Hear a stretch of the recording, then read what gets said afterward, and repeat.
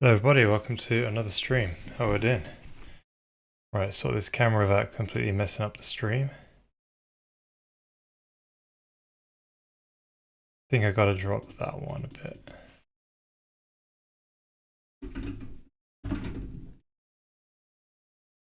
Eh, well then.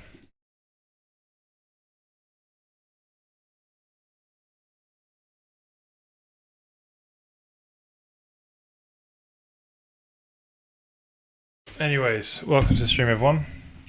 So, last stream, we're doing the... Right, let's give a quick recap. Work on the visibility buffer, and we're doing performance testing and stuff for how many ellipsoids we can push the screen and stuff like that. So,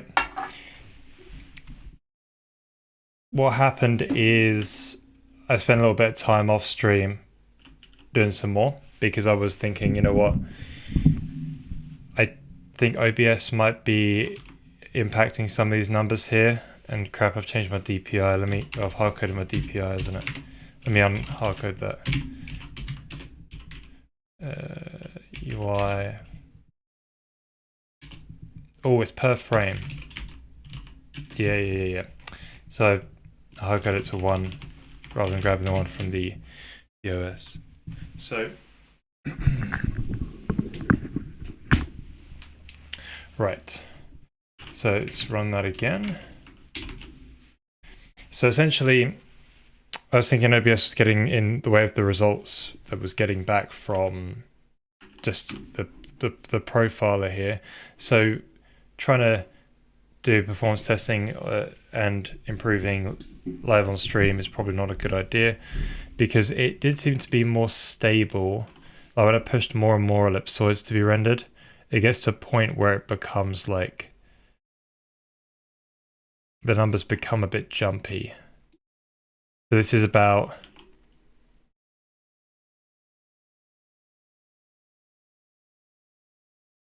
so this is about 140,000,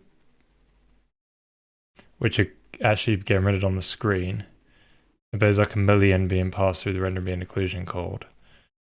But after about 100,000, it starts to sort of jump around, but I was able to push a bit higher actually before it starts jumping around. So I think there's some sort of like, I don't know, I've still got to figure out exactly what it is, but it could be something to do with things being in cache some frames and things not being in cache other frames, so therefore it becomes a bit noisy, or something to do with OBS as well, running at the same time and evicting stuff from the cache or whatever. I don't know. There's things that I've got to figure out. What I can do is bring up past screenshots. So we worked on this visibility buffer and I was thinking, you know what? I want to know if it's... let's not fry my PC while we're showing screenshots, shall we? I want to see whether or not rendering with this sort of this buffer here, if it's a good idea to keep the visibility buffer approach and also have the tile-based renderer for the transparent objects, because it's really good at doing the transparent objects. And it turns out, if we check some numbers here, got some comparisons. See which ones it is. So I zoomed out and then zoomed in, I think. Oh crap, I've not got an image viewer on this thing. Great. Let's open them all up in the web browser, I guess. So here's, I forget how many we got on screen, but it's decently zoomed out. And this is 1080p being viewed in 4K, so it might look a bit blurry. But a 1080p window, and this is the new renderer where we just basically take a box around every ellipsoid and rasterize every pixel to the screen with a ray tracing intersection test. And we do that in parallel across everything that's on the screen. And there is some occlusion color as well. So it takes around 7 milliseconds here in total.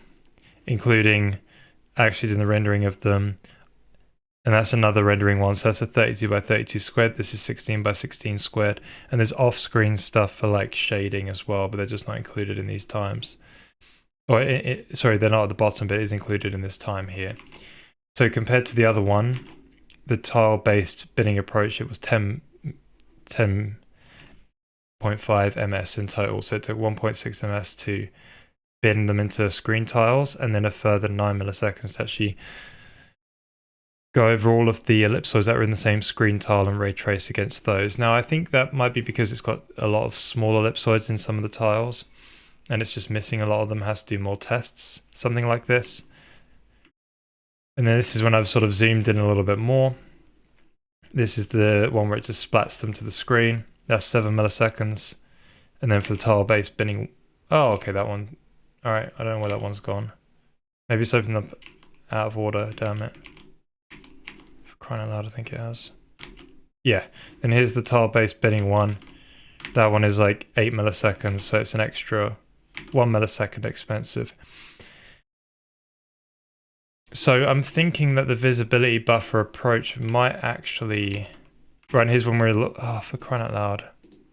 Right, here's when we're a little bit more zoomed in. 3.6 milliseconds, and then 4.7 milliseconds. So I think the tile-based binning one generally seems to be a bit like 1 millisecond slower. So yeah, I've also got some ways where I think I can further optimize the code by packing my ellipsoid structures down into as much smaller space as possible. But again, it's stuff I can't really do on stream because I think it's competing with OBS here. So I think we need to be... Yeah, it's a bit of a shame I can't really do that. If I had a separate machine which done the streaming, maybe that would have been possible. So off stream as well, I've been working on an anti-aliasing thing as well. 1 million. Hey Teva, yeah, I saw your message. I was going to send you the screenshots as well, but I guess you saw that as well. Yeah, so I think we can push. I think the goal is right to have 100,000. So with this current graphics card, 1080p, I want to have 100,000 actually visible on screen. And then I want to be able to push through the renderer 1 million. And those get occlusion cold. But hopefully we only have 100,000 on screen type of thing. So I think that's what we're going to try and achieve. Hey Green Blade, how's it going? Web browser's favorite image viewer. Yeah, I just got a new Arch install and I haven't got anything on here to view images. It's that bare, you know. But I got a text editor and a compiler. That's all I need. So with this, I also had another idea, which was to do with like having a custom anti-aliasing thing, and I did post that up on the Discord. But it was just in text, so it was just obviously like people to picture what was going on. But I've come up with my own sort of like... Now someone else has probably come up with this in the past, but I thought about this by myself, shall we say. Yeah, there's nothing new under the sun these days. But I got my own edge detection. So if I turn on this debug, so I'm calling it VBAA, so basically short for, like, it's anti-aliasing for it's anti-aliasing for visibility buffer. So that's why I've just called it VBAA. I didn't know what else to call it. But if we take a look here, it's got edge detection around every ellipsoid here, and it seems to be good. Like, I can't see a problem with it. So it seems to be pretty on point. And the way I'm basically doing it is I've got a per pixel in the texture, I've got a ellipsoid index and I've got a depth. So with those two pieces of information, I can color the edge based on if there's a pixel around for a pixel, if there's a neighboring pixel up, down, left or right, that is a pixel which is behind it, then it is an edge. So it's pretty simple, but and then I've thought, okay, well now I've got this, let's try and anti-alias it. So I've built another anti-aliaser, and it does actually take some performance. If I can, oh, this thing doesn't want to work. There we go. So I've got this other sort of anti-aliasing scheme.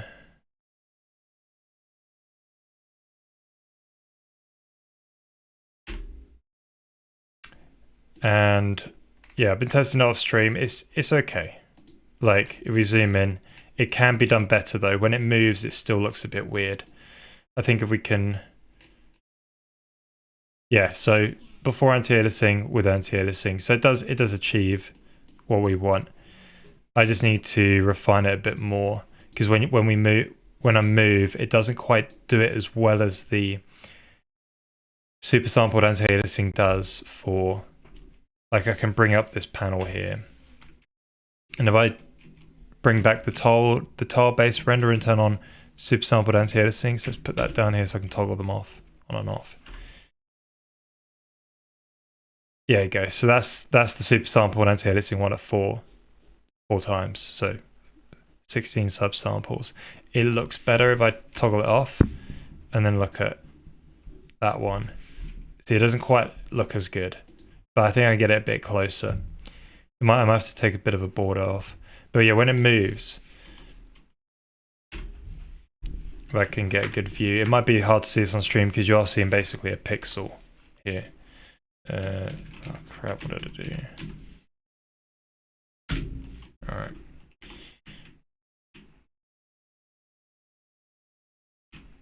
So this is with the super sampled anti-aliasing. Like, if you take a look at these sort of edges here, they don't actually sort of like shimmer, which is really cool. But if I use my other anti-aliasing I've just made up, there's a bit of a shimmer that's happening at the top here when you move. So the AA is not really that great, but I think I've got some strategies to improve it. So I'm going to try to do a little bit more of that off stream. And that anti-aliasing, the cost of that at least, just you can zoom in and have a look here. It takes about 0.5 milliseconds. So, wait, why does that one take 0.5? I measured it, no, I measured it at 0.3 milliseconds. So I guess whilst I'm streaming, it's actually costing more. Yeah, you can see it here, it's gone down. Yeah, that's just because we're streaming, it's a bit of a cost added to that. But yeah, so yeah, I'm excited about this. I hope I can come up with a decent AA for this visibility buffer thing. Yeah, 100k visible seems reasonable. Yeah, I think we can do a lot with that. And yeah, there'll be like variable size, right? This is when they're in a sort of a grid, but we can sort of lay some out a bit wider and stuff like that. And you know, they're ellipsoids and not spheres, so you should be able to do a lot. Then the Vulkan tools improved a lot. I missed all those. Yeah, they're handy. Oh, this settings panel now. There's loads of like little bugs that I'm having to sort of like faff around, and I keep like not doing them, and it does hinder the workflow a bit. But yeah, it's definitely cool. I got this. Profile is pretty good now. There's not too many bugs on this one anymore. And yeah, the texture view is like on point. And the second one's a bit new, but it's cool. Hey, Master Agent, how you doing, sir? Oh, cheers. A bit warm though. Don't want to be careful with that one. Did you end up fixing all the known occlusion culling bugs? I thought I did, you know, but I noticed some actually. If you come a bit parallel, see here how they do this. So it's still a little bit off, unfortunately, but this might be to do with it can't be to do with the new bounding volume I've got. It might be. I also had a problem with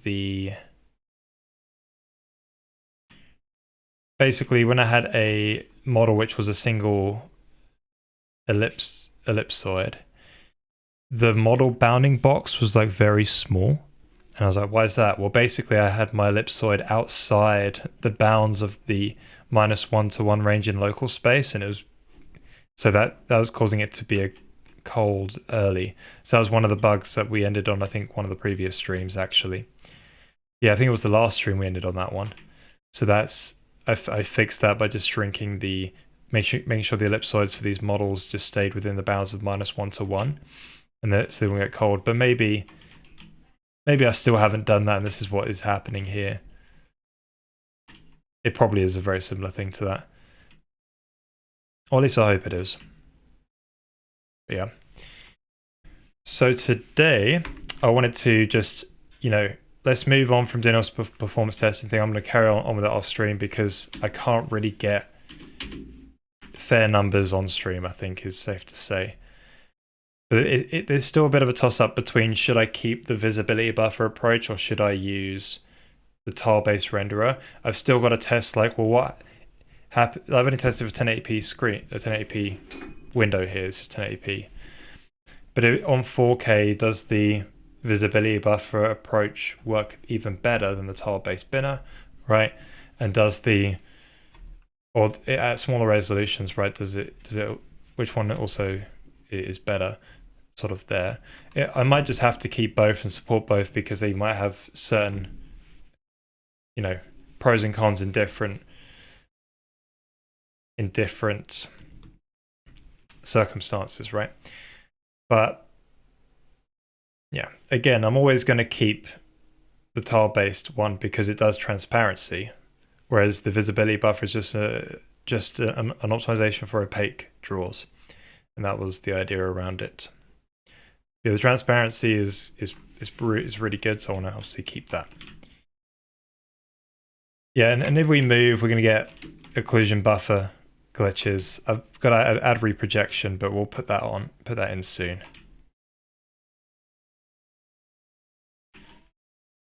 Maybe if we've got time today, we'll look into wrapping up some of these occlusion buffer bugs. Yeah, exactly. It's a self-feeding thing, the occlusion buffer. It stops you from rendering stuff in the present frame, then that messes up your next frame, and it's an endless cycle. Working on some editor tools and use for my side projects. Cool. Rather refactoring some of the mess from prototyping set tools. Right, I see. Yes. Yep. Well, it's good to have them a bit bug-free. I've been having that where they've been a bit buggy and I've had to just go in and just fix them up.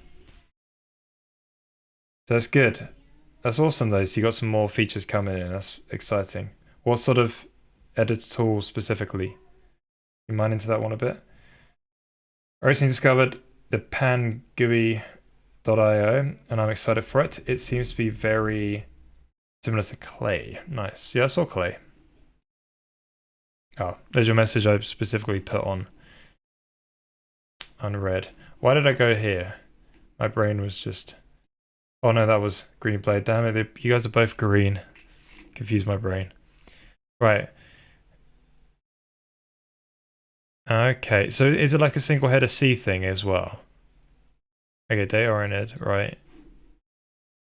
Immediate and retain mode at the same time. Oh, what's better than media or retain mode? Well, having both is better, right? Yeah, I've not seen this. I don't know. Okay, I see C sharp, and I instantly, I'm like, eh. But it's interesting, right? It's probably better than the Windows C sharp presentation framework thing, whatever they call it, WPF. This looks pretty neat. This is pretty neat. This is pretty Apple-like, to be fair. But that's cool. At least you're not got to have like 5 files to just do a single pane of UI.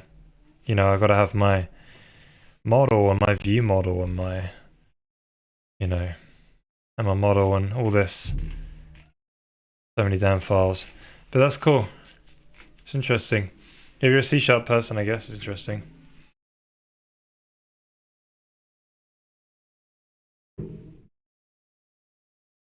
So today, as the title says, working on HDR and tone mapping. Not to be confused with HDR displays. I've got a HDR display, but I'm on X11 and it doesn't support HDR, and also if I stream it, it's already going to be beneficial because we stream over in standard dynamic range. So what does this allow us to do? Well, our scene texture, the one that emits the color out to, so when we sort of shade our ellipsoids, basically, these would be emitted in the range at the moment of 0 to 1 as a floating point number, and that gets compressed down to a integer texture between 0 and 255 in sRGB. So these days you want to be rendering it out into HDR, which is a range from 0 to something quite high, probably in the thousands actually. And this allows you to sort of reason about lighting and effectively make sure these lights don't clamp out at 1.0, because these actually have a sort of an energy that you're sort of simulating. You're like a radiance, or if you're doing like a photometry thing, you know, it's in a different sort of scale, you know, like luminance and stuff like that. And so you want to sort of capture that in the image that you render. And if you're just rendering out to sRGB, you just lose all of the extra, you know, values of how bright that light actually is, how much energy has been emitted to the surface. So that's what we mean by rendered to HDR. It's actually quite simple. We're just gonna up the resolution and then like not turn it to sRGB. But there's a thing, you know, you've still got to render it to a sRGB display. So the way you kind of like still capture some of the detail and not just have it sort of clamped out is you run it through a tone mapper, and that's the second part that we'll do as well. So a tone mapper basically takes a 0 to 1. Where's like the ACS is what people typically use. We'll probably have a few options that we will allow you to sort between. I guess here's so before you turn it into, yeah, there's this guy who's got a good article on. Yeah, we'll probably be using something like this. So essentially here's the linear, so here's linear space, but it's not represented in a linear way. Yeah. So imagine if you got a value of sort of around 10 that actually gets mapped to being 1.0, right? And a value of 1 actually gets mapped to being 0.8. So you actually, a lot of the very excessive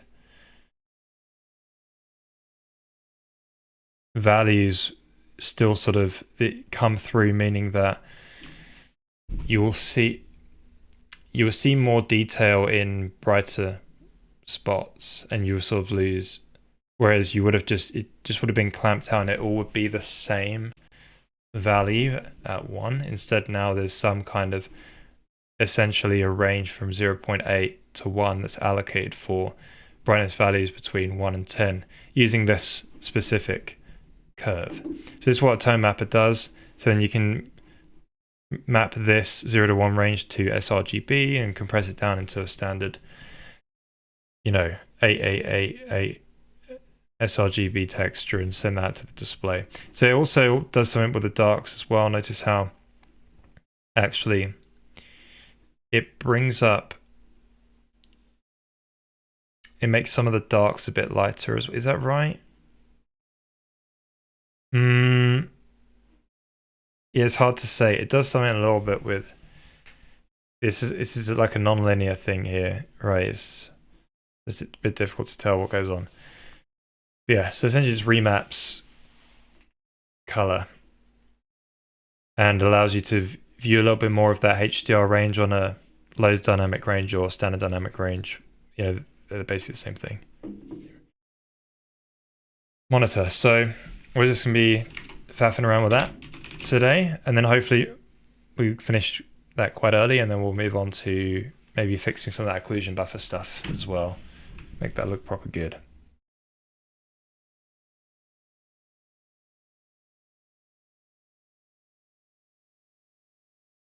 It will support several languages. Fair enough, but is it like written in C# or something?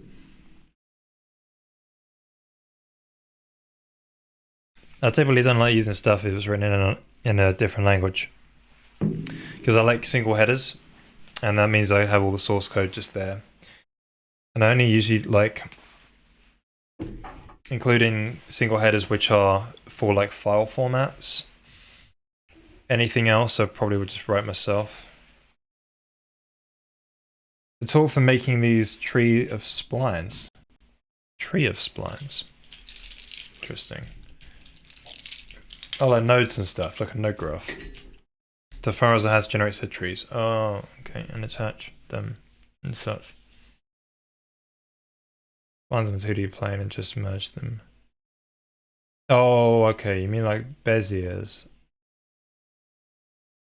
I wonder why you need a tree. Huh. Hey P, how's it going? It transpiles to your chosen language. Interesting. So they've written it in a sort of a pseudo language that then just transpiles to anything. That's a bit weird. Interesting. Is that sort of like Hax language, isn't it? Haxe, I think. And that one's like basically a transpiler language as well.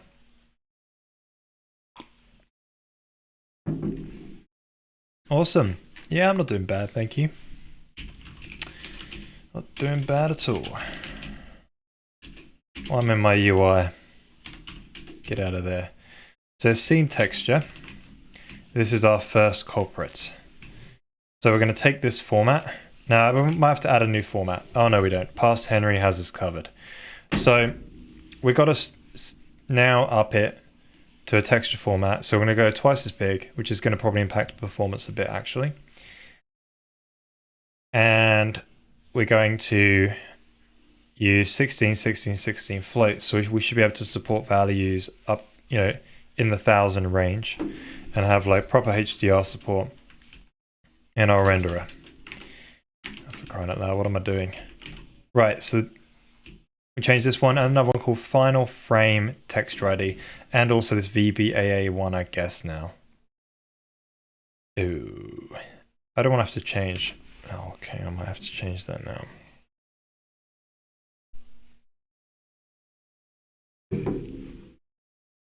What have I done? I used to use Hax for work a long time ago. Fair enough. Yeah, it's used for, I think... Is it Hades uses Hax?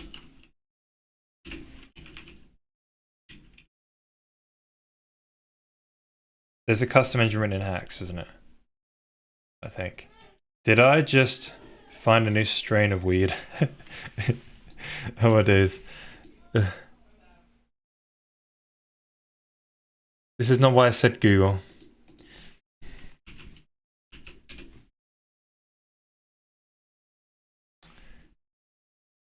Yeah, I think Hades engine is just such a silly thing. Damn it, Google.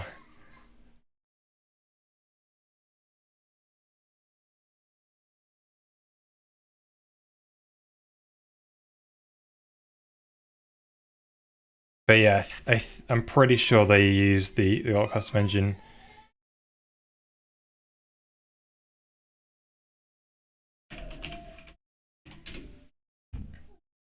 Maybe it's C++.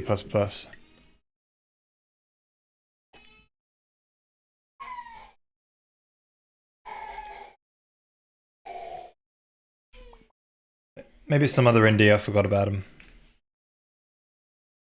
Okay, C++. There's only the hardcore way. This is the way. I forgot what Indy was doing it. Using hacks. I was like, oh, that's a weird choice.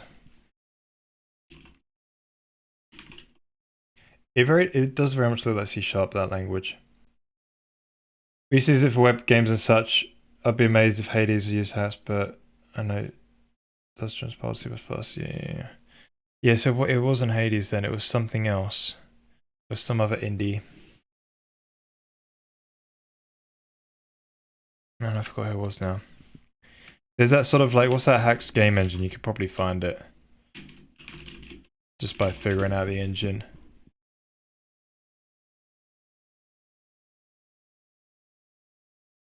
No, there's that one that people use. Oh, Dead Cells, that's it. Right, there we go. Alright, it's Dead Cells. Similar thing, right? So roguelite. All the same thing. You die, you play again. You know. Yeah. Dead Cells, that was it. So, yeah.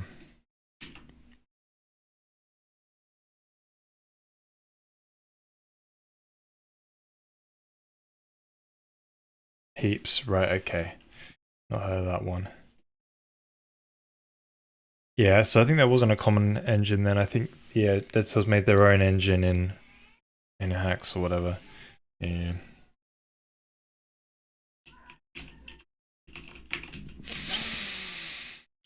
Okay, so we're going to allocate some more. So we just got to figure out, right, when we reference this image, are we basically... Oh my days, it's everywhere. Okay, so in this clear shader, we've got to change it out now in the 16, 16, 16 float. Alright. Yeah, my boy's trying to go to sleep, I think. Wife is getting him ready. Oh my days, and that means my cube map needs to also go up to HDR as well. This is going to be good. Oh. Okay, so the clear shader, let's upgrade that one. Shaders. Clear. I don't know why I got a clear shader. I forgot what it was. Maybe... Anyway. So we just store it out. 16, 16, 16 float. And there we go. Someone didn't have to change anything because it didn't go to sRGB. It was already just using 0001. Cool. It says one done. So let's look at the next scene texture and have a look at that. So we do have... Oh, that's the BUH ray tracer. That's deprecated now. Don't use that anymore. It's long gone. So draw 3D render. This is our custom draw 3D stuff and draw 2D stuff. These are also things that do need to use. So let's change those. Now those are going to be doing some sort of sRGB stuff. So let's go ahead and find their draw 3D render in draw 3D render. So I think we have to just look out for the output texture at the end. So they're really dumb, these shaders. They just go over per pixel. They go over a list and they just see if they hit that object. I should break them down into screen tiles. I've got a nice tile binner now that I can use for basically anything. And I could sort of make this use it and speed it up. But for now, I'm not trying to render tons of debug objects. I just need to render like one or two, you know. So notice here now, we used to go from linear to sRGB. We don't do that anymore.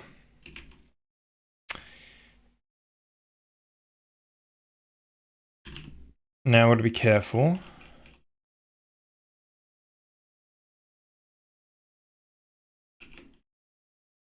Okay, so that closest hit color is in sRGB. So we turn it into linear, multiply, put it out. Good. Now the other one is the draw 2D render. And then again at the end of all these shapes that it tries to draw, we've got to make this output 16, 16 float.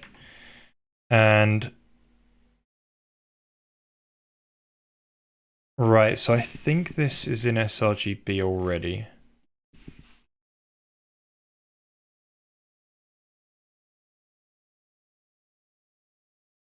Oh yeah, so it unpacks it. That's in sRGB. Because obviously it's packed down, right? So you don't do linear packed down into a single E32. This is in sRGB. You can bind it front to back. Oh. Load 16, 16, 16. So you do a sort of a sRGB to linear. Blend, throw it back out. Now, did I, by any chance... Right, let's go back to that draw 3D one. Let's just double check. Yeah, that one doesn't do a load. Try to blend it. Okay, that's okay. Just right sit on top. Right. Good, so now we go back to the graphics and carry on looking for this sort of scene.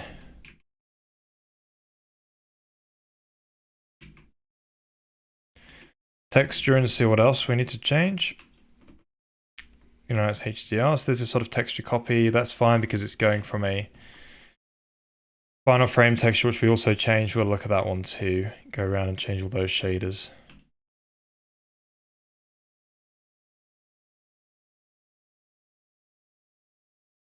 Visibility buffer shade. So this is the one after the visibility buffers output a ellipsoid index and depth into a buffer. We go over and do the more expensive shading pass. So actually I've got a...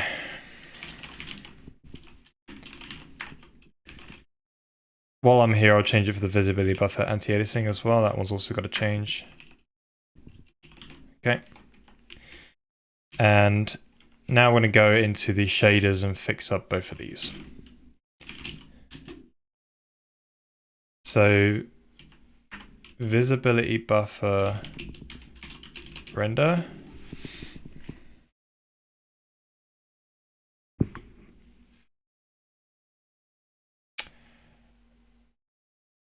No, so not the render, it's shade, isn't it? Sorry.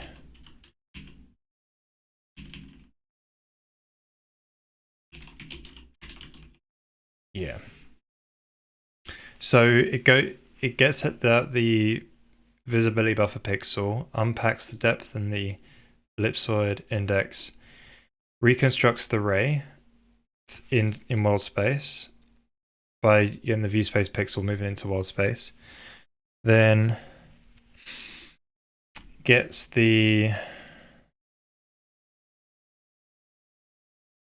says if we have something that we've hit, we get the ellipsoid and we do our reconstruct the hit position and the hit normal, and then do the more expensive shading and then write out, get the final color. And this one's saying, well, if we haven't got it,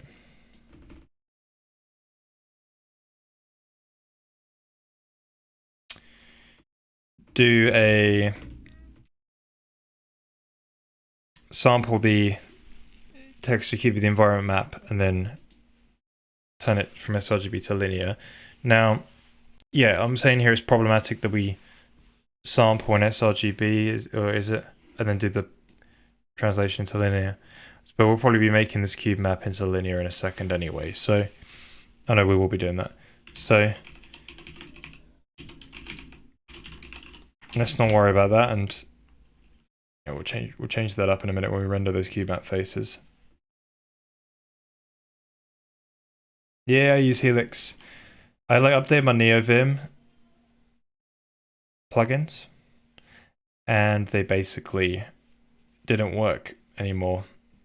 And I would have had to go through my custom NeoVim config, which was a bit complicated, and written in a whole bunch of code I don't really understand. I can't bother to learn the custom, all the stuff is setting up and that. It's just so much faff. I basically came from Vim, went to NeoVim, I copied TJ's Kickstart thing, I think it was called, and I was trying out some of those things and seeing what they were like. But yeah, I know Vim has its problems, but I think basing a text editor on Vim again and adding more to it is probably not the best idea. I like the approach that Helix is taking where it's a new one. But yeah, I do have my own sort of issues with it. Like, it's heavily integrated with the LSP, and I want something that's kind of dumb. Yeah, I would prefer something that was more dumb and had its own specialized parsers and stuff, because I don't know if a language server protocol is a good idea. Like, we're asking the compiler to now be a text editor diagnostic tool. Right? Now the compiler has to be good at figuring out how to parse text, and it could have errors in it, which the text, and then still carry on past that. Stuff like this. And I think the text editor should just have a good parser for that language. And maybe not be too smart also, because the more stuff it starts to do, the more things where it's sort of, throws some errors in the text editor, but when you compile, it's absolutely fine. It's because your text editor was trying to be too smart. Sometimes I just want simple string searches and stuff. I'm using C. Can I help you with code? Probably not here because it's focusing on this per se, but stop for the old conversation, or there is a Discord if you want to come and chat, or maybe you can ask in the chat and people in the chat will feel free to help. So either ones of those, I don't mind. More stuff it can do wrong or counterintuitively, yes. Yeah, exactly. That's you use like very heavy text editors before, or IDEs. They just have a lot of those problems usually.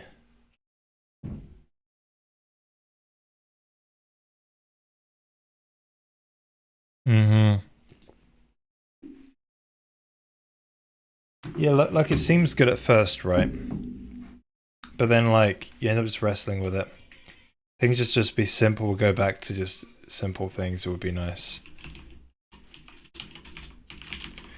So using 16 by 16 float here when we output, but we don't go linear to sRGB because we're just keeping it in that linear space, right? And not clamping out that. What is? I might have to help my boy go to sleep in a second. I think my wife is having a hard time getting him down. Okay, so along the visibility buffer shade, there was this visibility buffer anti-aliasing, which is my custom AA stuff that I've been doing. So it basically like preloads 16 by 16 pixels. 16 by 16 pixels in a thread group, right? It preloads all the pixels around the 16 by 16 by an extra sort of like 3 to the left and 3 to the right, 3 up and 3 down. So preloads an extra bit of padding around it. Then we check if we're an edge. At an edge is the edge detection based on the ellipsoid index being different and that pixel, which is up, down, left, or right, being behind us. And then we're an edge. And then I'm basically searching across the X and Y's and all the neighboring ones and trying to sort of like do a weighted sort of like a weighted average, but only the ones which are valid pixels which I can grab and then use as my sort of like thing to shade the edge with. But I've thought, it's not coming up great, so I've got to do here to sort of improve it. But anyway, that's a quick rundown of how it works. I'll probably post about it in more detail when it's complete. But it's getting there. So yeah, we've got to output 16, 16, 16 float, right? But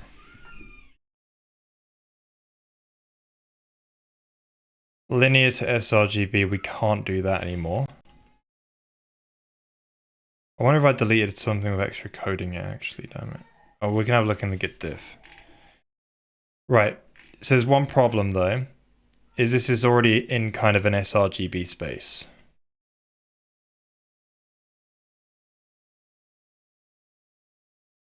So all my colors in LDS space are in sRGB because I've packed them down. And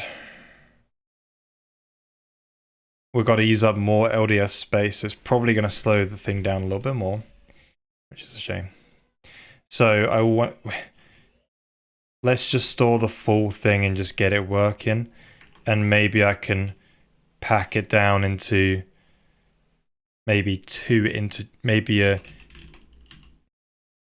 maybe we can pack it down.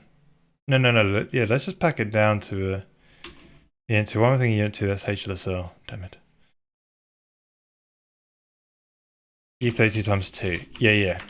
I can already know how I'm going to optimize it, so let's do that. All right. So I want to be able to take, we should probably write a function that does this. Or maybe we've already got one. Pack.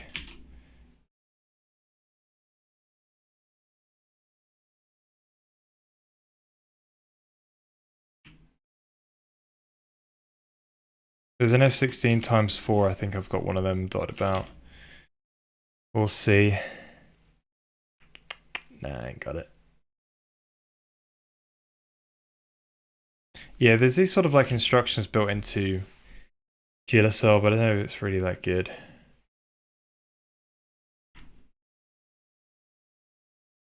Let's go into core shared. Is there any sort of extra packing stuff in here? Oh, I kept my old.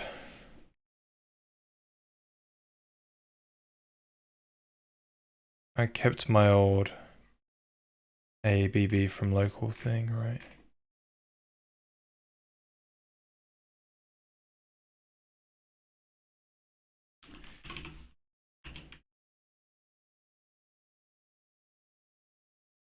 I use NVIDIA exclusively for about 3 years. It was great at certain things, but terminal editors just doesn't seem to work very well on Windows.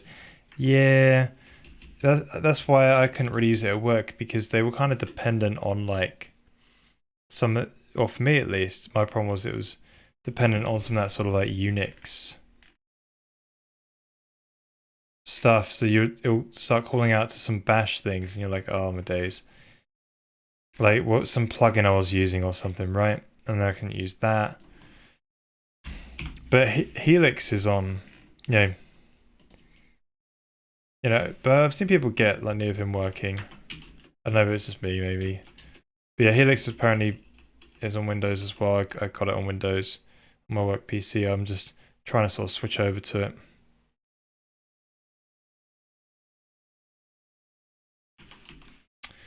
F16 times 4 from F32 times 4, yeah. Now, there's these sort of quote-unquote more optimized ones. Yes, we got to a U32 times 2. Since we don't really have F16, we have to enable extra stuff that you don't really operate on F16s typically. Well, you can do it, it's sometimes more optimized on AMD and stuff like that, but we don't really do that. So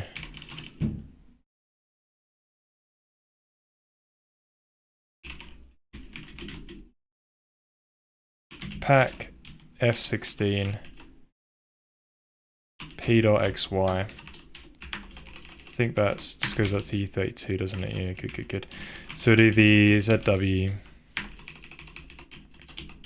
and then we just output. Well, I could have just done this.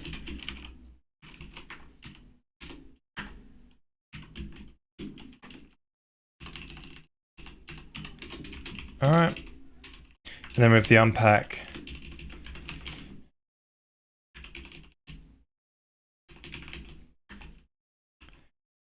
So the unpack is going to get, I guess this will need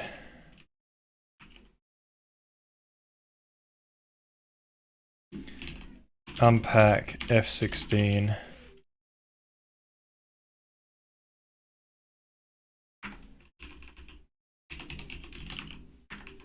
I'm going to do unit 2 damn it again. P dot X, P dot Y,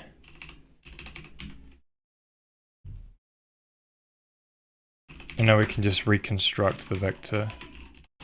So A dot X, A dot Y, B dot X, B dot Y, yeah. And, oh, right, let's get this.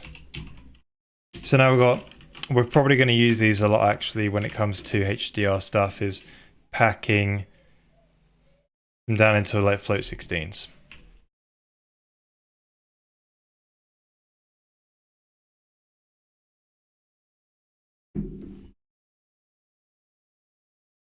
Since our HDR texture is a float 16 texture, so we won't be losing any precision that we wouldn't be losing by putting in the texture anyway.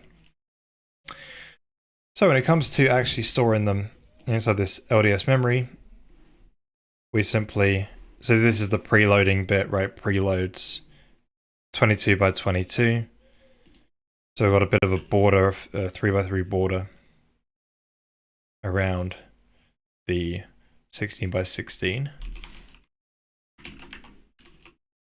And then we're going to do a pack F16 times 4, like that.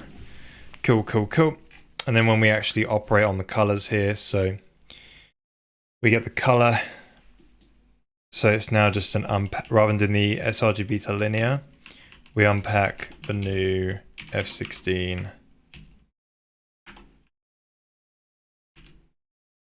from that sort of colors cache set of colors, so we're not resampling it again. That's the whole point of reason why we got it in there. Cool, cool, and cool. So then we're going to, so after we've done that, it's all in like it's not an sRGB space. Well, I would have gone into linear space anyway, yeah. This is in linear, and then it goes out. All good.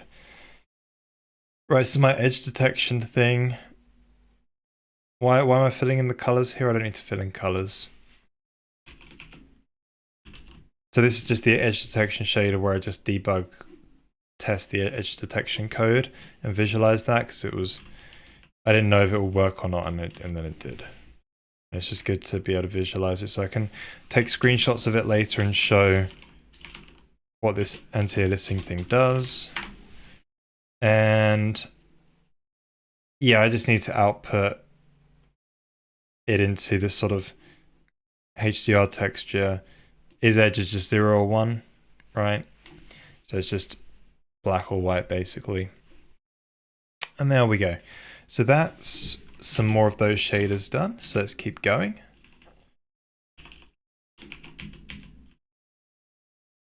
The next one is the ellipsoid ray tracer. This is the tile-based binning one. We should probably change some of these names a bit. But yeah, so this one has 3 different shaders with the ray trace anti-aliasing. We have the MSAA and the super sampled anti-aliasing. So these are all going to have to be adjusted as well. So let's go to the bundle constants first and change up the format of the texture. So 16, 16, 16, 16, float. And now we're going to hop over to shaders and then find the RTAA, which is my sort of quick and easy ray trace anti-aliasing. I wish I could improve it. Right now we use the normal of the view normal and the surface normal to see whether or not it needs anti-aliasing, which means we get the edges of ellipsoids quite well actually, but if you have 2 ellipsoids overlapping, you do not get any anti-aliasing between there, which is kind of a shame. But yeah. it's okay for now. Actually, that's probably another... Oh, no. Yeah, so that new anti-aliasing I've done for the visibility buffer, you would get that. The intersection of two ellipsoids, you would get that because the IDs would be different and the depth would be further back as well. So that was interesting. So yeah, I think we work in linear space in these anyway. The only time we deal with color is here when we process the hit entries. And this is done all in linear space. So we've got a final color here. There is a sample texture though for the cube map, and we do turn that from sRGB to linear. Then I jot down saying that, we are in, we're doing a linear sample in sRGB space, which probably isn't great, but now we get to fix that. Blend front to back. We're still obviously got to change that cube map texture though.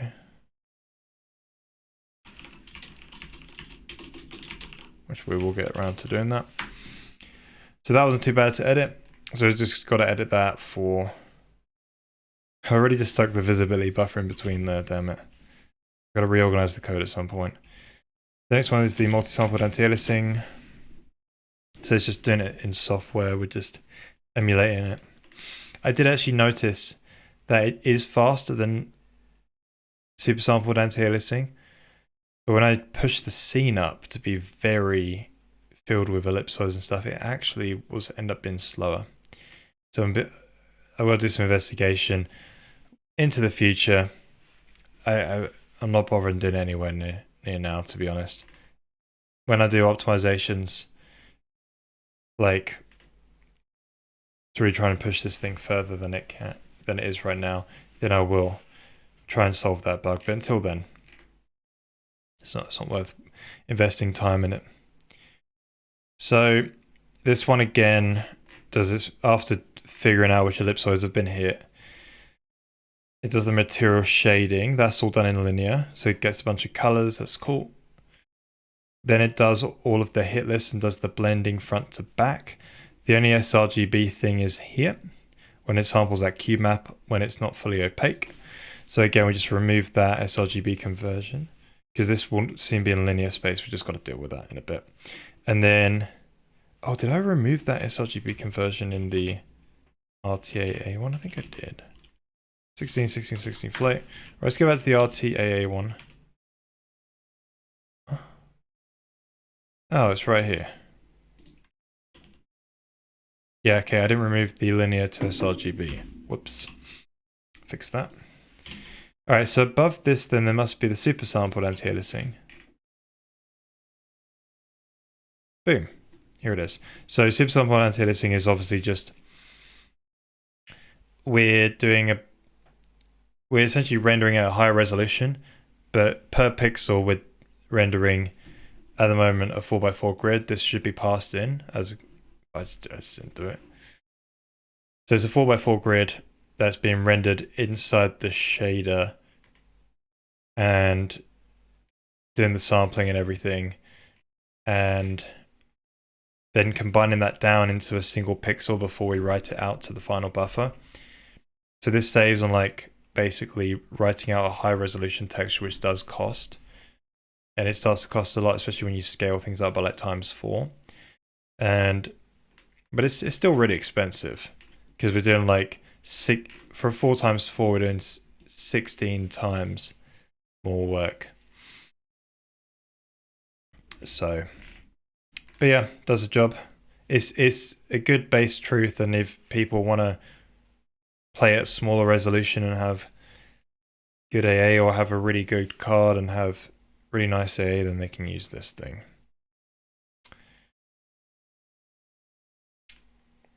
But yeah, so when we sample this here, here's the sRGB thing. And actually my calculate surface color doing the material shading is probably all in. It's got some sRGB stuff in there as well. We'll dot around and do our for sRGB stuff in when I think we've done it all. We'll search for sRGB and see what else we've left. Okay, so that's all the ray tracers done. Let's hop back then to the graphics code and looks for some more scene texture things. Right, so made it all the way around. So everything that scene texture has been passed into as a parameter with has been dealt with. Now the next thing we need to look for is that final frame texture.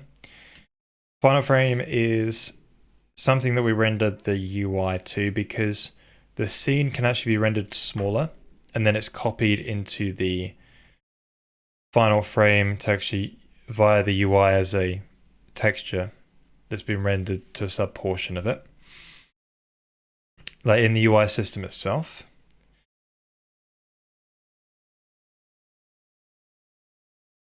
So the clear, we already adjusted that one. And the copy, that's a command, so that just deals with it. That's just implemented in Vulkan, so they all deal with it. Now the final, this one is the encode to surface. Now, oh, then the UI, it's done in, okay. So encode to surface is our actual, like we put out a, we take that HDR image and we put it out into SDR. So I think we'll look at that. We'll start off with this one. So input, okay, so this is all got to change. 16, 16, 16, 16 float. So this is the one where we're going to be putting the tone mapper, but we'll do that later. Let's just get it, let's just make sure we track down all of the conversions. Like, so it's all in HDR. We'll probably search this 888 thing as well. Right, so we read in as HDR. Oh, we should probably output as 888. You know, what are we doing? What's the surface? Yeah, it's the surface, one way. Oh, this is the SDR one, isn't it? Yeah, we should. I should probably have a different shader. Oh, for crying out, I did the wrong one. I should probably have a different shader for.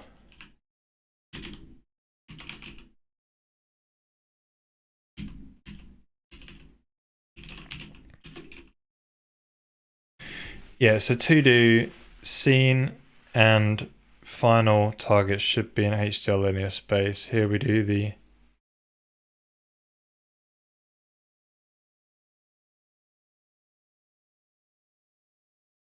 yeah. Let's remove that comment. I'll do it later if like properly HDR displays. Okay, so read this in here. Now we're going to pack down. This is where we finally do the sRGB conversion. So we go color equal GPU linear to sRGB color. And then we flip the image upside down because we have bottom left as our origin, but you know, Vulkan wants it the other way around. Top left. So in here we're going to insert the tone mapper, but in a lot of it. Cool, so the next thing to do is to go back to graphics and then search again for that final texture. So the UI outputs this final frame texture because it renders at the full screen resolution, whereas the game might render at a smaller resolution when it comes to like the editor side of things. And also the user might decide to have some form of like dynamic scaling on where they say the game is at a lower resolution than I am running the game at, you know, because they might have like a full screen thing, and you know, when you change the display mode, changing the display mode is a little bit fiddly. I might not change the display mode in this engine and just offer you change the sort of resolution of the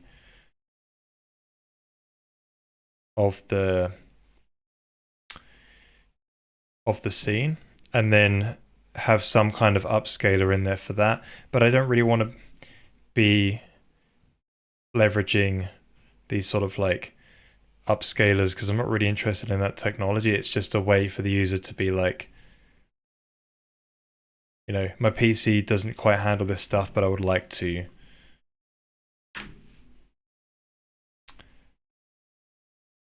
Yeah, I'd like to at least have my window kind of in a full screen with my monitor, if you will, right?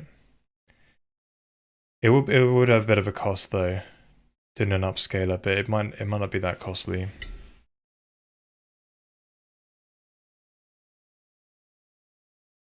We'll see.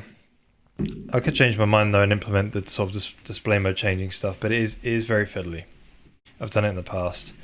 And on X11, if you don't change it back, you're stuck in it. So, which is obviously a problem of the window manager. I shouldn't be having to deal with that, but it's just the things I've experienced. Not being the change display mode problematic for newer gen 4K monitors that are able to display 1080p content without scaling blurring. Can they do that? Oh, I didn't know that.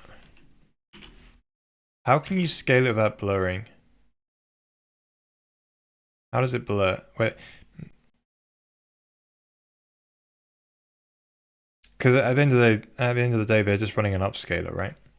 So, like, it would be better if I use the monitor because then it will get to the monitor faster. But games are taking the upscaling into their own hands anyways these days. And that's not being leveraged anyway. So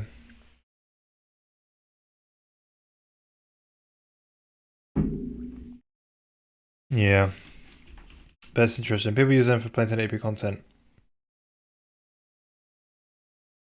because it was 1080p mono. Oh, thank you, sorry, Ultra. Send. Can't even read your name anymore. I forgot how you pronounce your name. Centism, I guess. Scientism. I can't even pronounce your name. Oh, my days are so tired. Thank you so much. Appreciate it. I could just call you Ultra. This is the way. So, yeah, final frame in the UI render has to be changed to obviously support HDR because in the editor we can have a bit of HDR content being displayed in as a texture in the UI. So inside the UI render, let's go to the shader. So this is my super crazy bananas sign distance field virtual machine in a shader. It's pretty nuts, pretty bananas. Pushes and pops SDF distances and it's pretty bananas. It's a bit slow compared to rendering proper UI or UI without this. I could probably do with sign distance field, like renders, like have a sort of switch statement for access line bounding boxes and circles and orientated stuff. But I do it per operation in this, so it's kind of nuts. But yeah, so that one will probably be better and will be a better optimization in the future. But this is pretty great because you can sort of like, I don't know, I was just trying to write something pretty crazy. And it might be cool to sort of have an editor for this in the game that some like person who's doing the art or whatever could like put together some sort of nice animations or whatever. So it might be good for that. I got to see what I want to do when I want to do this in the end, but it's pretty cool. Making an editor on top of this won't be too bad. But I'll be able to use this to do like Bezier curves and stuff as well, maybe. Should add that.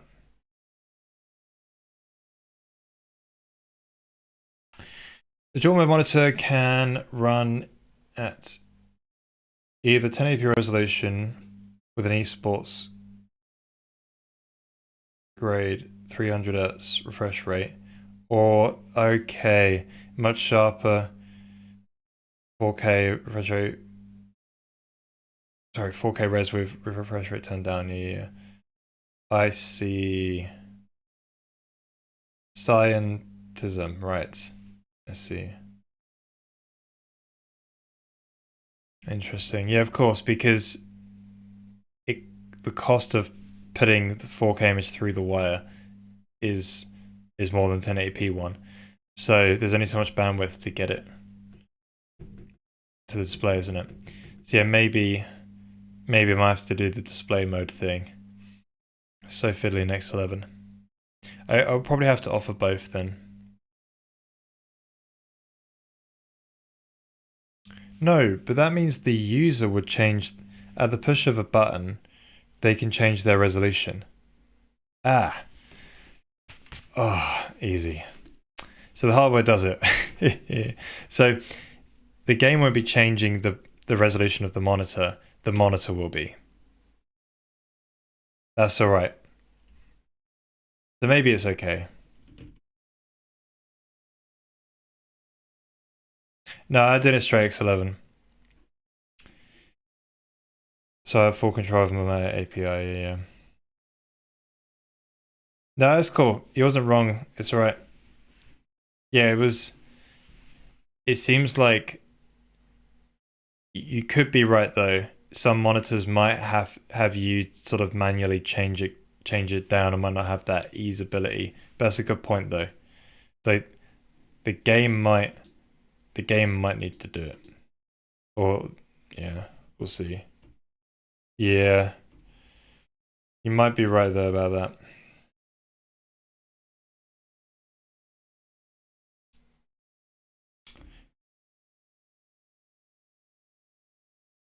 Yeah. Yeah, we'll see how it goes when I get to the end of the game or something. Doing all this stuff. Right, so UI render. Now looking for this sRGB thing. Okay, so this is when I've got some debug stuff. So let's change all this. Hang on a minute, sRGB, linear to sRGB.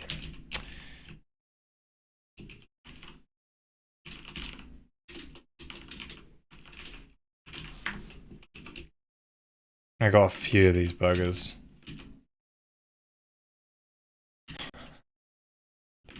Right, so I've just changed all those.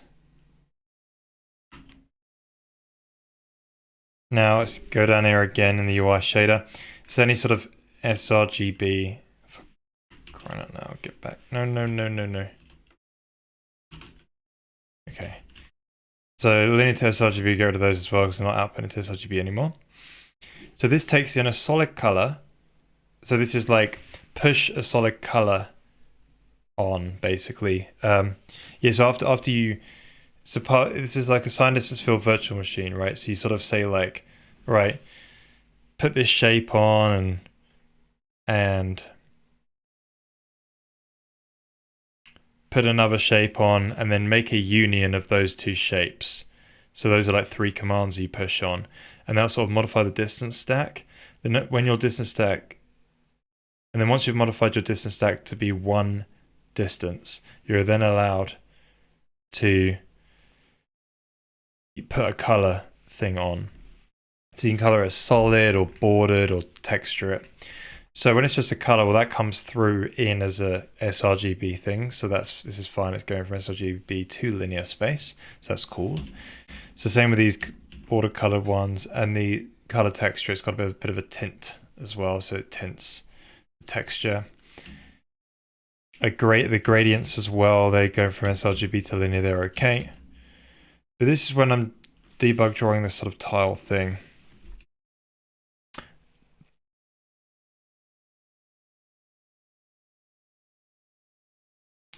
So this is, yeah, just, I need to get rid of that. So it's output into the actual HDR thing.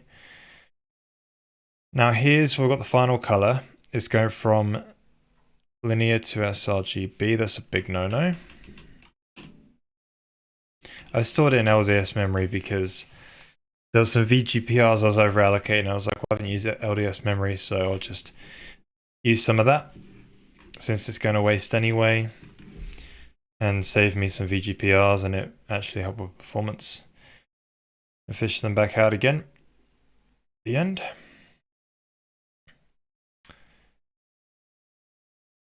And then, yeah, because some of these were dependent on other variables or something to reconstruct them.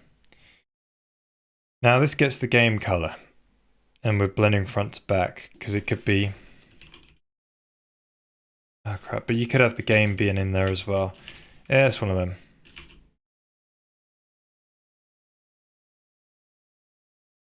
Oh.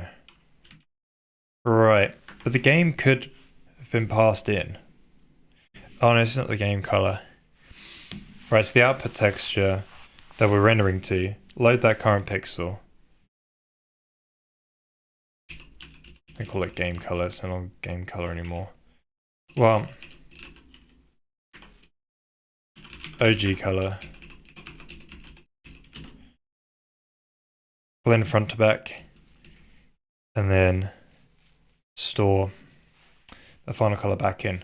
Nice. So we get in there now. That is all of the final. I think that's all of the final frame textures. There is this tile bin debug thing.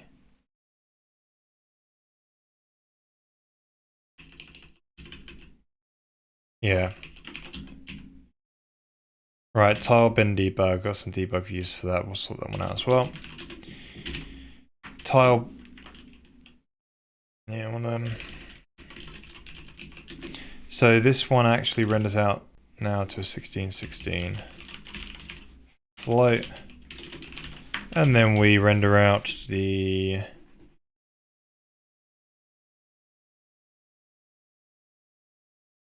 so it gets the nice color. I guess it's gonna make stuff look a little bit different. But yeah. This should already have been mapped into sRGB space, but I didn't do that. So yeah, the color's just gonna look a little bit different. So yeah, we're gonna output to 161616 texture there. Cool. Right.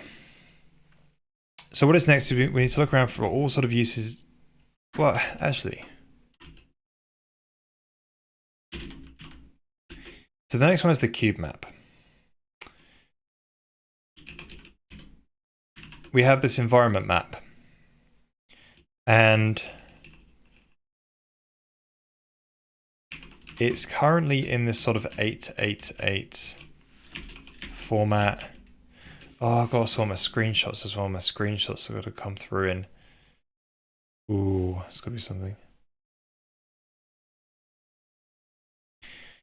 Right, so the color picker as well, damn it.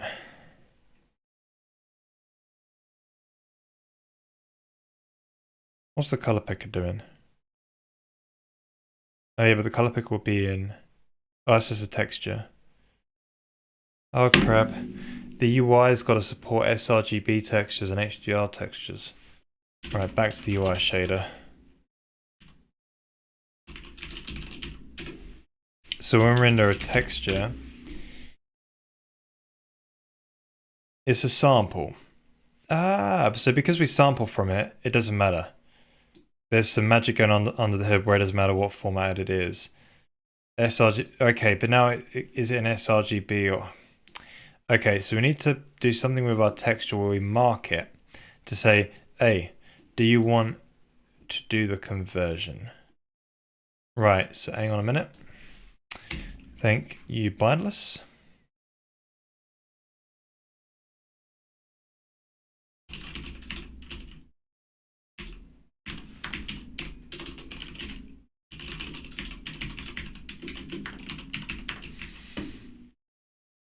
Okay.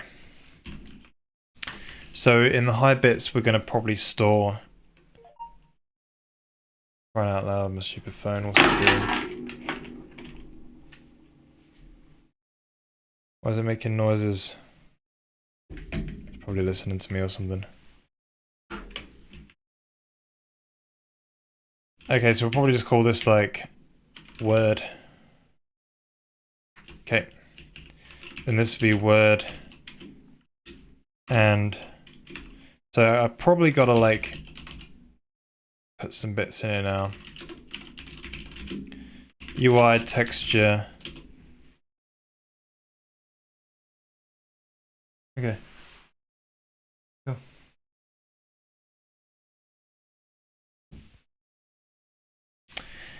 Yeah, so we'll probably call this the texture word, I guess. And we'll have the sort of like texture of the sort of resource ID mask. So that's 0x7. So 1 byte, 2 byte, 3 byte, 4 byte. Now we have the oh little man. What have you done?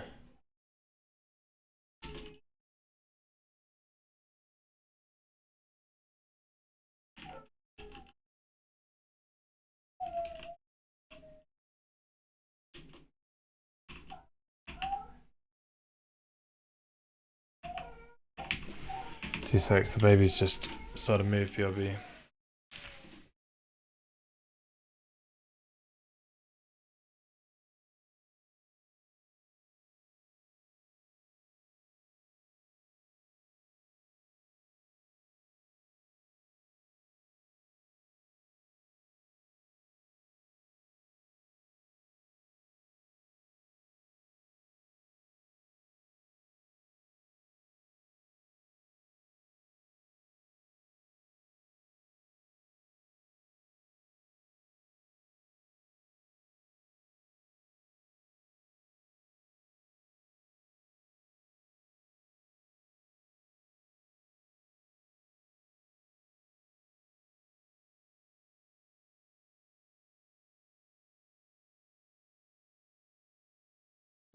Alright, welcome back, folks.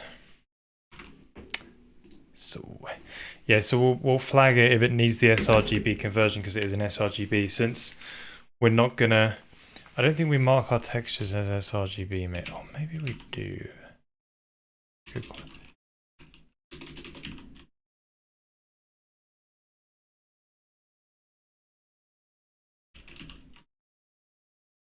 Yeah, I don't think I've. Yeah, I didn't do the sRGB thing because it's just so difficult trying to use it sometimes. Like, you can't use it in compute shaders. You can only use it on like pixel shaders, which I don't have.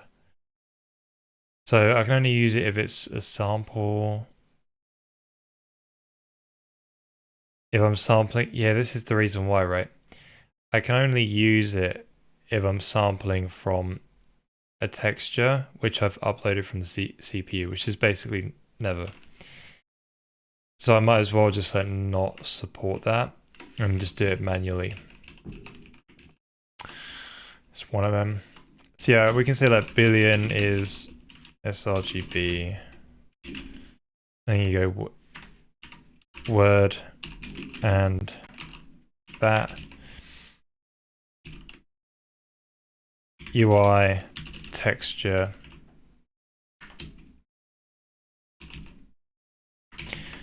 Right.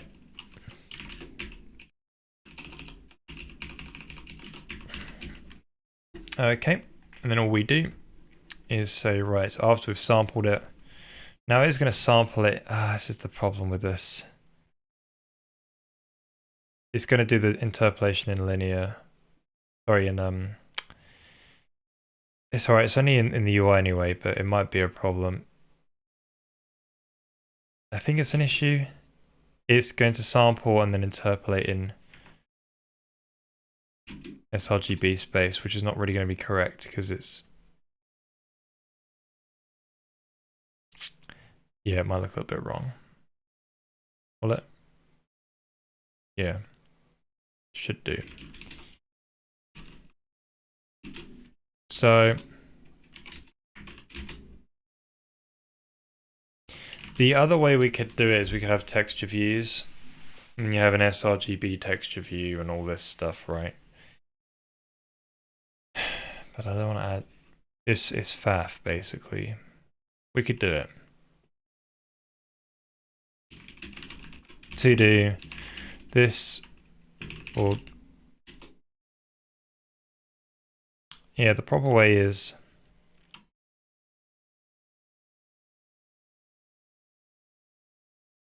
to have a texture view.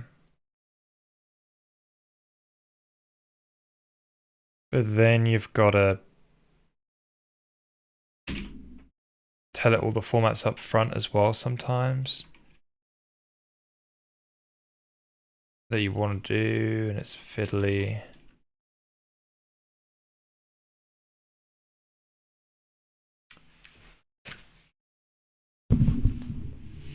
Oh.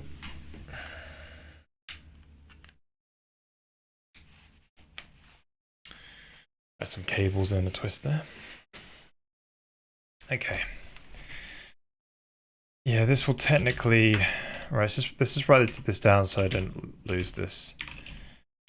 Technically, there we go. This will technically be interpolated or linear.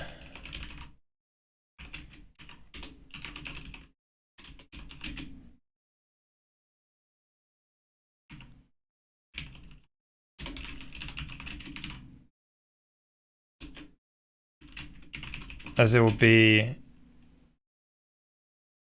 interpolated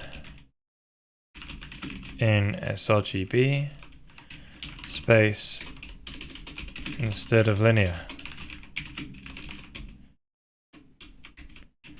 Maybe this is okay for UI textures. Hang on a minute, my texture viewer. Sorry. Yeah, my texture viewer does it this way. And we're looking at actual color. And also my color picker. Alright, we're looking at actual color, so the color's going to be off. Yeah, but the color picker is going to go between two pixels which are basically the same color. So the interpolation probably isn't that bad.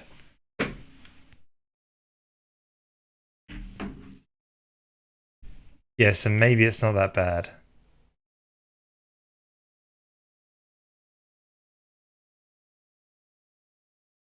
It's only when stuff is very different in color. So yeah, just maybe this is okay for UI textures. Otherwise, we will need texture views that use these sort of sRGB formats.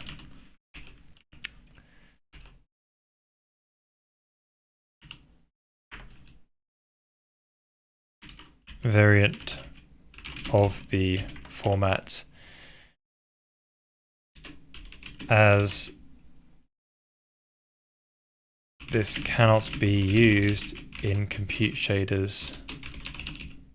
This cannot be used as a storage image in compute shaders.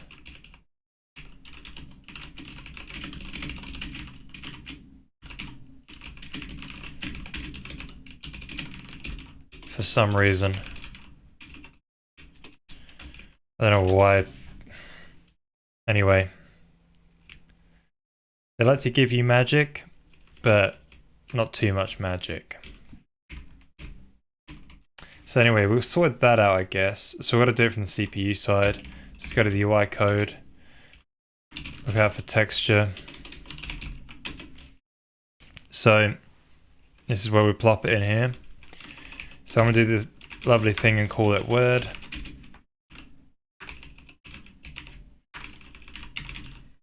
Now, how do we know if it's sRGB? That's a good point.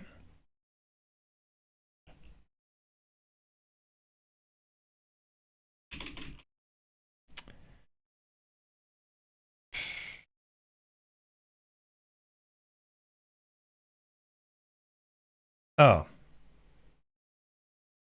I know. If it's cramped, we get the format. If it's 888 UNorm, it's probably sRGB. Right, it's color information. it could be linear though, because you could do like a, a roughness map or something, right? Yeah. So the answer is it's not very easy to know.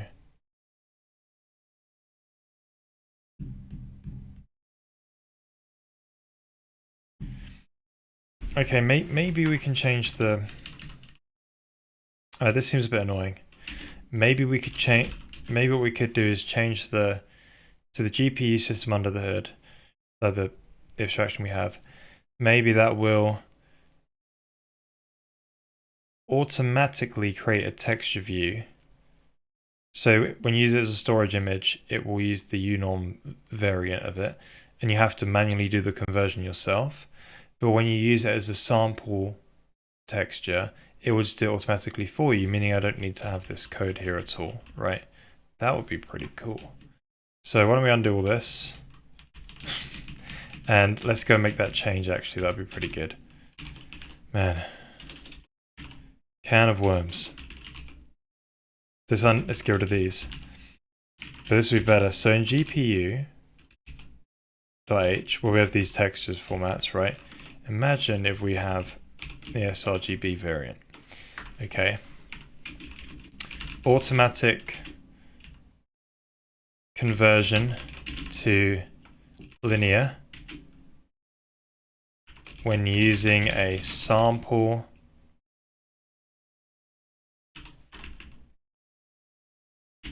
sRGB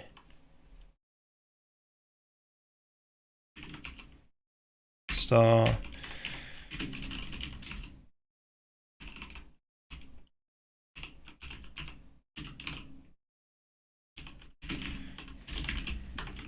provide automatic conversion to linear when using HCC sample texture star when using them as sample texture, right? But we'll need to be manually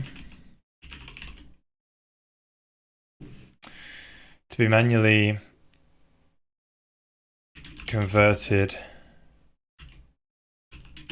using GPU, converted in shader code when used as RO slash RW texture star.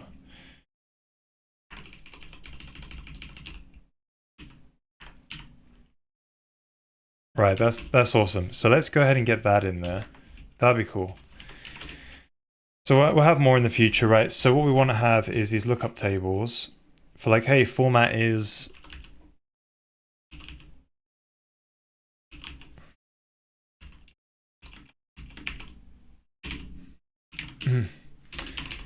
yeah, this shouldn't be too bad to implement.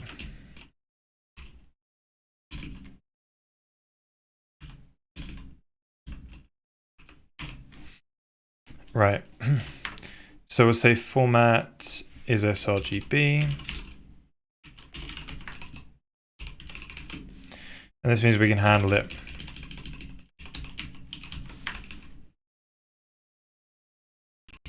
True. And the rest would just be false, so I won't bother populating it. Right, there we go. So this can now go into that header file. And we can put extern there. And now when we make our, so in our GPU abstraction, we've got like static resources which get allocated once when you start the game. We've got temporary resources which are sort of per frame lifetime, but they can kind of be deallocated earlier and reused. So that you could basically have aliasing resources over the same area in memory. So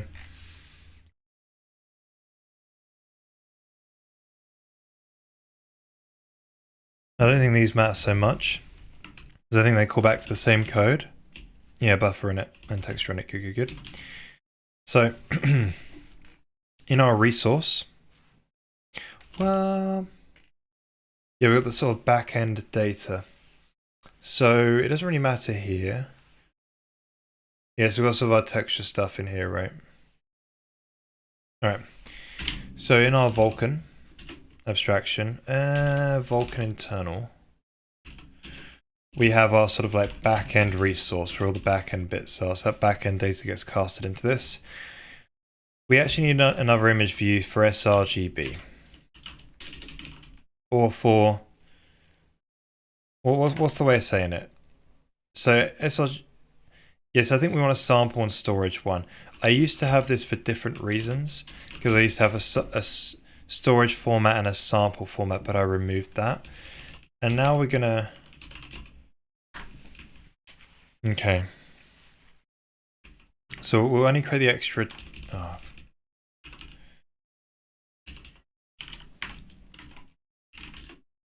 Okay, good. So now inside of our GPU Vulkan layer, where we have this sort of everywhere where we go VK image view as a word. There we go. Just got to be careful here, right? So the problem is now, I think we need to now say if storage is not equal to sample, destroy sample, then destroy storage.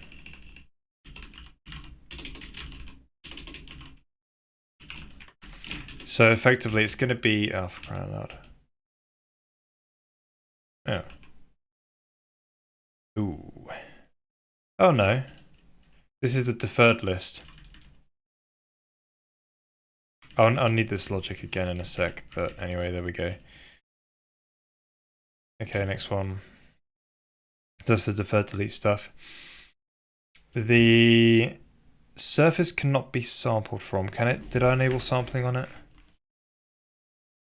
Crying out loud.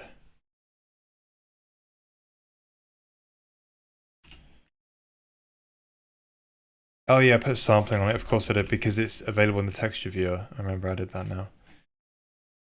Cool, so we need to actually copy that and stuff.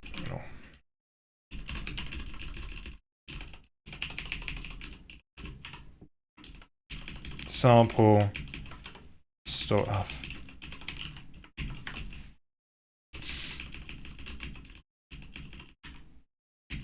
Nice. Awesome, so we keep going around. So my laptop did just die.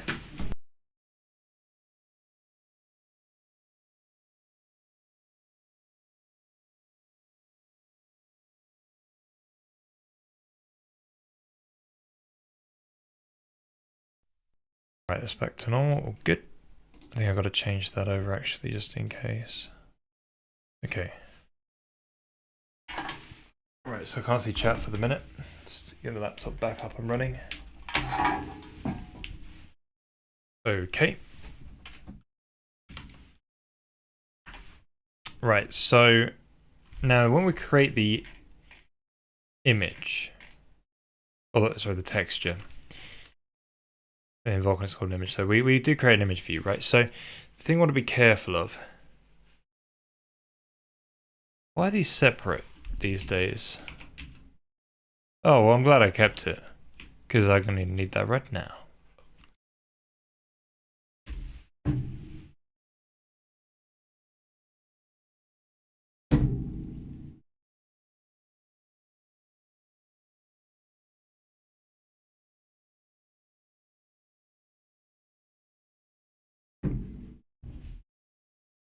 Yeah, right now they're set to the same values. Excellent. I kept this code and I didn't clean it up properly, so it's just made my life much easier this time around. Right, so when we create the textures, we might need to be like,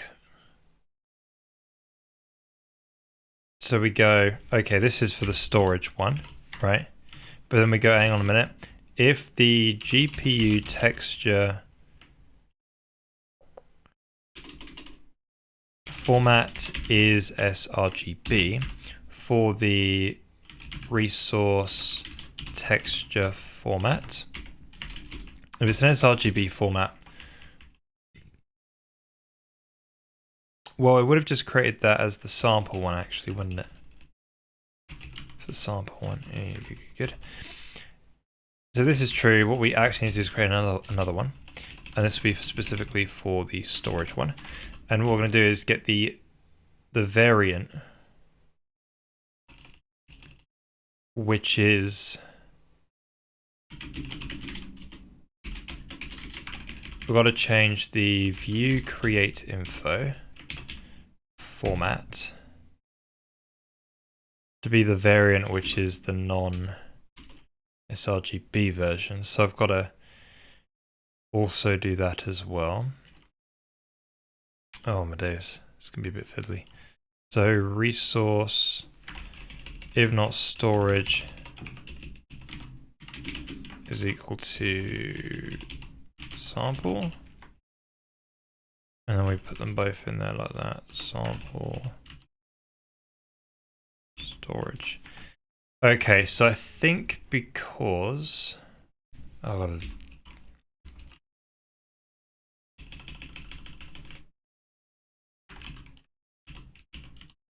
gotta be careful. So I think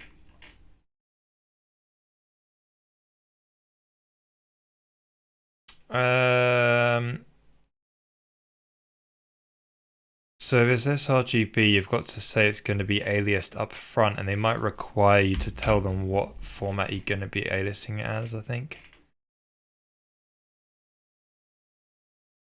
Or I think there's an optimization to do it.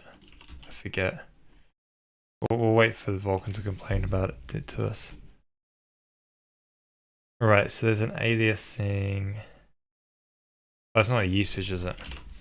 It's an actual flag.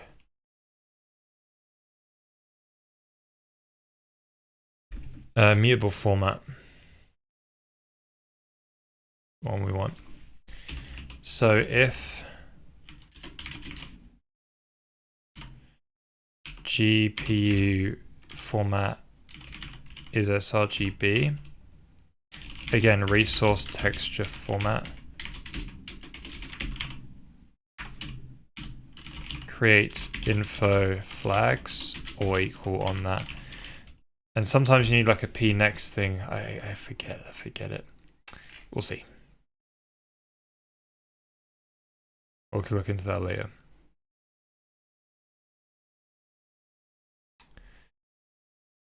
Okay, so we need another lookup table actually. How do we get to the other variant of this? So we want to say the sort of sRGB unorm variant. So it just remaps it right to the other one.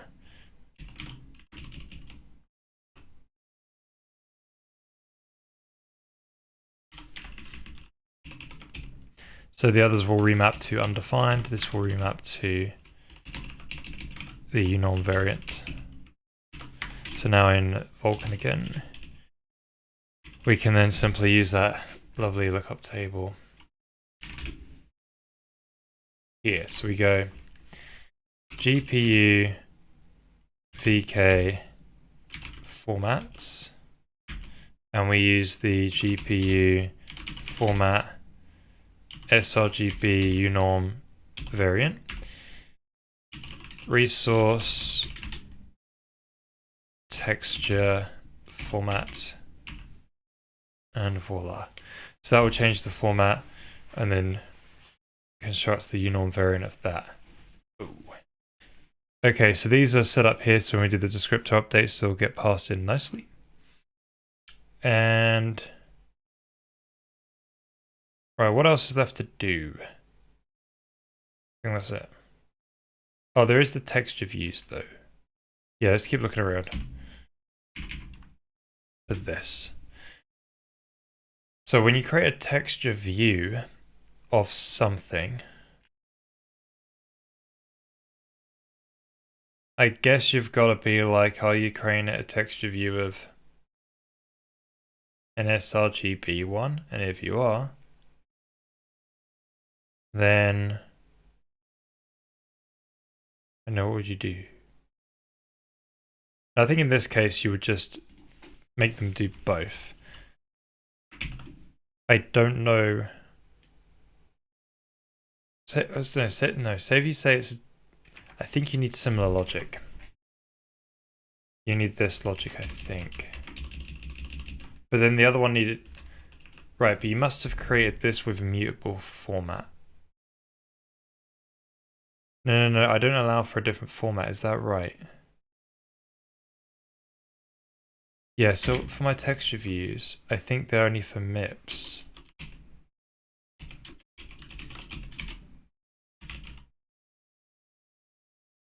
Yeah, they're only for MIPS and stuff. Okay. So in that case, yeah, you still need this.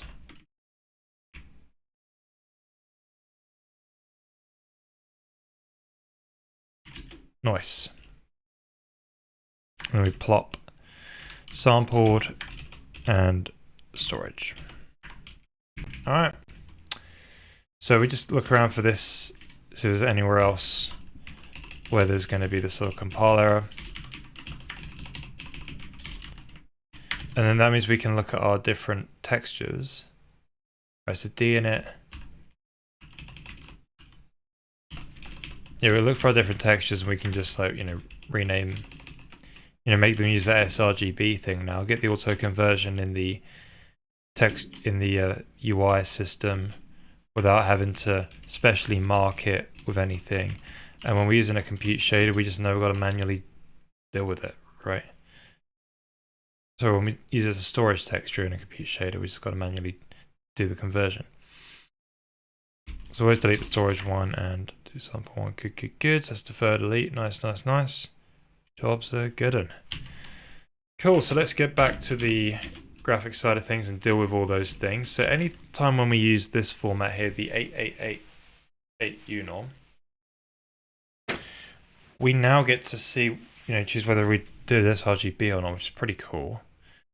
So my color picker gets rendered, like I've done a OK LCH color picker we did in the past. I think there's a VOD for it. You can go probably find it on the VOD channel if you're interested there. So this color picker render. So we like render the LCH out to sRGB, I think. Yeah, linear to sRGB, right? So still has sRGB in there. So these should be marked as sRGB. So when they get sampled in that UI shader now, they shouldn't be. So UI render. Yeah, we don't need this sRGB to linear anymore because it already does that as part of that auto conversion of that texture format. But when we write to it as a storage image, it won't have that. And there we go. Yeah, I can't believe I didn't think about this earlier. That's great. So much better. So any other ones of these guys that we've got to look at? So the environment map, that's one we're going to make actually a 1616 HDR texture. Oh, and that's okay. What about my screenshots? So the screenshots are in, ooh, interesting. They're in 888 unorm. They're in, okay. So how do we do these screenshots again? What are they taking of? When I do the read back. So I copy from the surface to the screenshot texture. Okay, this is good. So until we actually have a HDR display code, then we don't have to change this. And then we do the read back and done. All good. Okay. So I think the only thing left we've got to sort out is there's two things left before we do the tone mapper. That is our cube map that we do. And just so people got some resources, I just used the Learn Open GL. For now, I've just got I've just implemented the Learn OpenGL PBR thing, the image-based lighting, diffuser radiance and specular IBR, image-based lighting. We're going to probably revisit this when we do like a proper GI. So we've just got a cube map that we pre-render out. I've just got some cube map textures. Yeah. So we're going to make those use the 16, 16, 16 HDR. Now, I think they might... We'll see. So there's still like a SDR cube map thing. Wait a minute. Don't we upload to this?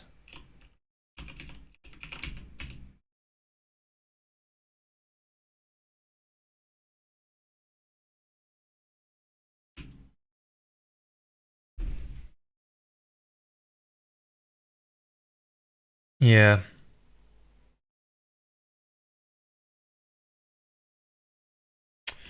Yeah, these are not HDR, are they?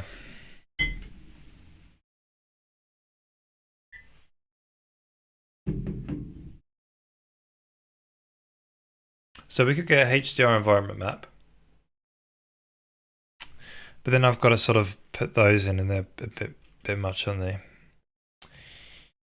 So I think actually when we went around the ray tracers, I sort of removed that.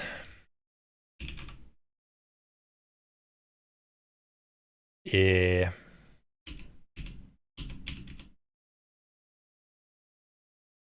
Hang on a minute. That's the... What the crap is this one? Is this the BVH ray tracer? Yeah, get out of there. Go, go, go. Okay, so I kind of jumped the gun a bit on this one because this is the environment map. No, I haven't got an HDR environment map. I've only got a SDR environment map. Oh. But we've got the sRGB auto conversion stuff, so I don't have to manually do that anymore. Ooh. So we could just mark this as sRGB. Jobs are good. So in the future, we should get HDR environment maps because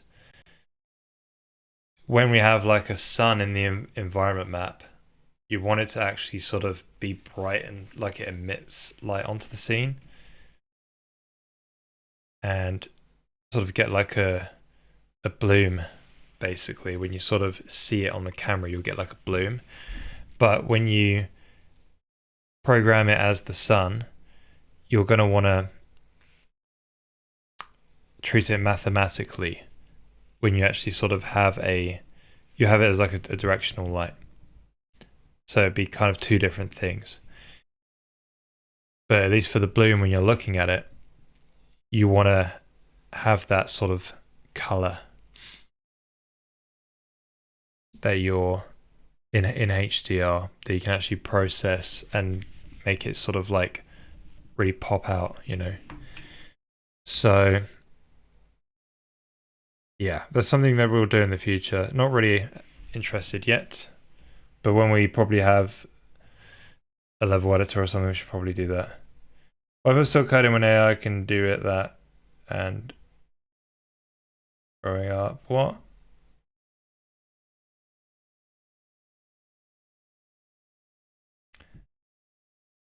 AI doesn't program well currently. Like it can help you out with basic stuff, but if you want to do anything that's like pushing the envelope, then oh my days, Crimson Mania, my friend, my buddy.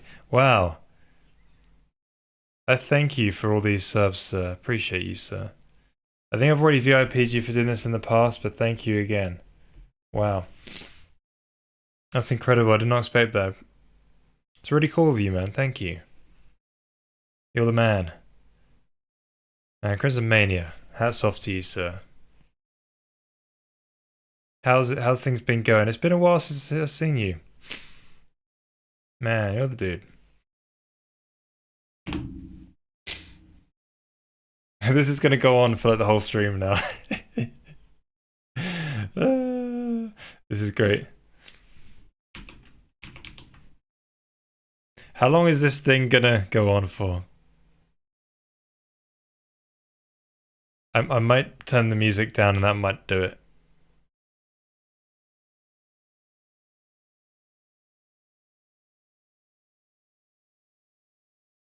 If it comes through this one, I might change it. But yeah.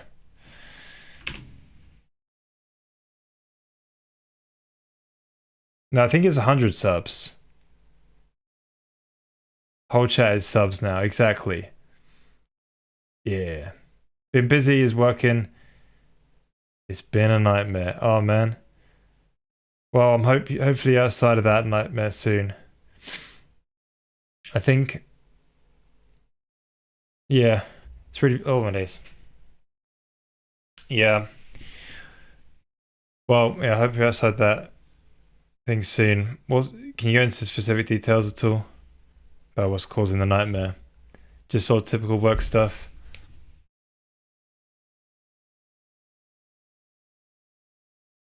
So, yeah, I wonder.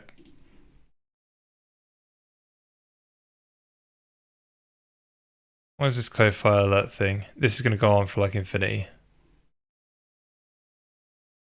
It's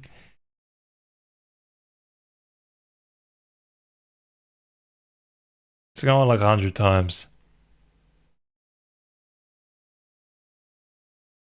Can I mute? Stop interjecting, please.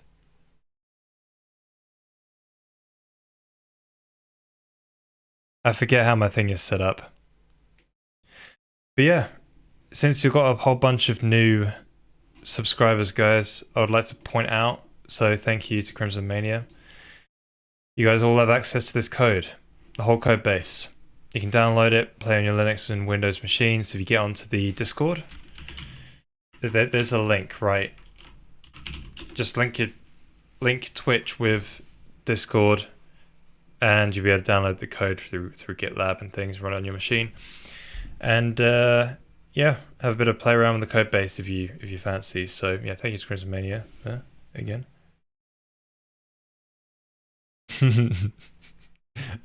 Maybe if does it turn off if I do this by any chance, guys? I can still hear it though for some reason. Oh, it's desktop audio.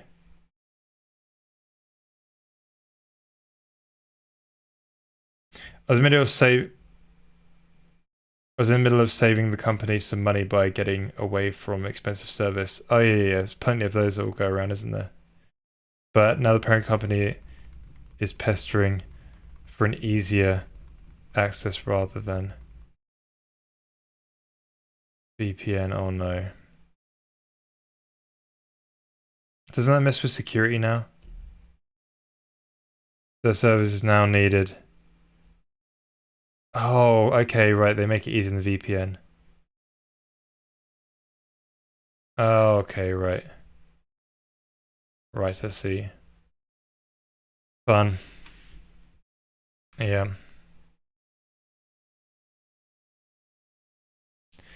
Yeah, usually as well, when you want to try and get something done, there'll be like hypotheticals chucked at you, and you have to talk about solving hypotheticals which are never going to happen. They're always a fun one as well, you know.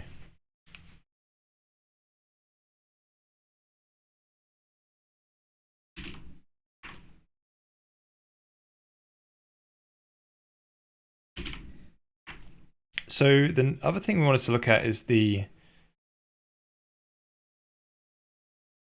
generation of the pre-filter map. Oh, those are stored as 3232 float. It's a bit big, isn't it? Yeah, these ones should be less. 16, 16, 16. So these are already in HDR. Amazing. The past Henry done it well. So now I just got to look around for this environment map in the shader code. And okay, so this is that code that I referenced to in the Learn OpenGL. It's the irradiance map generation. So the irradiance map is like all of the. It's basically like a hemisphere. So it's like a half sphere shooting rays out of a hemisphere, and you're getting all of that into a pixel, if you will. Wait, what is that? Yes, when you have a sort of a normal pointing up and hitting the cube map, you're getting the hemisphere, ray tracing the environment map, and then writing that single pixel up to the point where the surface normal would hit. So you're caching it. And that gets you sort of a general irradiance, which is all of the sort of like indirect lighting. So indirect is like when you sort of get a couple of bounces, or a bounce. So you've got the light, not the light shining on the surface hitting and going to the camera. That's direct lighting, it's directly lighting the surface. Whereas this is a sort of a rough estimation for sort of indirect lighting, where you've got a light source. You've generally got lighting in the environment. So yeah, we don't need to go SRG linear. And then pre-filter map.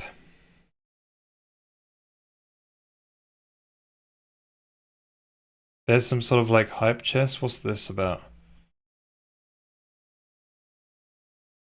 Bleep purple emote share. Twitch gave me this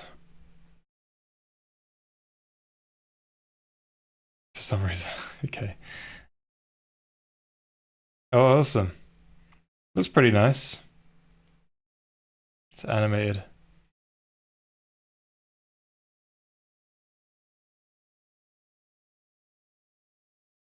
We're using a VPN, but they're saying they don't need to feel secure about accessing a VPN.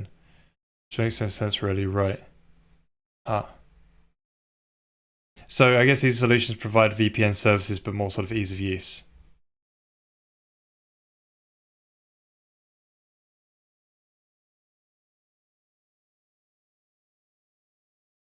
Oh, wow. Golden Kappa. Nice.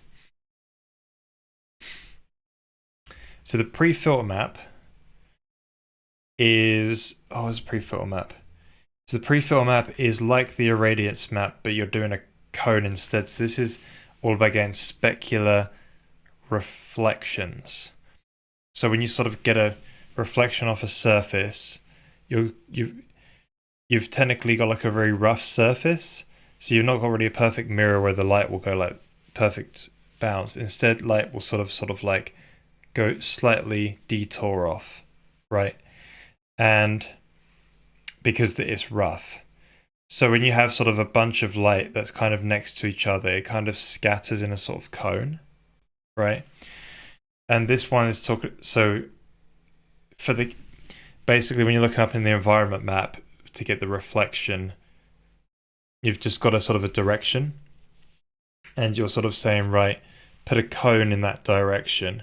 And we've got different MIP levels for different roughnesses, basically. So the rougher it is, the wider the cone, therefore the smaller the MIP. And it generates... we can see the textures, maybe. But I think there's a... Anyway, it's in that Learn OpenGL resource. And you're essentially caching, pre-sampling that cone. And writing a single pixel out to a pre-filtered map cube map. And when you sort of are doing the reflection, you essentially just sample that cube map at a MIP for a certain roughness, and you've already got the pre-sampled cone. That's all this is doing. So again, we just have to remove that. It's RGB linear, and this is sort of like 32, 32, 32 thing. This should be 16, 16, 16 because we changed it, right?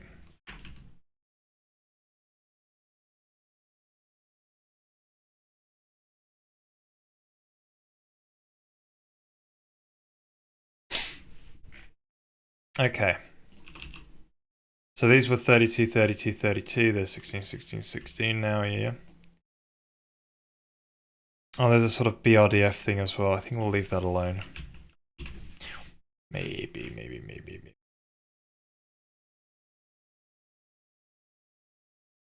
Pre-thought BRDF. Okay, so now what we're going to look at is the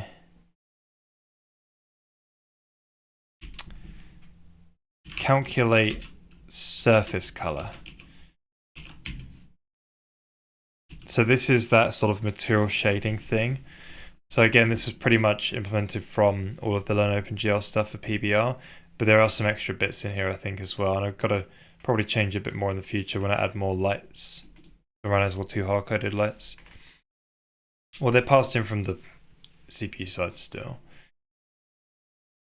So we've got some sort of ambient irradiance. That doesn't change because it's just sampling the cube map. That's the reflection BRDF and reflected irradiance, for example, that pre-filter map. The lighting, light irradiance. Okay. So there's a light color that goes from sRGB to linear, that's okay. Then the light radiance.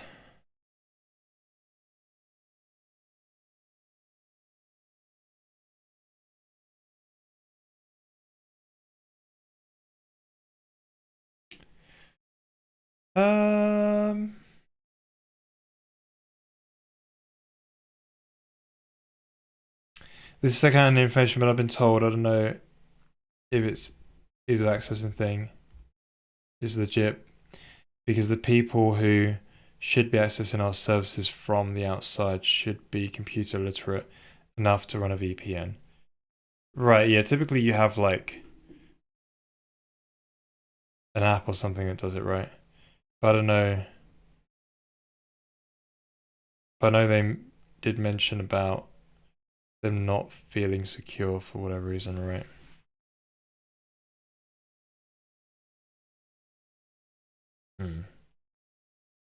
Strange.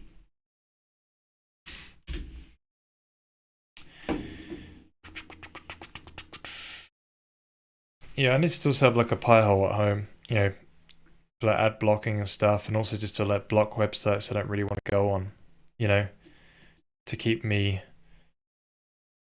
you know, not going on websites and get distracted. I think I need to get that pie hole set up. It'd be good. Have you got a pie hole set up, Crimson Mania? Or something similar? Alright, so it's looking all good. There's no sort of sRGB thing. So now I think we need to look around for is any sRGB conversions, or mainly linear to sRGB. Downsample cube map. Oh yeah, we're keeping that as sRGB, that's fine. This was the ray trace, so we're getting rid of that anyway. Oh, this is the BVH ray trace, so that needs to go. This is the color picker render, that's cool, and then the encoded surface. Right, this is all looking good.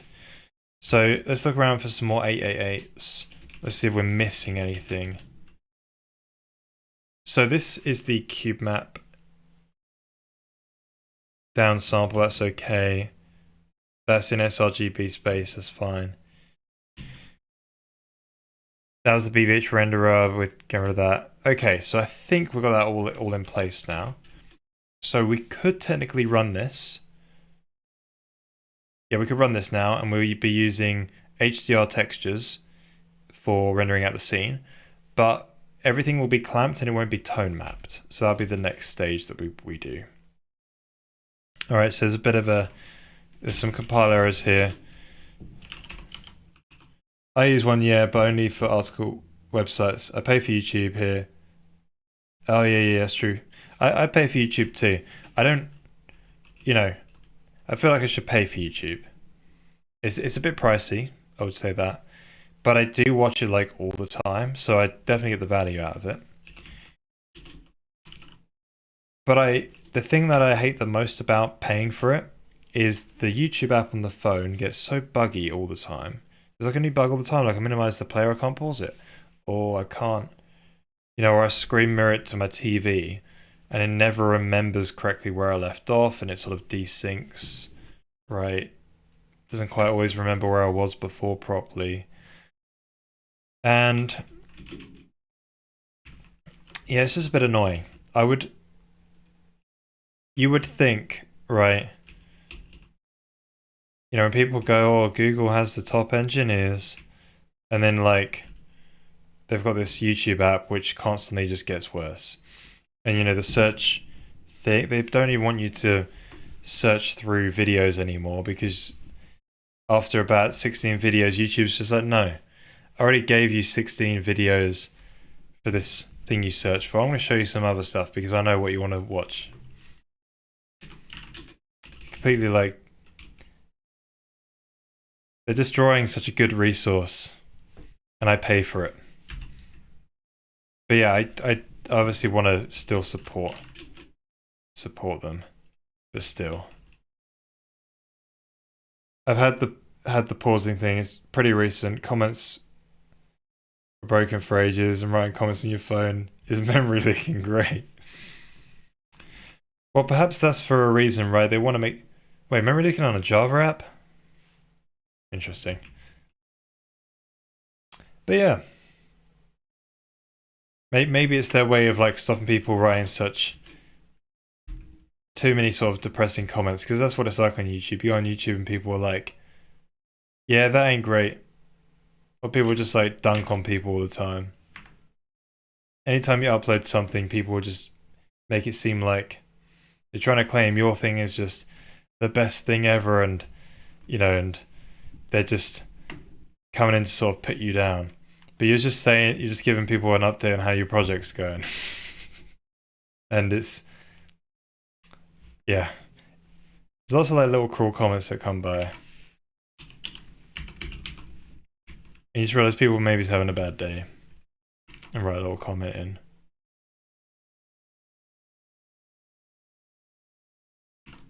All right, what is this one doing? We'd have to select. I'd have to select all for the comment I'm writing and copy it, and then Discord the comment and open the comment to keep writing. Wow, so like per letter you was typing, it was probably like reallocating the whole string again. Yeah, it sounds like awfully like the JSON parsing bug on GTA. Maybe it's something like that, where it's just ridiculously, you know, over allocating. Okay, yeah, I didn't change this one. Unpack, float 16. Oh, sRGB to linear. You're already in linear. Oh yeah.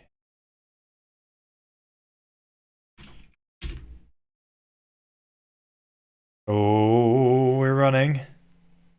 No validation errors. So is this... Oh, format undefined. How dare thee? How dare thee be undefined? So this is because we did the sRGB thing, right? And this is when we init the texture. What is that? 694.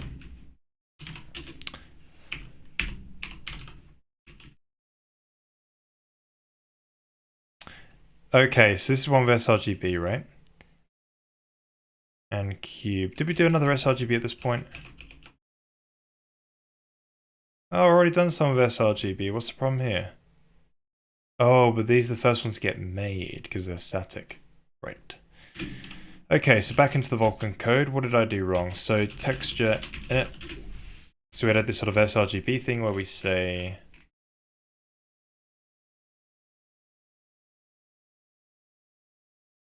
So this got transformed into undefined. Oh, I know why. Because I didn't put in the format, so I didn't translate my new sRGB format to the sRGB equivalent in Vulkan. So yeah, that's only for sample textures. Storage textures, we did the unorm one. I have 2 texture views. All right, we'll hit another breakpoint, or sorry, assertion. So error format not supported. Why have you done the... Oh, yes, because... Right.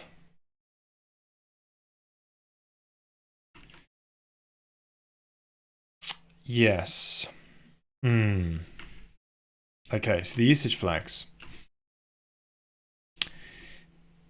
Where are you? Here we go. So if you've got a... Oh no. No, maybe I can't do it.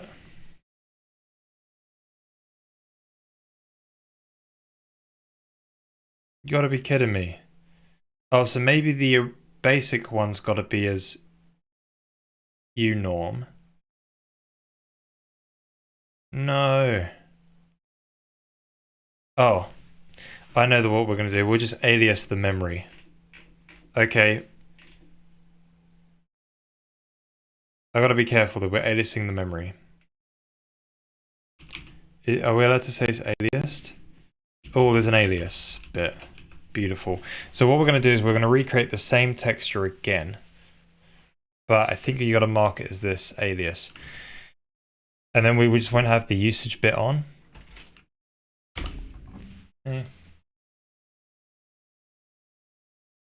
Okay, so... Oh, that's not what I wanted to search for. VK image usage alias. Oh, for crying out loud. Or is it a flag? No, it's a flag.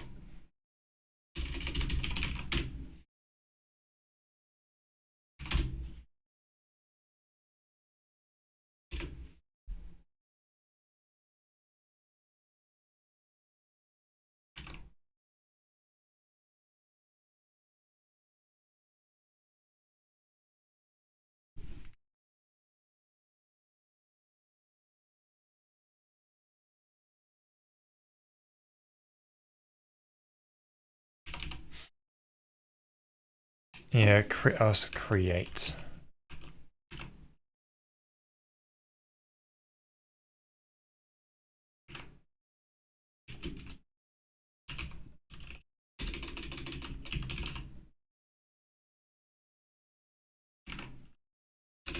Finally. Yeah, so we've got to mark this legally. Specify that two images create the same creation parameters and aliased to the same memory. Can interpret the contents of the memory consistently with each other, subject to the rules described in memory aliasing. Right, whatever these rules are, well, and it's going to be complicated. But I think we can do it this way. Right.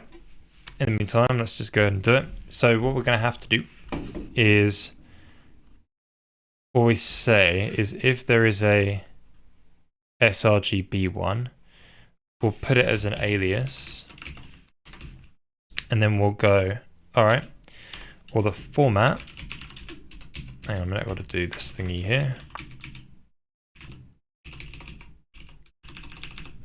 The format is equal to the unorm variant of this format. And then we create the image. So damn annoying.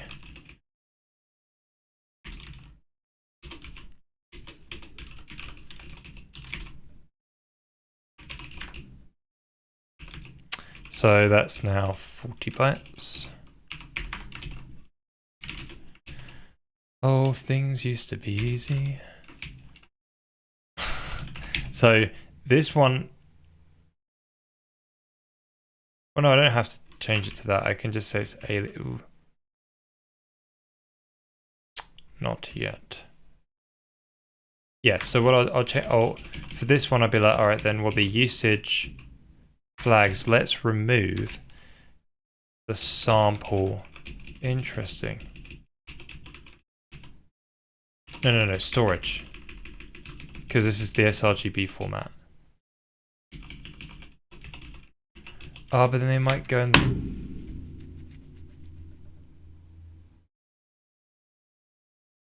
Oh no, this should go in... Yeah, this should be in the same memory type bits when you allocate it, I think.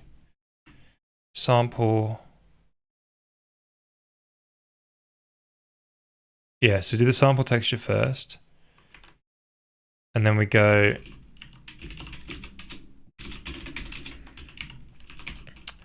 GGPU, oh, what am I doing? Resource backend VK storage. Resource backend VK sample. So that's if we don't have the sRGB format thing.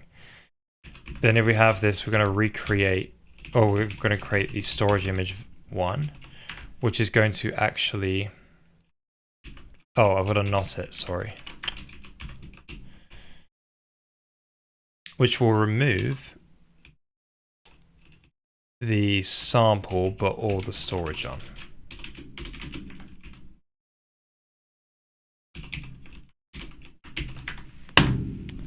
Okay.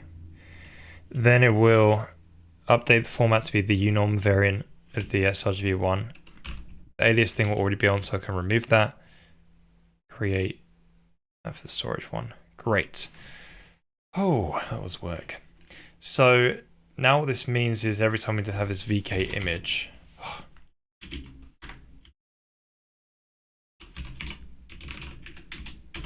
okay, so we bind some memory to the sample one, and then we're going on a minute. If this is the sRGB one, oh crap.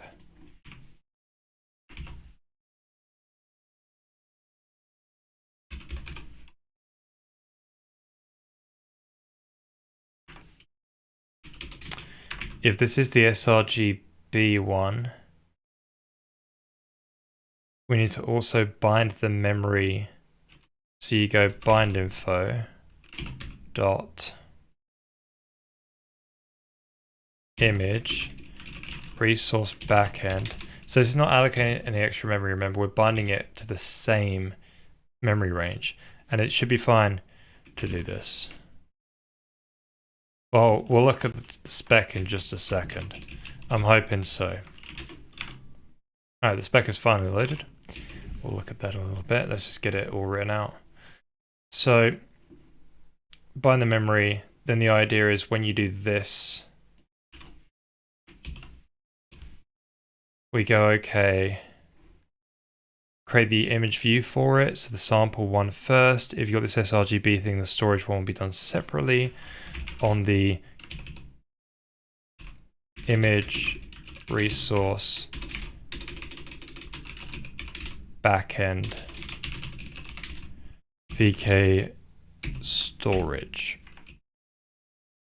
Change the format to match the other format, and jobs are good. Right, so let's look around for more of these VK image things there.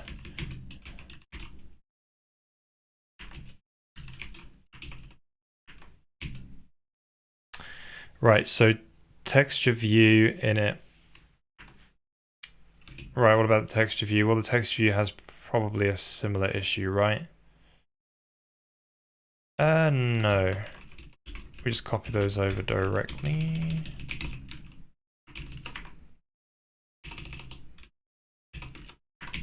Okay, this one will use, this one uses the sample one first, and then we get it to use the resource texture. Oh, what am I doing? Resource backend.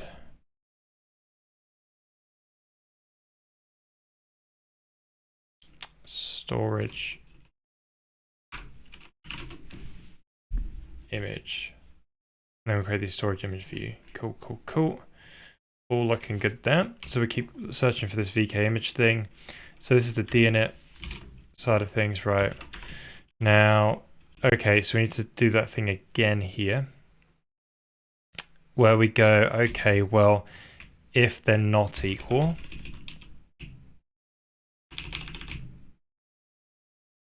to the same one,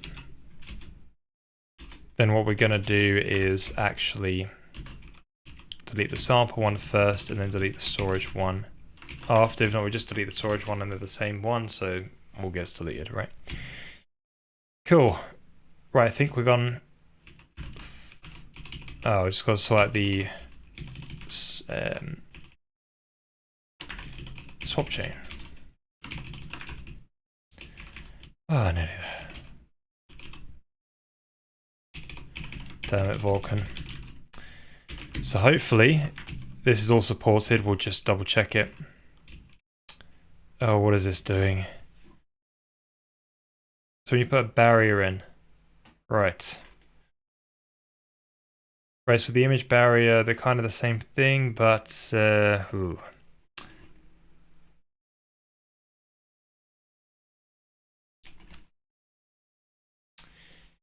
Well, we know if you're using it as a... Yeah, we know if you're using it as a read or write, isn't it? But, oh no, there is a sample thing. Sample to read. Is sample texture, where does it get that from?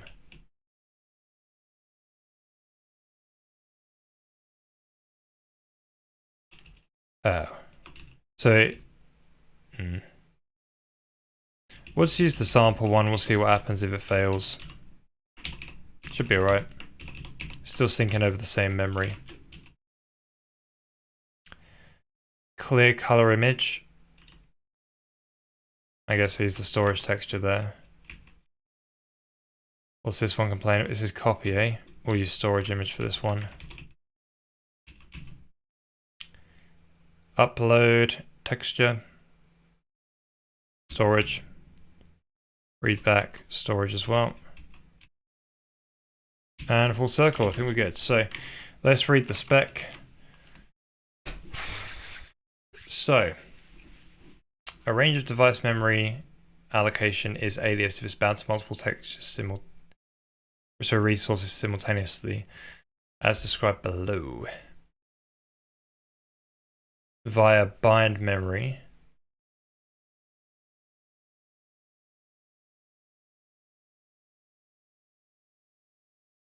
Oh damn it, does that mean all my temp stuff has to be like that as well? So I did temp aliasing. Ah, but they're not accessed at the same time.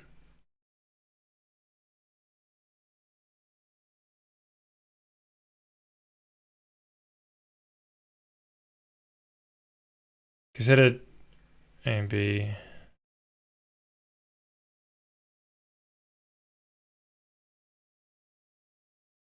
Trying to see if there's anything that'll... Right, if two images that are both created identical creation parameters, or both are created with the alias flag, and both are bound identically to the memory except for P device indices and whatever these things are, then they can interpret the contents of the memory in consistent ways, and data written to one alias can be read by the other. Awesome, that's what we've done. Right, so this won't matter for my temporary sources because they're never written, then you want to read it back.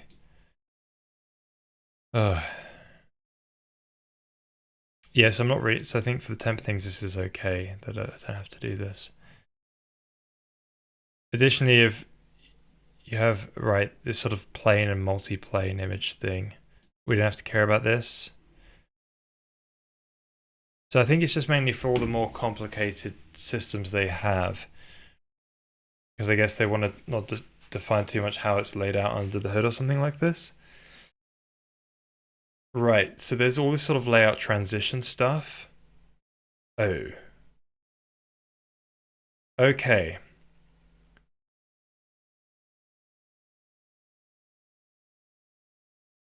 That's interesting, right? How do you do with the layout, image layout transitioning when you alias the same range? Do you just do one of them? Because I've just done one of them at the moment. So for those who don't know, the image layout transitions is how it's sort of, the pixels are organized in that memory. They get like tiled or swizzled basically as an optimization, or compressed. And that's what happens when you switch the layouts with the pipeline barriers. If any resources are made undefined due to writes to an alias, then each of the sub-resources must have its layout transition to undefined.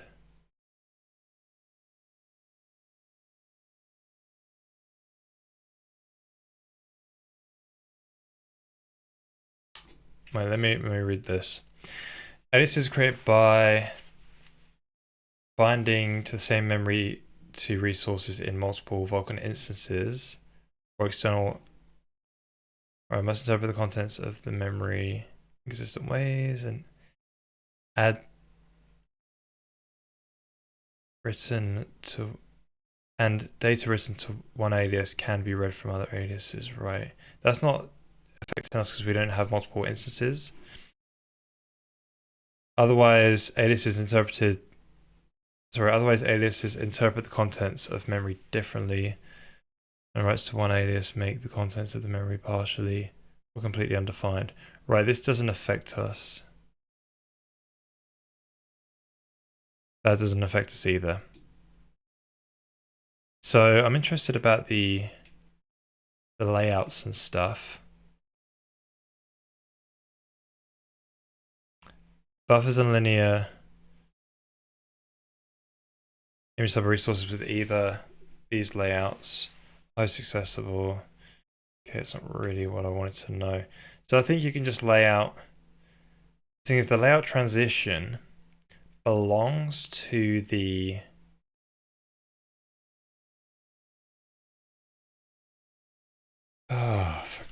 it belongs to the image.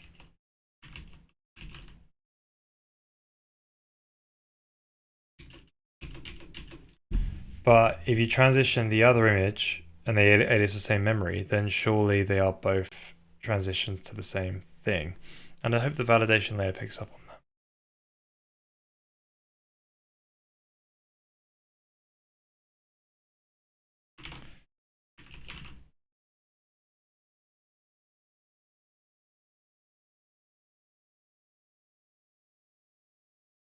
Right, the size member is identical to all image objects created. What is this one?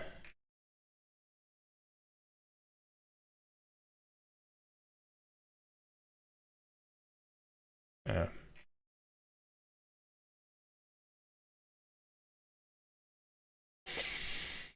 That's not what I wanted.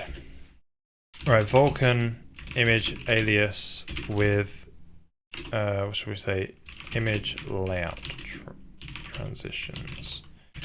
Maybe we should just give it a go and see.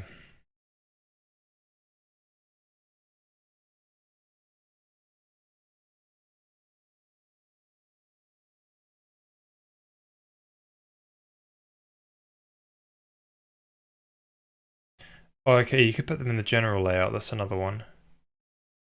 Just store them in the general layout, but I think typically they are.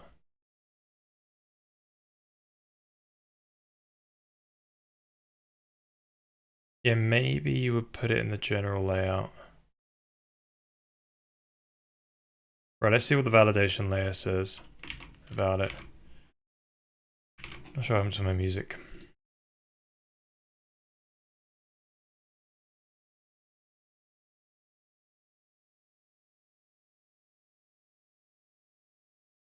Okay, so let's just give it a go, see what happens.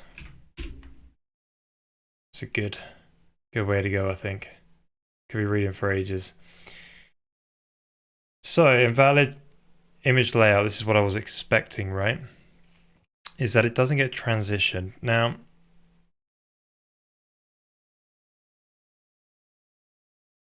that's a bugger. So, I have a bit of code. Oh no. Resource barrier. So the resource barrier does is it will transition just the sample one. But then if I do both,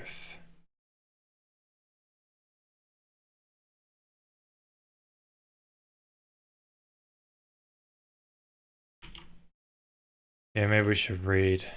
It's going to do it twice and it's going to ruin the memory, right? But the API does know that they are aliased, but it wouldn't check that surely.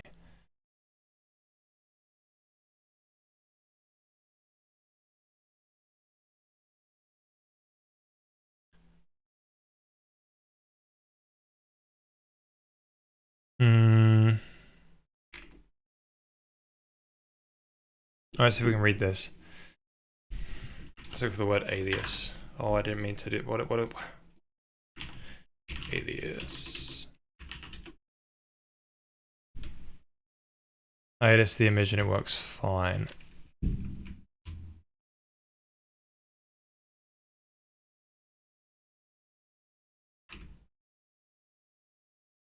Right, I don't think this is related to what I'm trying to do.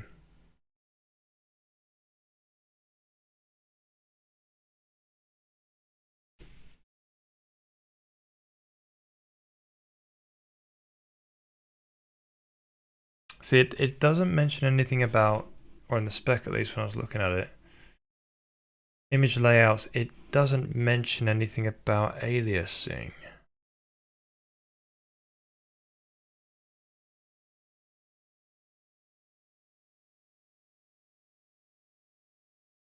Because I searched for it, so I clicked here, right, I searched alias.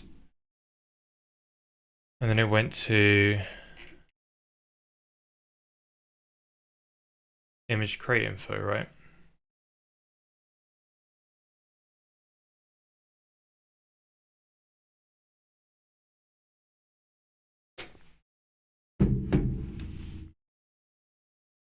So what we could do is just say, right, okay, well if resource backend, so I don't think this is going to work. We could try it out anyway. It's definitely going to get rid of the validation error, but I think it's going to cause graphical glitches because we'll be doing the same thing on the same piece of memory, unless I'm not understanding how these things work. Okay, so we need to maybe say like +1 here on the allocation or something like that.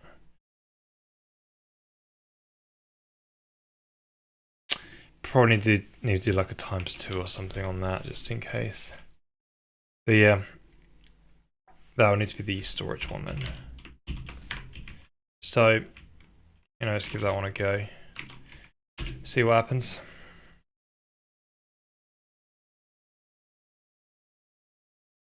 Alright, apparently it renders fine. We're waiting for... Oh, no, it doesn't. Look at that. Right, we've definitely got...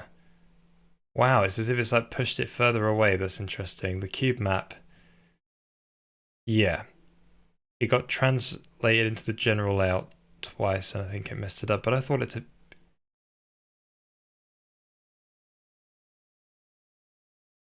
But I don't know. We can look through the texture viewer, actually. But anyway, the screen seems to be rendering okay. This is a bit... This is coming through as sRGB without the auto sRGB conversion, so we've got to sort that out. So what was the texture? It was a cube map one, wasn't it? Environment map. Yes, as you can tell, look, it's completely buggered. So we've got, like, go for all the layers. Oh, does this not work anymore?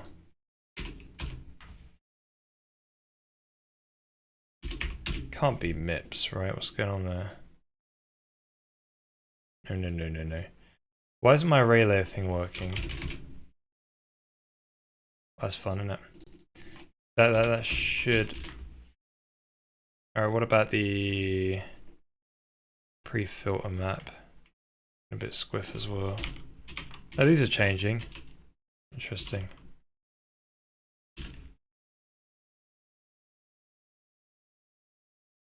Yeah, something's weird.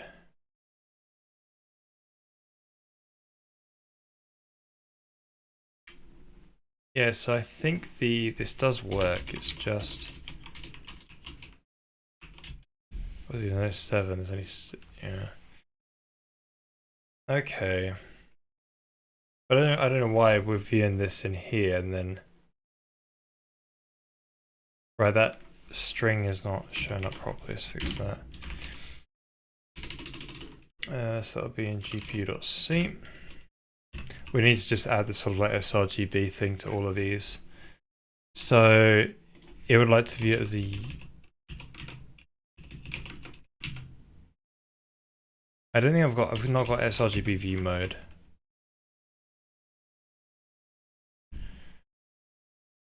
Yeah, no, Unorm should be fine. They've got the sort of like shorthand.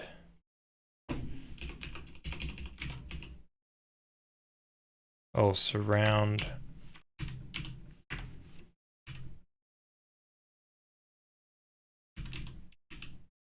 What is it? Oh, I've got the key combo now. Oh well, just manually do it. And then the other one was a long format. So the short one is for the UI, I think the long one is just for other things. Number of channels, that's a bit messed up. Sure, that would have messed up some of the code. Maybe that's the reason why some of the things are not working properly in the texture viewer, perhaps? I don't know. They can't be what's causing the... We look around. Oh. So maybe that general layout thing was not the problem. What it was the fact it wasn't filling in all of those things. Right, so this is not showing up. Oh, this is the scene. It's showing up in like the sRGB or linear conversion is wrong. So we've got to fix that. But anyway, the scene is looking alright. That hasn't been messed up, which is cool. So we should be able to get to tone mapping it very soon, actually, which would be good. Alright, here's the environment map. And I think it's okay. That doesn't look good. So, you know what, maybe it is... Oh no, that's the sRGB conversion in the shader, I think. So, no. No, because this image will look far worse. Yeah, I think there's some general problems with the image layout which is causing that. So if we look at the...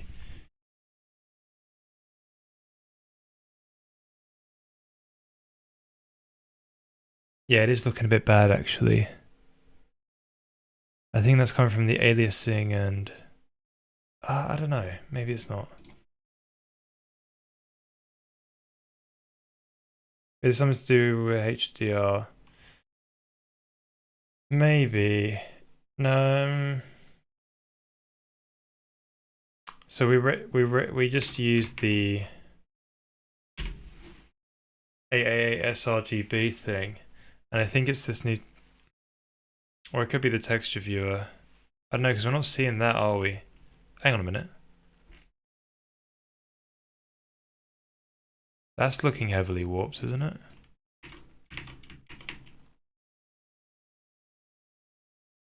Oh. Right, here's the actual image. Okay, that does look warped. Oh, get out of there. And those trees don't look like that, obviously, right? We should look at that sky. We should be able to see that sky.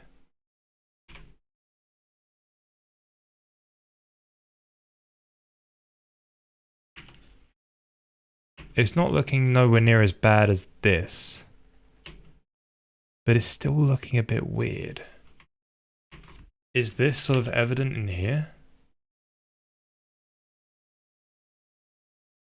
I do kind of see it a bit. That's, you know, the grain. I do kind of see the grain a bit, not gonna lie, in here. So I only know if I sort of undo so let's stash the changes. That's something we can do, is quickly stash the changes and see what the problem is. We'll see if that is an issue, but yeah, I would expect there to be some... Yeah, I think this is just because the grain is showing up more because it's basically zoomed in really far and stuff like that. So in the image viewer, we've got this sort of like copy shader. I think it's in GPU shaders, shader.h. So I missed this one. And this is doing a linear to sRGB conversion right before it writes that to this texture, and this is an sR... Oh. Yeah, so I completely missed this shader. So because in the texture viewer, we can click at any point in time when the texture is written to and be like, I want to view that. And it basically samples the texture and gives you, and renders it to a copy texture somewhere else. Because obviously you're going to change it throughout the frame, right? I mean, it has some extra sort of filter modes and things. So at the end, we write out to this sort of like uniform texture, which should probably be in HDR now, since that it does render out to a HDR texture anyway. So why don't we make that change, and then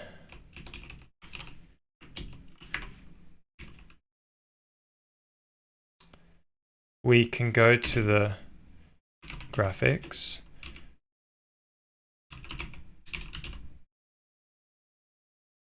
I don't know, what's it called? Is it called the copy texture? Or is it the viewer copy? Oh, it's built into the GPU system. Smart. Yeah, I think this shouldn't really be built to the GPU layer. I think it should be dragged out into the graphics layer, not gonna lie. But I need to make some of this stuff more publicly accessible, some of the internals. So there's basically this initialization of this texture. So here you go. So I just hard code initialize these things, and we'll put the format to 16, 16, 16 float. Jobs are getting. Right, so let's try that one out.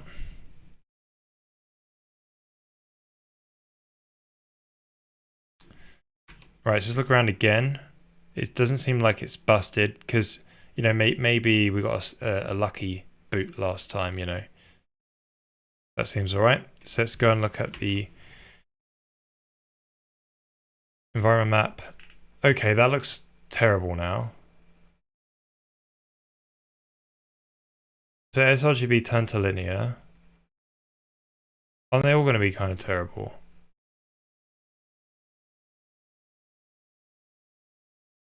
But that's not what it looks like, right? So they all kind of look kind of bad. So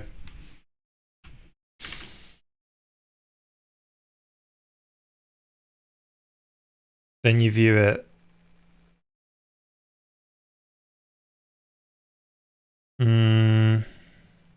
Oh, of course, the black-white levels. They're huge. Okay, this is okay. So that needs to really be at 1. Right, okay, that's okay. Should we, I can move around the scene a bit. That's all right.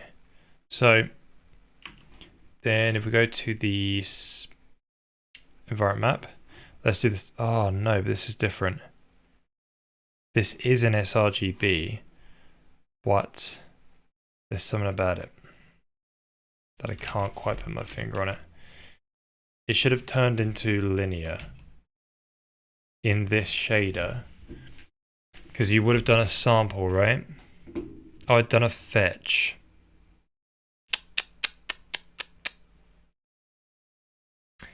Okay, so we need to use a... Oh crap. So the fetch fetches a pixel. It doesn't do a sample. The sample will I guess the sample does a conversion, whereas the fetch doesn't. It fetches the texel. So we need to do a point sampler with, yeah, so a nearest sampler, not a linear sample. Okay, this is okay. And that will then hopefully get the automatic conversion without us having to manually specify that it is an sRGB format. Okay. Cool. Right, I'm just going to get another drink, and then when we come back, we'll sort this out and see if there's any other issues with the HDR setup, and then hopefully we'll get to the tone mapper and implement different tone mappers like ACS and maybe some other ones. We'll switch between those and stuff like that. Right, BRB.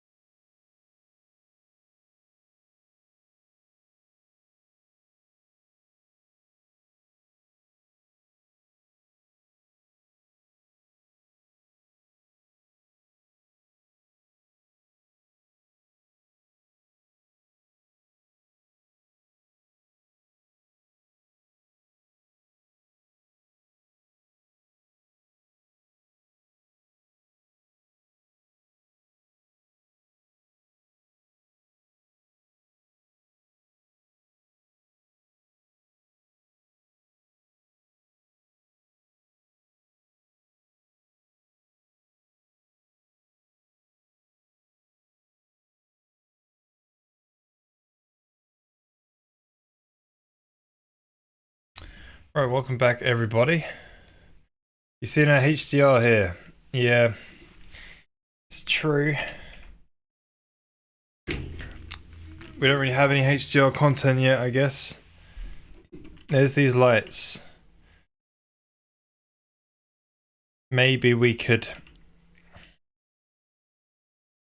I don't know, how strong are these lights? That is the question. It looks alright though. Doesn't look like it's terrible.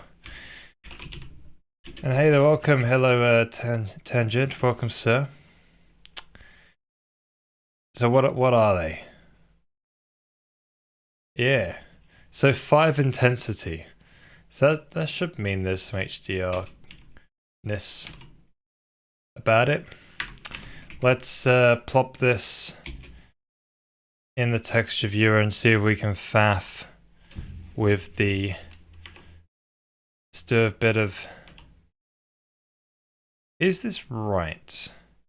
Does texture look right?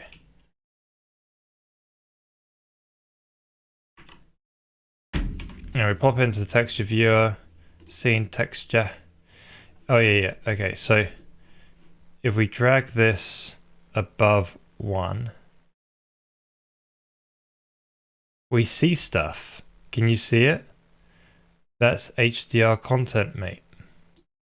Look. It's high dynamic range, it's above 1. Amazing. Look at that. Oh. You're looking at it. That's cool. Hi. I'm an old fart. Former game dev from the N64 era. Awesome, nice to meet you. Appreciate your work, sir.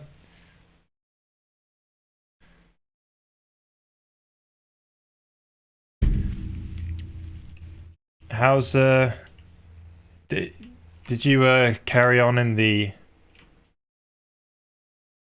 Did you sort of retire around the 360 era then, or did you sort of move out the industry or something?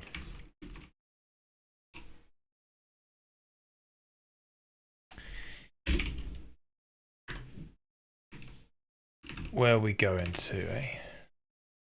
Sort of in the screen, I guess. Yeah, that'd be alright. Does the job. Well, Burnout 360 stuff went to Big Web Corp to get 3 times the pay. Yep.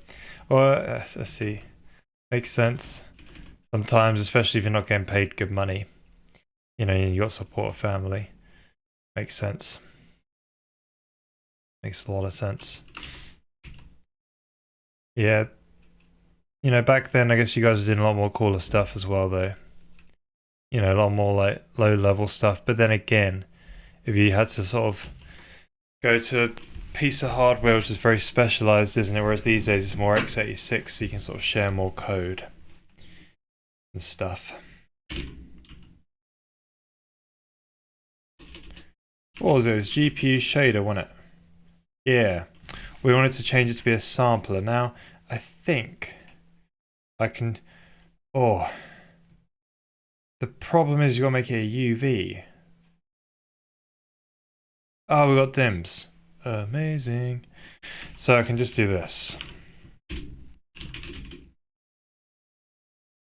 Got to be careful with it though, right? Float cast. Add 0.5. Float cast 0.5, right? And then divide it by... And I got to float cast this again. The dimensions. And... maths. Then we want to make this, instead of a fetch, we want to make it a sample. And hopefully this gets the auto conversion for sRGB. So we go... So you pass in a sampler next, I think. So the sampler, I think we've got it in graphics global. I think we've got hang on a minute. Clamp linear sample, okay. I guess I need my clamp. Do I call it nearest? What did I call it? Point or nearest? Only the code base knows. Nearest. Right, so nearest sampler. So we actually need to initialize that as well, but anywho, let's plop that in there as a compile.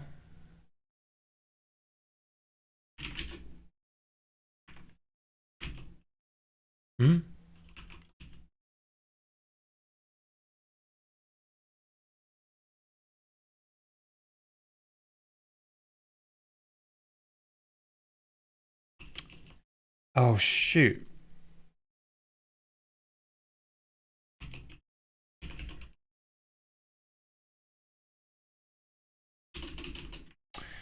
We don't have access to the graphics from the GPU layer. Another reason why this is a terrible idea. Having the texture viewer inside the GPU layer. Okay, so hang on a minute.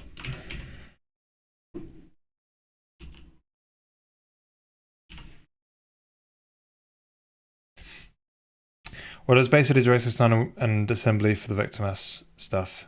Right. Yep. Also, internet back then wasn't full of tutorials and code samples. Yeah. But to be honest, these days you have a very big problem trying to actually find trying to find them. Search engines are trash. You have to basically know someone. It's still kind of like if you know someone who knows the answer to the web search, then or like where the sort of presentations are or something like this, where people get it from, or the GitHub code bits for these things. When you try and search for stuff these days, it's just, for graphics at least I find, it's just impossible to find anything.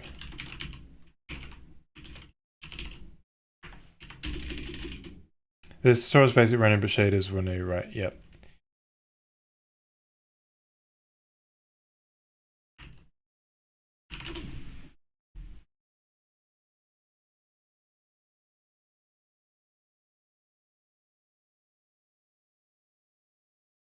I guess these days you've got, what have you got?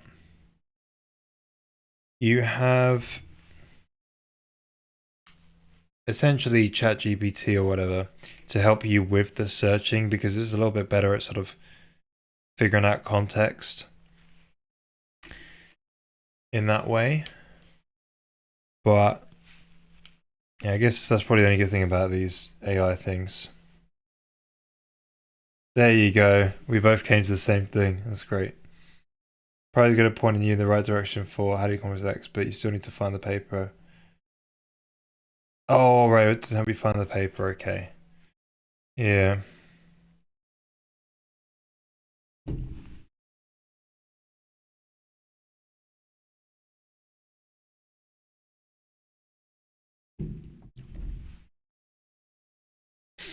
Okay, so in this one, we got a radio plop in a sampler. So I think GPU resource index. Oh. Nearest sampler, I've got one already. Boom. So we'll try this. This should mean that we're using the sample. Oh, for crap. I can't target. Oh, I can. I gotta use sample level to get the particular MIP. Oh, I thought I was gonna get myself into one of those sort of like, you know, impossible or specific configurations of things I'm using, and therefore I can't make it work.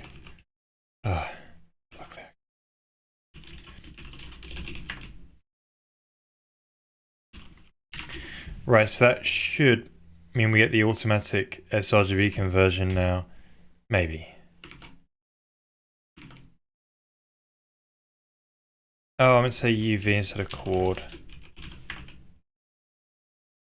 Quad 3D? What are you talking about?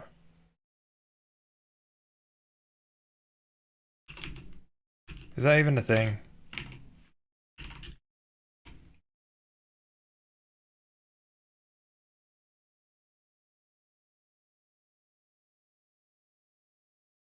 I guess you put the layer in there as well. Okay. Maybe that's... I think you do that. Sure, find out. Everything goes to crap.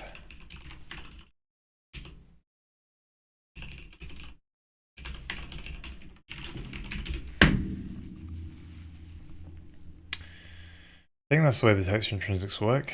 See what happens. Right, so open up the texture viewer and have a look. So scene texture, that's still gonna look dark. We should have a good way of putting this down to 1. So 256 is a bit high. Maybe it should just start off as at 1. So what was the other ones? It was the environment map. Is that the floor?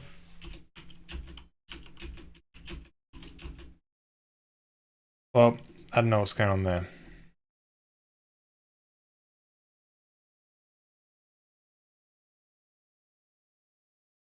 I think...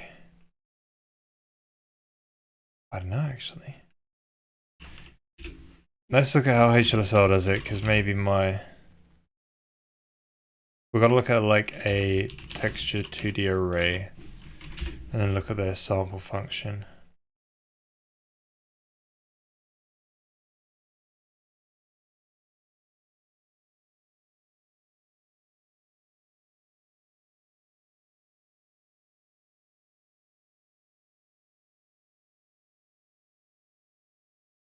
Oh, for crying out loud. Yeah, so for 2D array is a float 3. The last component is the array index, right? So it's like what mine is. So that's good. So we didn't do some invalid code gen there in the shader code. Oh yeah, the NVIDIA GPU gems, that's another very good resource, yes. If those who don't know about GPU gems, it was like a book, but it's all available online. So you can like, they got lots of like good stuff in here. Honestly, I need to look at some of these things. They're just quite inspirational, like good inspiration as well. There's the second book, the third book, and the first one. But yeah, it's pretty cool. Lots of advanced stuff in there.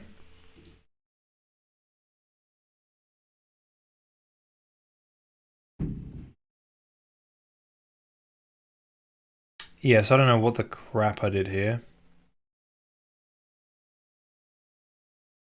Right, it's definitely not non-zero.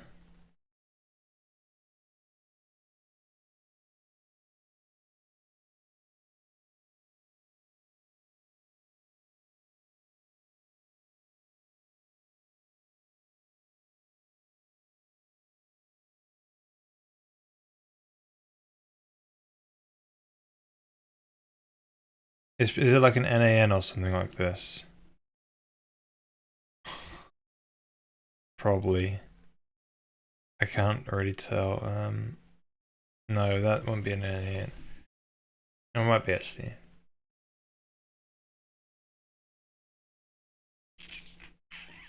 Okay. What have I done? Because all I told it to do was sample, right?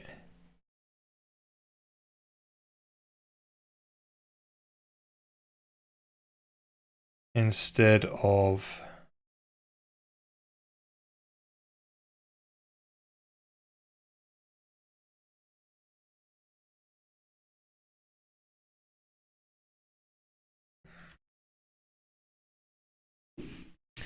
Yeah, so these we're using, these are the cube. It's the cube one. I don't think we have a 3D texture at the moment to look at. But yeah, so it's this cube one which is messing up.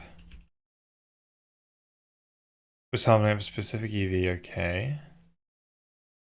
Order particular dims. Right. What is the dims? Is that 3D? It's just 2D.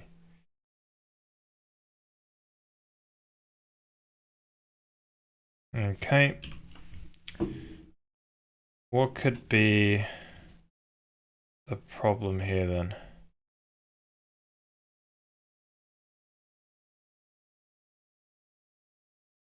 Are the dims uploaded correctly? They should be.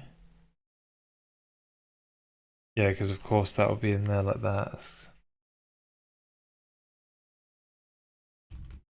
Well, let's always just take a look at the code, right?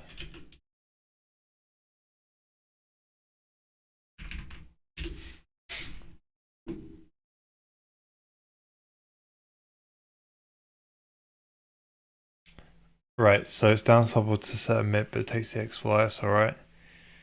Does the job. Number of array layers looks alright to me.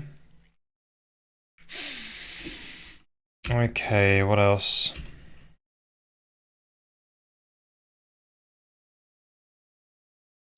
So if we bring this back to a fetch for a moment. So that was coordinate. And then we get rid of the sampler. So it could be that the sampler is somehow not set up right to the point where it's not allowing... It wouldn't allow for MIP levels. I think that's the only thing you can do. You can get it to sort of like clamp. But I think my samplers are not like that. We'll see. Alright, open up the texture viewer. Alright, so here it is here. Alright, so we see it.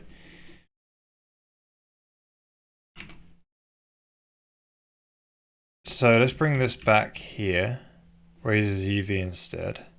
Sample MIP, 2D array. Alright, and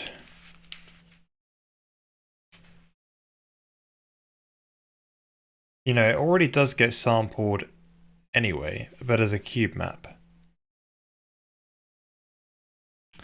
So if we go to like graphic shaders, or we see like cube, sample MIP cube, so it already is doing it with a cube map, and it's using that sort of like linear sampler there at MIP 0, specifically at MIP 0. So it's able to do stuff. So it might be with a... Let's look at the sampler, but also it wasn't done with the array layer.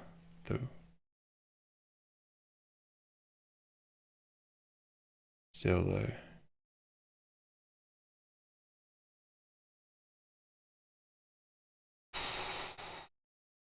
Yeah, it's a bit weird. Let's hardcode MIP 0 and have a look at that, and then we'll do the sampler.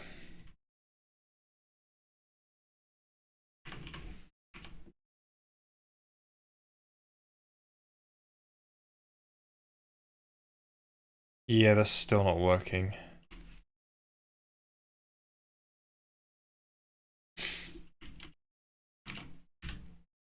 Alright, so in Vulkan, we create samplers. And I think we initialize a couple of them. So if you take a look, there's some parameters like, right, LOD clamp none. That's the MIP level, right? So we specifically say don't clamp. But there's no like anything else specific with the sampler, right? The other thing we could do is change it to the linear one, because we know the linear sampler worked fine.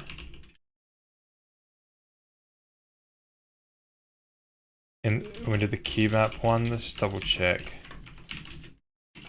It's obviously not what we want for a texture, right? We want like a nearest sample. But it's just good to debug what's going on. Alright, that's still not working. So what's my other suspicion?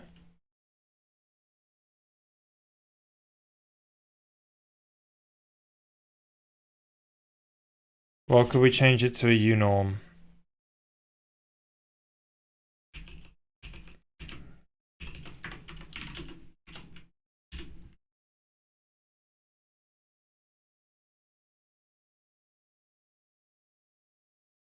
So obviously it makes the texture look weird because it's... Right, so still not sure. Oh, it kind of is though.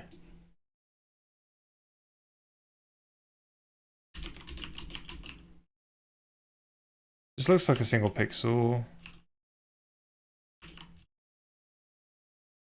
kind of thing. That's weird.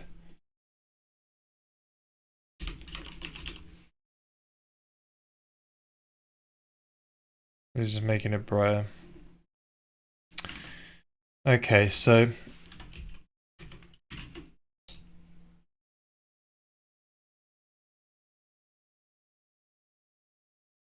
it must be to do with the sampling of some kind. I'm just not sure exactly what the bug is.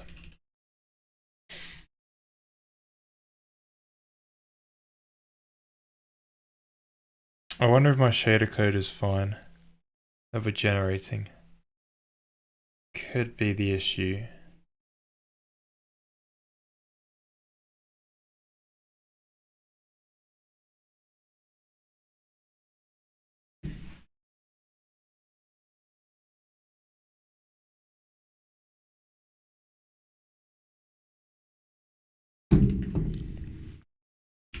Okay, so we're going to say if all of the coordinates are equal to 0,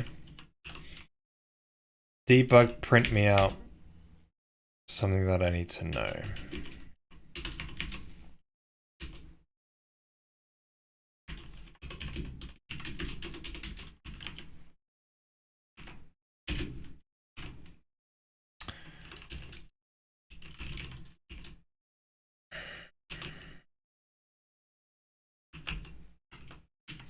So I want to know about the dims.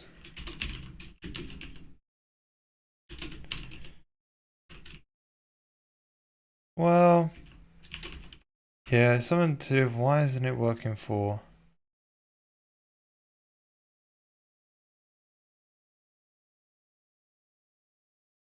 It's just strange.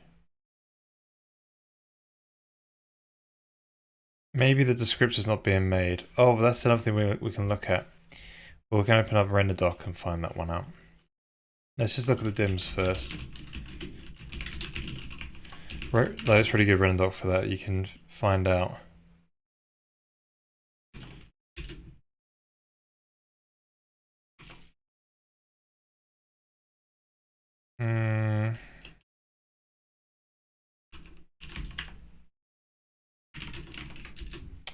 Yeah, you can find out whether not all the descriptors are set or something like that. It's great. Or if a texture access that you're making the shader has a valid descriptor. This is pretty handy. Alright, so we should be seeing it printed out now. We're not.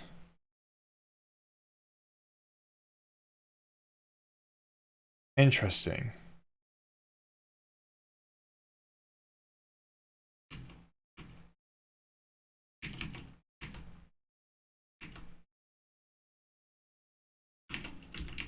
Why is that?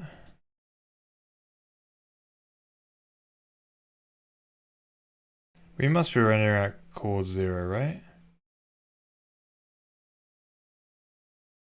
Or we could say, or is the mouse is the mouse at coordinate or something like this? Is mouse at? I don't have that one in here, crap. Right, let's just put it out anyway. It's gonna like put so much. It's just gonna put so much code into the. Sorry, printing out into the buffer, but it's fine.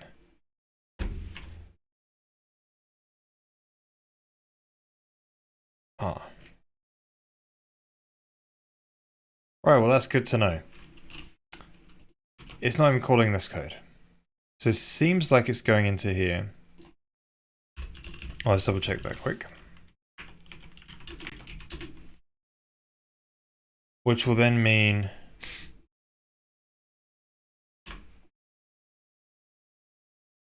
oh, come on. This isn't doing that one either?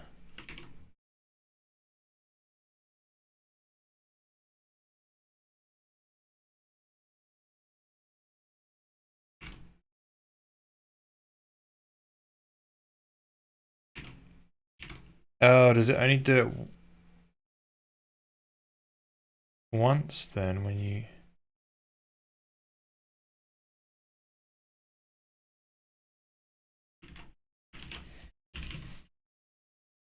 Nope.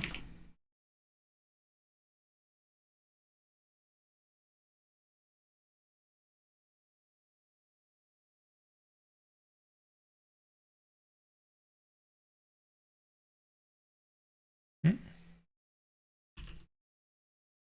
Alright, let's see if it's in there by doing red is equal to 1. Bizarre.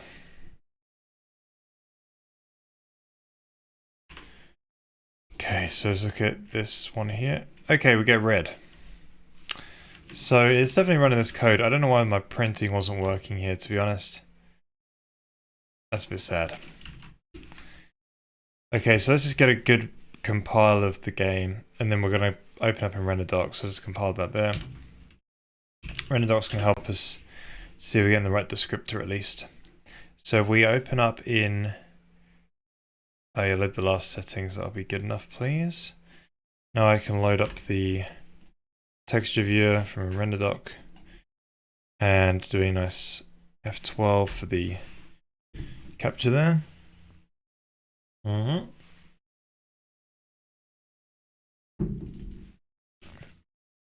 I'm just going to find the dispatch for the texture copy. So I think it will be one of the first ones. Here we go. Texture viewer copy. So we open up the pipeline state, click compute shader. Now, here's the sampled image with the nearest sampler. We've got this here, so we go to there. Go. I don't know why it's not going. Don't want that to do that.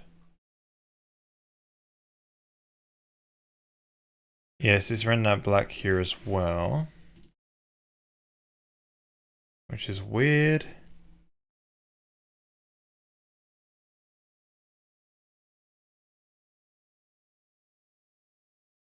Right. Oh, so that's the sampler, isn't it? Right, so there's your environment map texture. Okay.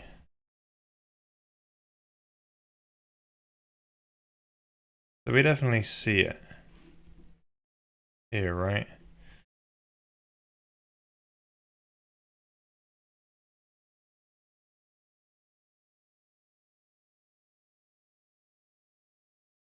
Cube image.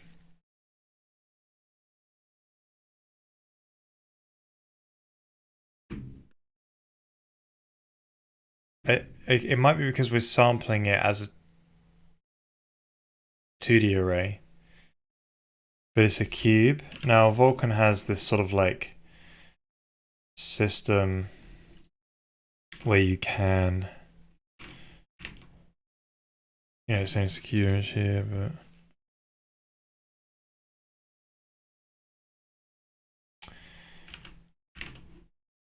yeah, so Vulkan does have this.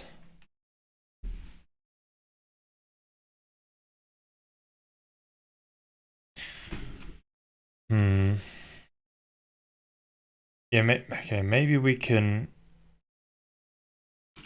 if we got a cube, we basically do a sort of inverse thing where you take the pixel and generate a normal for it.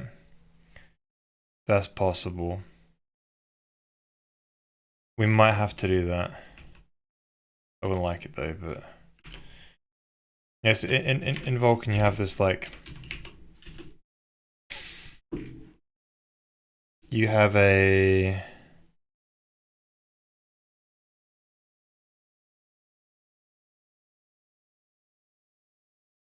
yeah, create cube compatible. Okay, but there's another one. 2D view compatible. Oh, 2D array compatible. So maybe I've not got this on. Let's look for that one then.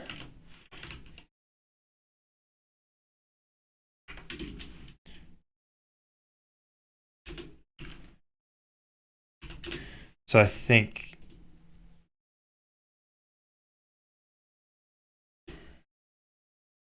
this means you have to create an explicit view for it. Yeah, you can create a view for it, but so the texel fetch worked, but the sample didn't because underneath it's made as a cube.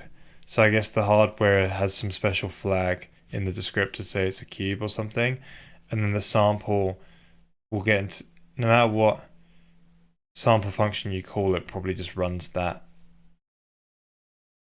The hardware runs whatever the descriptor has or something like this. I don't quite know though. Like they probably translate the same instruction on the hardware, so it's just invalid the way we've used it. So we could put this on, but then we have to create another image view for it, which would be a bit fiddly because we have to faff in the back end. But the other way to do it would be maybe that we take the normal. I don't know if I've got any sort of like 2D arrays to sort of test this out. Have I got any of these? Let's have a look.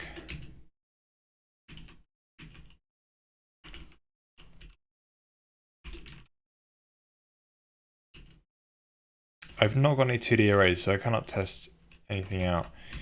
I'll test this code out specifically, but so now what we're going to try and do is in the texture viewer, we're going to do like a translate a sort of like pixel coordinate within a texture to like a normal. So you've kind of got to get like a face and then like figure out like, you know, based on the resolution and stuff like this. There is code for it, but can we do like a,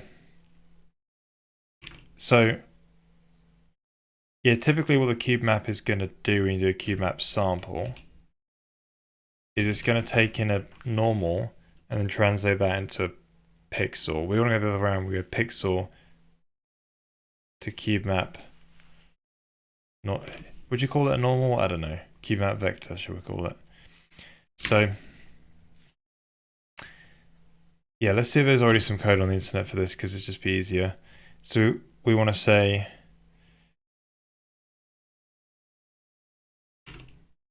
pixel on slice, pixel and slice to cube map. Now you know what? I've seen this in Shader Toy, I think, where they've emulated. Oh no, it was the other way around, wasn't it? Yeah, it was the other way around. Where they had a normal and they looked it up in a slice or something like that. Okay.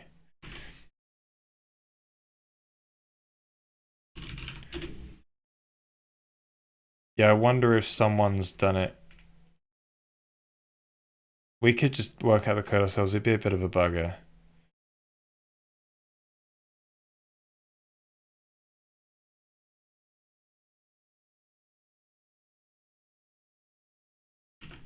Okay. Let's just work it out. So the problem is you've got a bunch of faces and I don't know which way the normals go. Oh yeah, which way they go. So we're gotta faff all the different faces, but we can at least start with the same face and just get that maths going, and then it's just a case of putting a switch statement in. So the basic idea is you've got, let's see if I get Milton up. We've got this sort of like coordinate only translated to a vector. So you've got like a cube, so we're just going to draw like a square right now. But you can imagine it being three-dimensional.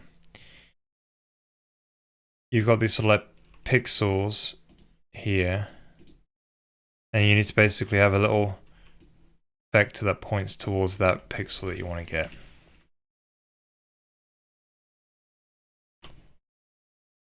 So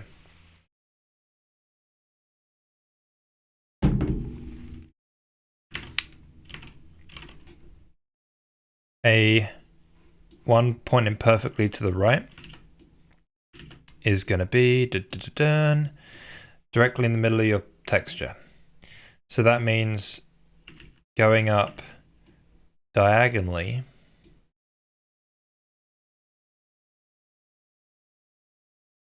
is going to get sort of to the boundary between those two, and diagonally there is going to get between those two as well, isn't it? Right. So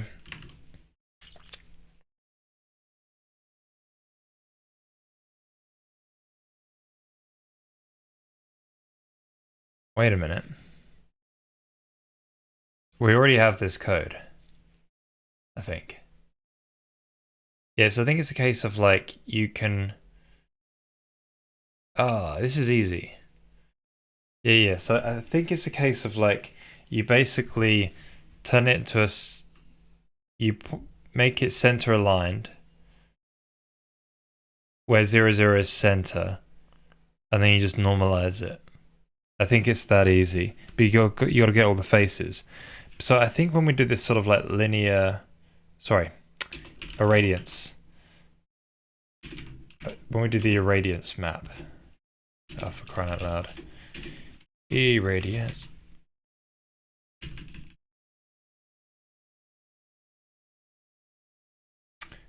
Because we're filling in a texture, you need to get the normal sample vector. You need to work out your normal. Yeah, it's this mouse right here.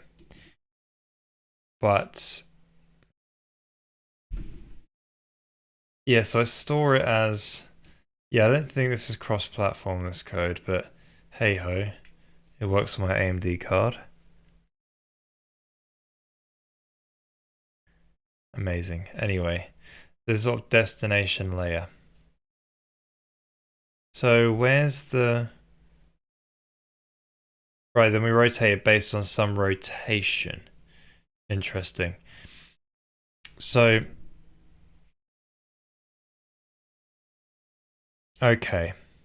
So what I could do, I could steal those rotations from the CPU side, just use this normal here, and then that should just be good enough and we can all move on to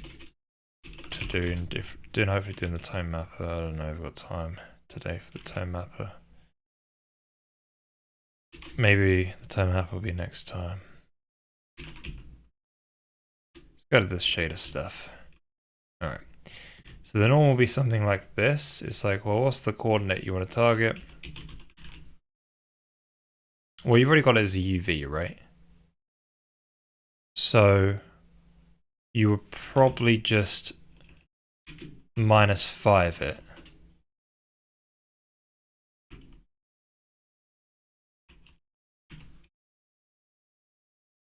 And then normalize it.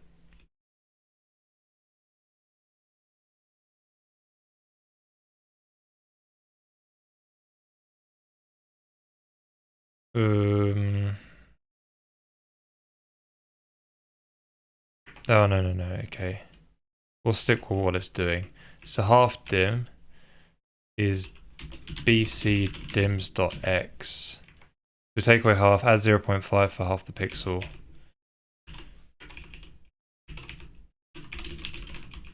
And then...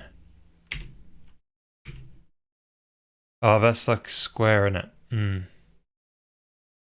Because there's a cube map after all. Right, it's interesting. There will be square, isn't it?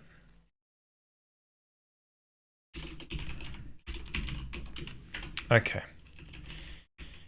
I'm saying BC dim. Oh, it's not half dims, is it? Because I did. Damn it. Hang on a minute. Half dim. So BC dims.x divided by 2.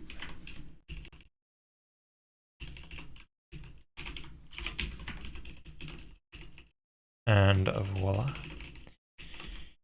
Right. Now we've got the sort of normal. It's not pointing in the right direction. So if we go to the graphics code, there is the sort of rotations. So we will be initializing. When we make the, here we go. These are when we make the irradiance map here. So if I simply just plop them all in here like this, make them static maybe, I don't know. It's just debug code anyway, this will be fine. Maybe. And then we simply just apply the rotation. So I gotta find,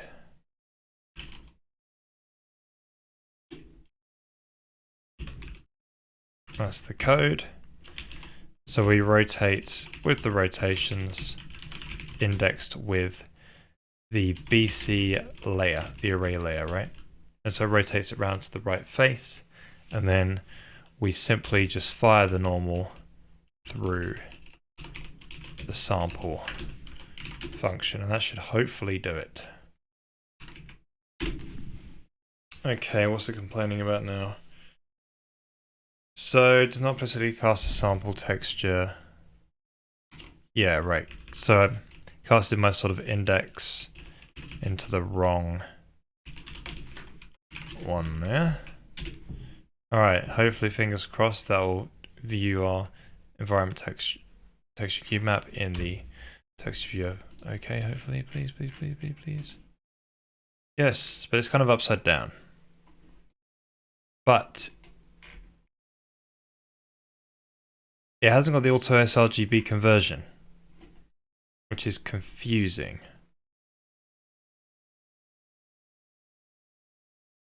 Okay, so it turns out what we found out is that, so one, we need to flip the Y. So we flip the normal.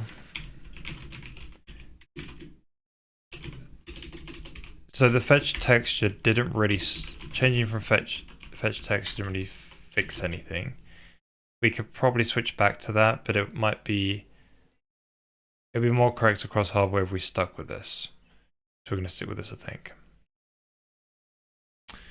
The next thing is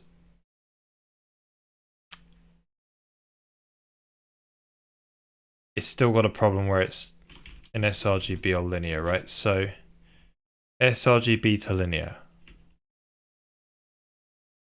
I did not see that there. Interesting. So I already did the conversion here explicitly. Huh. Well, I missed that one, didn't I? Okay, let's try that out. So does that mean the rest of them are going to get messed up? Because that's weird. Okay, so let's view that. Well, I buggered that one up. I can't. One does not simply flip the Y.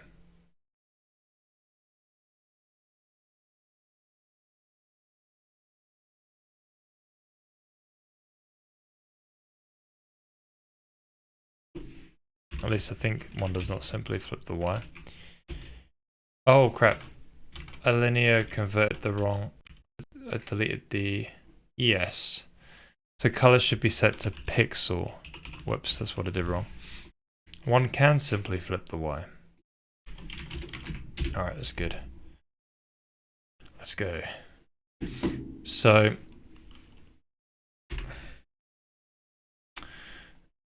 there we go, a proper environment map texture. Now, we just went through all the wrong ways to fix that problem, but at least that code, I guess, is more flexible. Like, it's just better. It still views fine.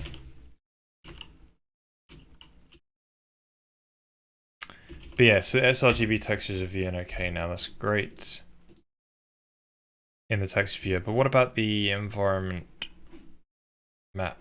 Sorry, the scene image. So this is a bit of an annoying thing here, right?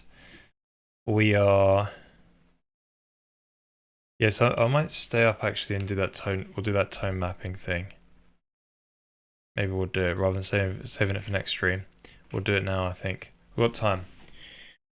So, yeah, this is a bit of a problem here. Maybe we'll save this for later when I just get annoyed with this. But we've got a texture format of 16, 16, 16, and my default black white levels are they're just too high. So maybe we default it to 1. Things might be a bit bright, but it might, I'm a little bit, yeah, I need to figure out these things. But we'll save that for another time. Right, tone mapping. So we need to get a tone mapper in, because when we, so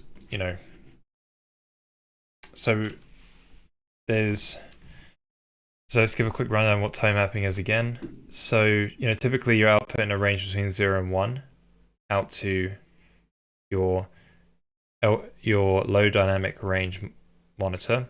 If you have a high dynamic range, you have a little bit more range, but you don't have as much as 16 bits per pixel. It's somewhere like 10 bits per pixel as a floating point number, something like that. So you want to go down to 8 bits per pixel, which is LDR. And, our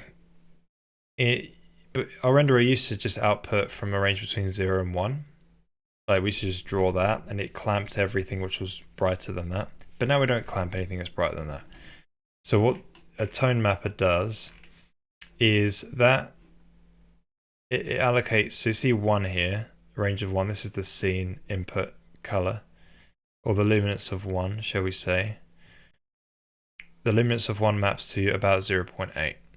So that means you've got a range between 0.8 and 1 in that sort of sRGB range which gets sent to the monitor, to be allocated for values between 1 and 10 for this particular tone mapper. This is the ACES filmic curve thing.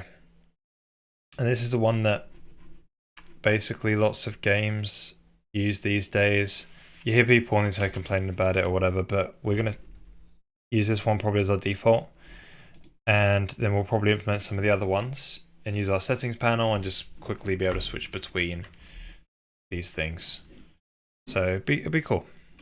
So in the shaders, we've got a sort of like a tone map. Sorry, encode to surface. So I think what we can make would just be a nice sort of like, oh no, we could pass, can we pass up the enum? The problem is it won't be shared. Because the settings are not available on GPU. That's the problem with it.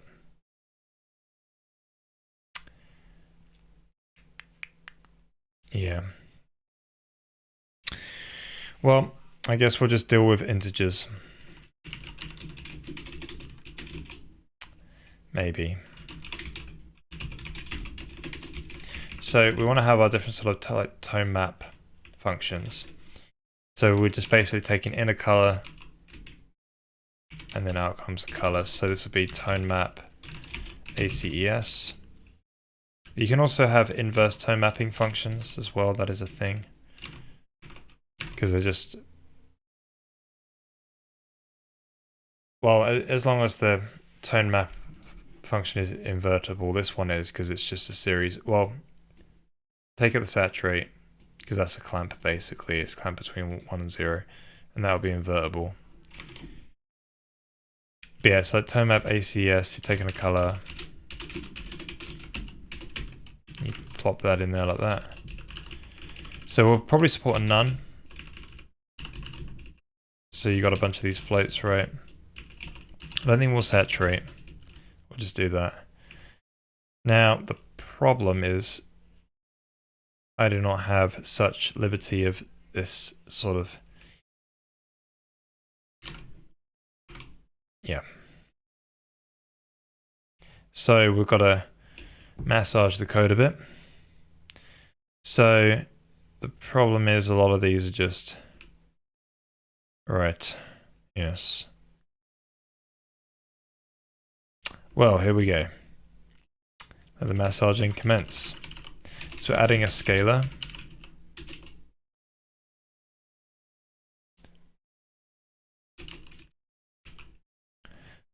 And that scalar is 0.03.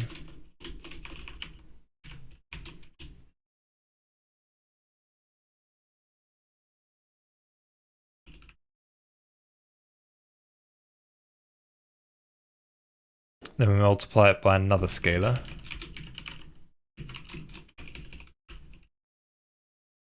Which is 2.51. Back up soon. TM. Oh, you mean like, yeah, operators. I can add it to the compiler. But I chose not to because then I can, otherwise I won't be able to share code between CPU and GPU. Yeah, I don't know. Maybe. Maybe it would be nice, right?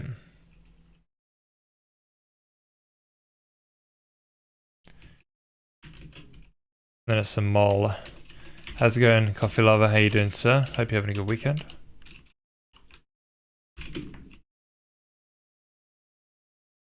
Then a divide.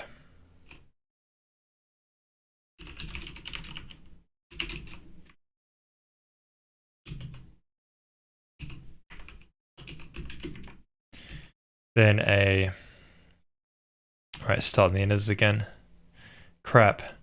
I messed up my bid mass. Start again. Right, let's bid mass it properly. Right, multiply goes first.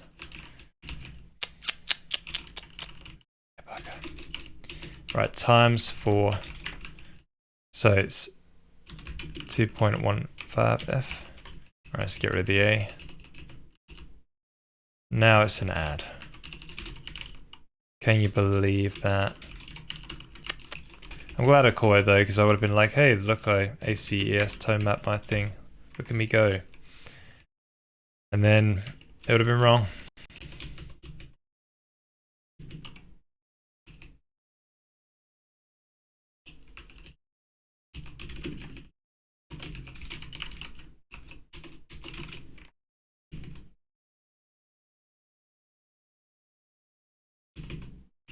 Cool. I'm going to divide. So that would be a comma there like that. Nice. So we've got a bit of a... Alright. Wait, let's double check I got that right again. So it was the... Yeah, good. Right, so you do your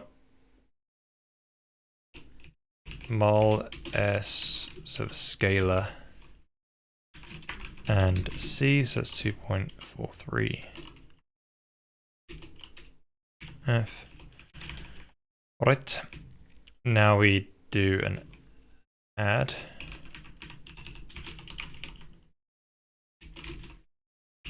Scalar with d. Alright. Now there's a multiply that happens first, and then an add. So something like this again. So multiply.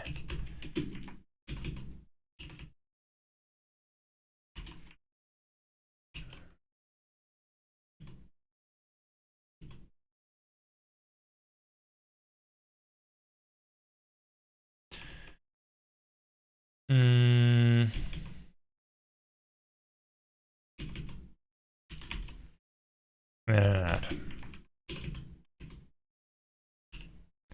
Cool. Right, so I think that's the tone map ACES in. So there's also a bunch more. So what I would like to do, now it's a shame, because I think my settings panel, or my settings, I want it to work on GPU actually. So maybe, because it could be a text file and you can't put a text file on the GPU. Wait. File.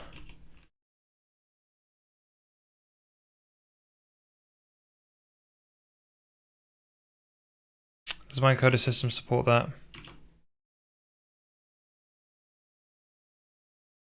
I know it's read my docs. What did past Henry decide?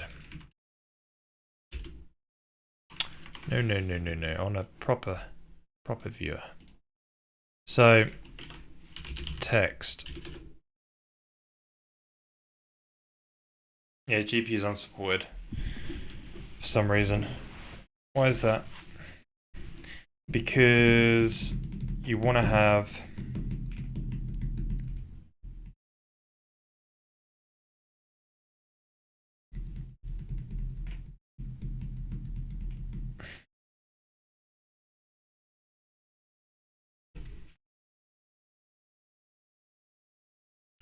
why did past me decide such madness? It's not like you're manipulating text, but you want the final structures to be viewable on GPU.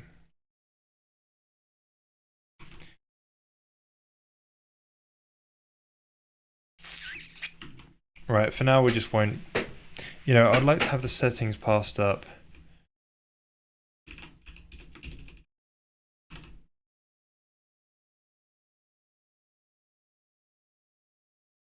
What's wrong? Yeah, exactly, the docs. Yeah, because I knew I was going to forget about this. Plus, when I was designing it, I was like, I can't think about this logically without literally writing it down. So I just had to write everything down, just double check it, triple check it, quadruple check it, make sure it all made sense. So all the answers are literally in here on how it's designed. So if I ever need to sort of like change it, I've just got to understand the whole document again. It's not that big. It's just got example code for everything.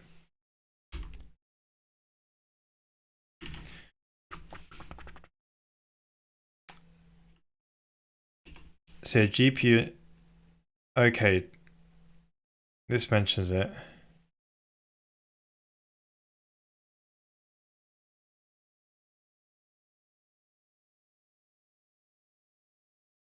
So you only serialize as text when you sort of like put it out to disk.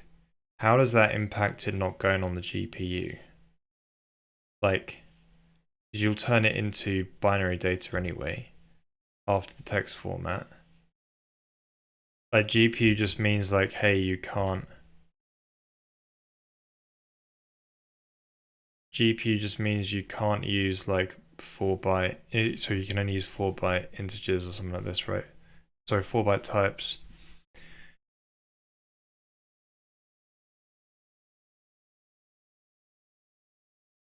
It doesn't mention why it's unsupported.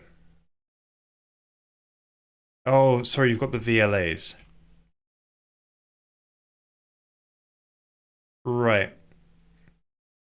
Variable length arrays are unsupported. They're enabled when you have text on, isn't it?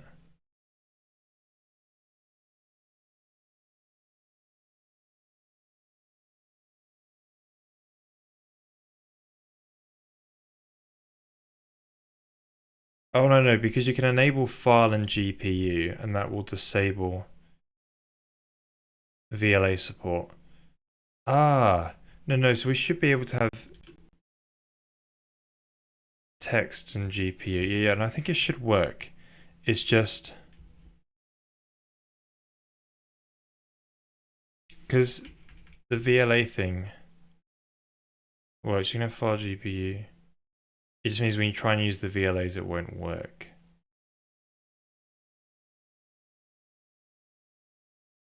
But why would it say it's unsupported then?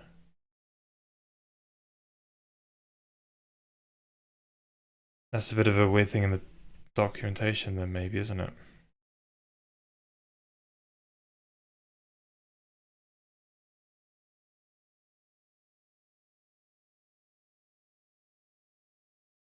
Yeah, I think so.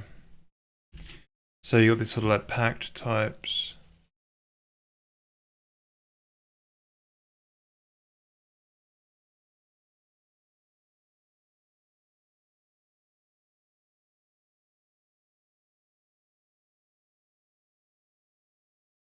Non 4 byte types are only unsupported on GPU. Type information is unsupported as well on GPU.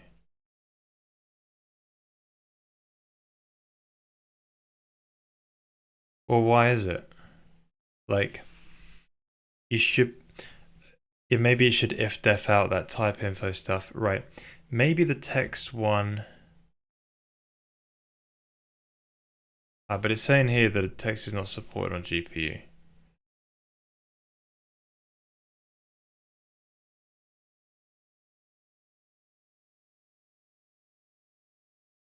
Yeah, I think I got to change that. So what? So these sort of unsupported stuff, I guess, is a bit of a question, right? Perhaps maybe we just have stuff which is unchanged and enabled. So you got unsupported VLAs on GPU.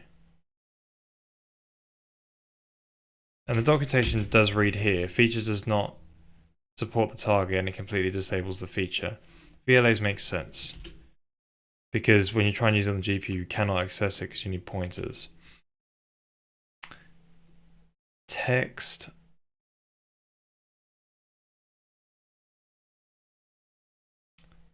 That should just be unchanged. GPU. Packed, hash packed, unsupported completely.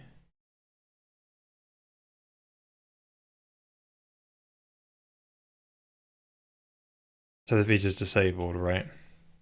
Non 4-byte S unsupported, that's true. Pointers, yeah, should really get rid of that line because we never. Yeah, that needs to go in the documentation. Because that's changed now with enough pointers available anyway. Type info as well is another one where it's like, it should just always be enabled. Why is it a feature?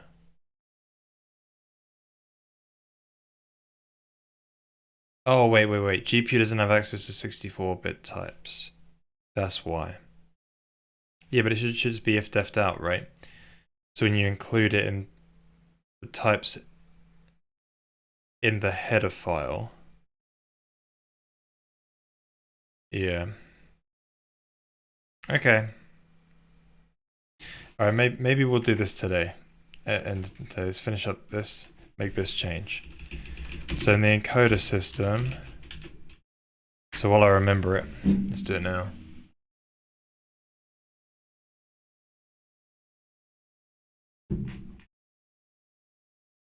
So let's make the changes to the documentation first. Easiest thing to do. So that pointers thing I wanted to remove. Doesn't make any sense anymore. Type info. That can all go as well. Like, I don't know if we'll just if def it out, right? Oh, why am I? So I gotta remember that. Let's jot something down quick. Helix, right? If def HCC around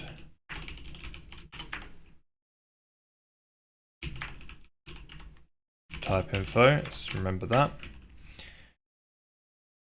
Okay, anything else that we need to change? So there was that sort of like allow text and GPU.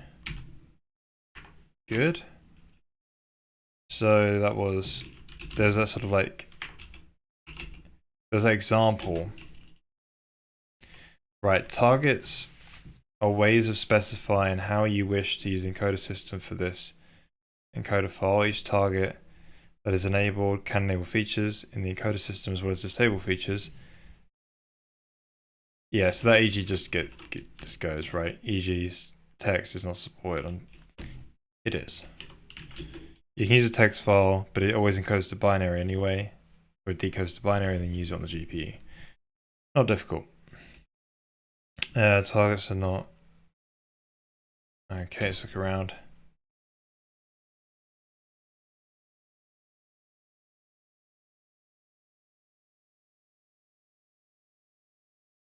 I guess we can add another one.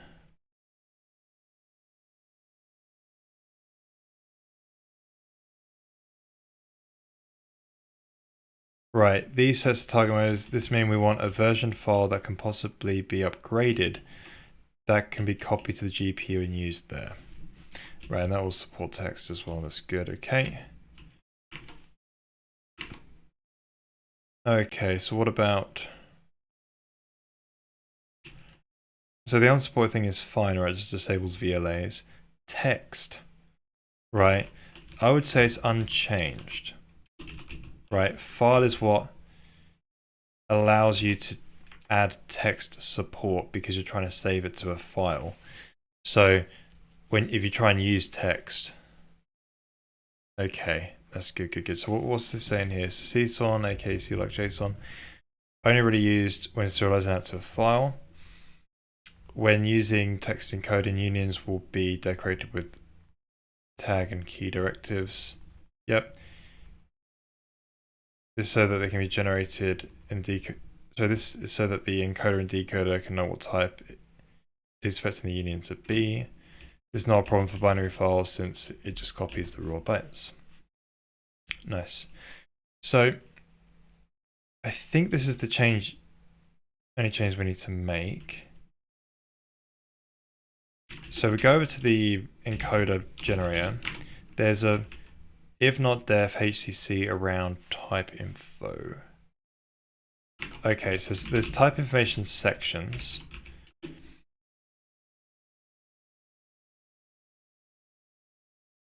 Let's find it. There's a section, here we go. So these section headers, under the section header, we'll put in a if not def HCC. So this will mean then that we can, the end of all of this, type info that gets generated.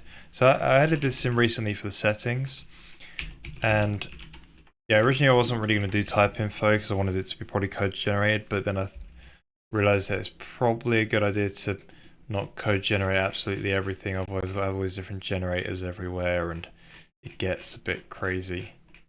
And I need more and more different files and I hate having tons of files. So this, yeah, this helps reduce that. So this is the actual type definitions now. The C source code would never be included on GPU, in GPU code. So that won't be an issue there. Now it's got allow text on GPU. So we'll look for text.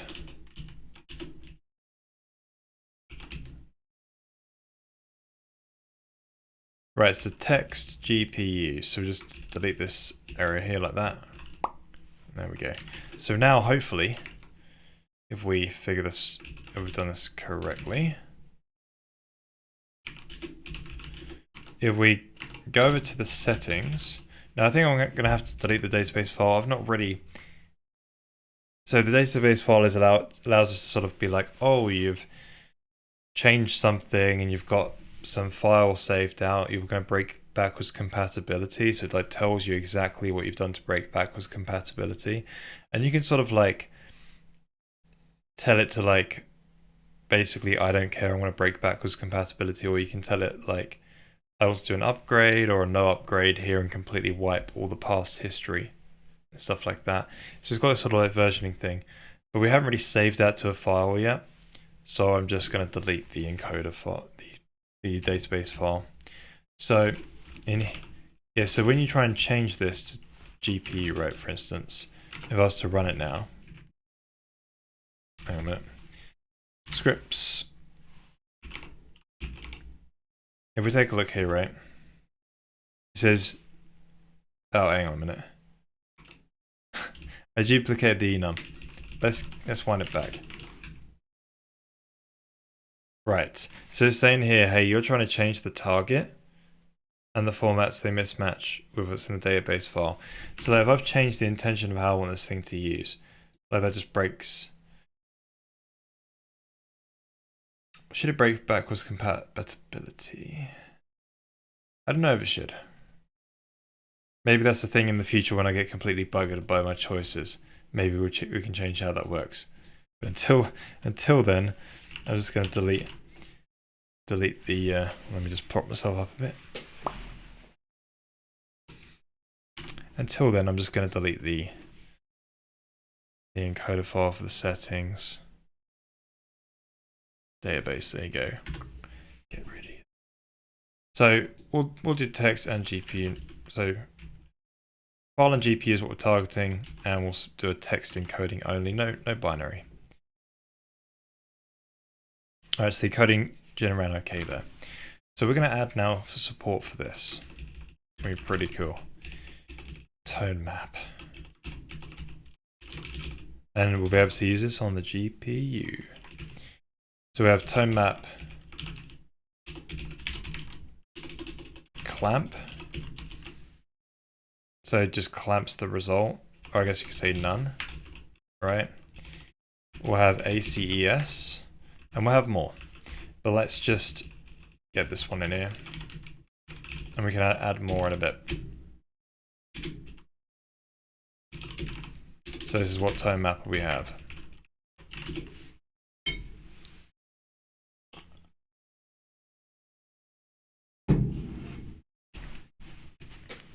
So now we can regen that.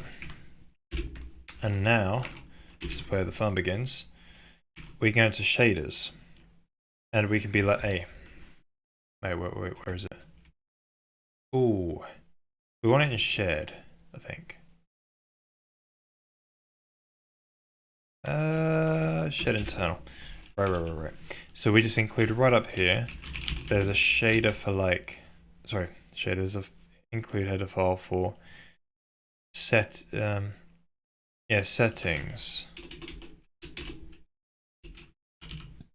Hang on a minute. Settings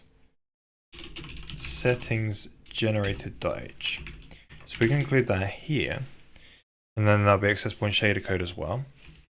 Hopefully, we'll see if it compile errors, and then we should just be able to go into the shaders, and then we're gonna pass in the tone map here, so it'd be called like V's.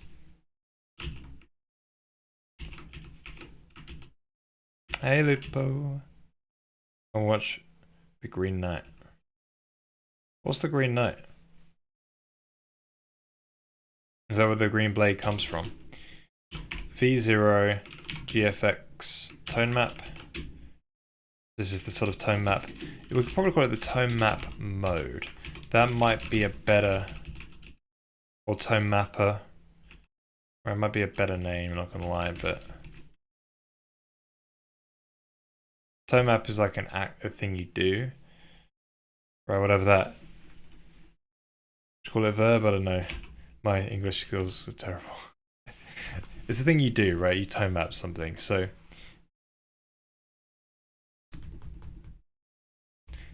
you can call it tone mapper, tone map mode. I think we'll be better off calling it.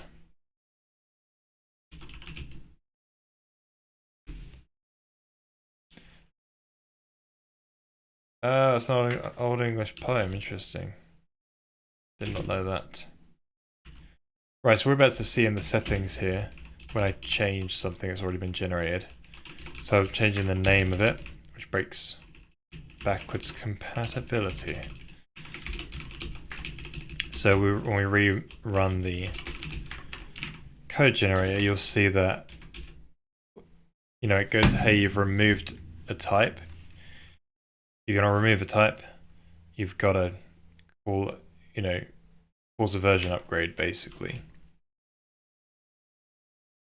So we're going to be like, now we're just going to amend the existing version because I don't have a file saved out right now and it will just runs okay. So I just said dev amend. You can say dev upgrade or no upgrade and like that. And if you upgrade, you need to provide explicit upgrade code. All right, so you got this tone map mode in there, which is great. So now in the shader code, we should be able to go right case v0 tone map none, does nothing, and then we've got the tone map ACES, and we'll be like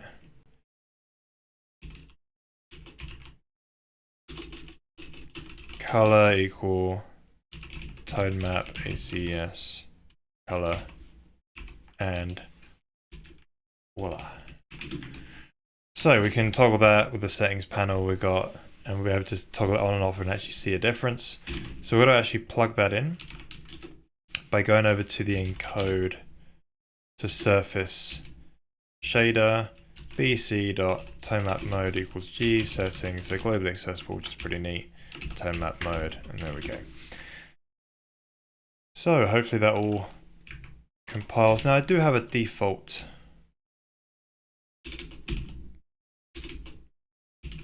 thing actually. Oh, for crying out loud. Settings.encode, there we go. So I do have default, so text files allow for default parameters. So if they don't exist, yeah, you provide default values for things. So why not? So we'll default to ACS. All right, so let's give that a regen. So we have the default value thing, and then we run. Okay, so we include like core in here, which is a bit problematic. So we go into the settings generator.h. It does include the encoder thing, right? Now, why is that important? Okay, so this stuff, so file metadata and the binary header. Yeah, so I think so this root object shouldn't be passed. It's got the bin header in it. That cannot go on GPU.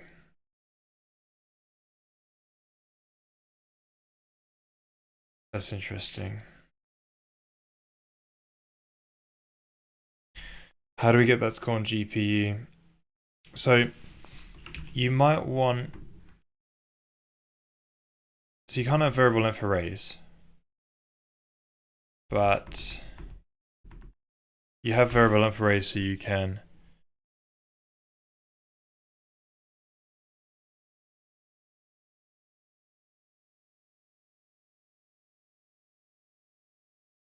okay, so what I might just say is like, let's just not include the whole root object. And anything, so whatever the root object is for the file, don't allow that on GPU. Oh, and obviously don't allow any of this binary encode and decode. And this should have text encode stuff, but actually I've got to do a reload, isn't it? What's in a text? Okay, the encoded gen is also a bit buggered up, I think.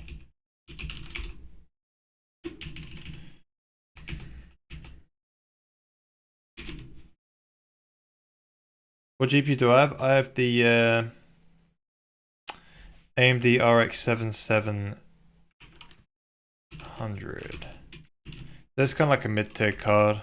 It's kind of as good as the 3060, I think. Or just this base model. Alright. That's a job. It's about 250 quid. It's not the XT one, but Google wants to sell you more things apparently. So it's quite good value for money.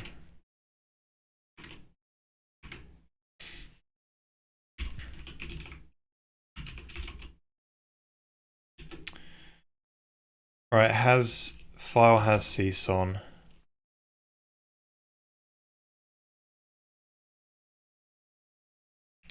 Come on. Why didn't it work then? Did that not enable because it's not... If not GPU, VLA text.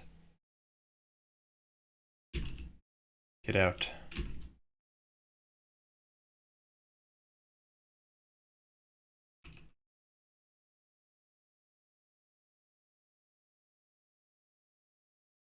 That should only be if you got text on. What's going on here? Right, so it's processing those flags at the top of the file. If it's got text,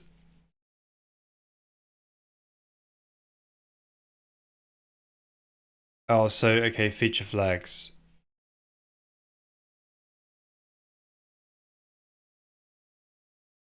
But it only should really enable if the format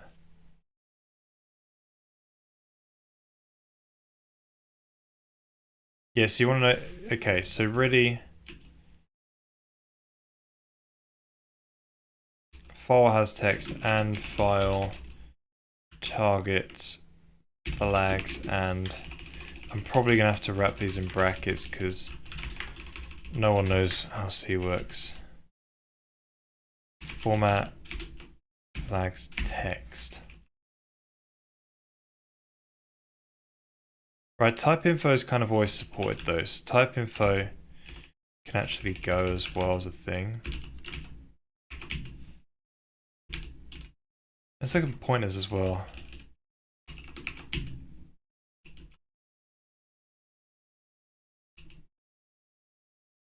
I might put pointers back when actually if I actually add pointer support to this thing, but I don't have pointer support. Or else you always have type info. Let's see. What's that in the header file?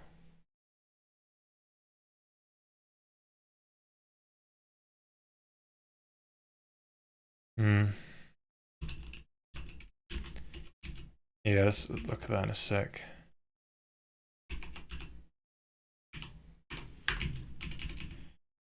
Alright, so what's the other things? Yes, I think we're all good there. Let's try and regen that, see what happens.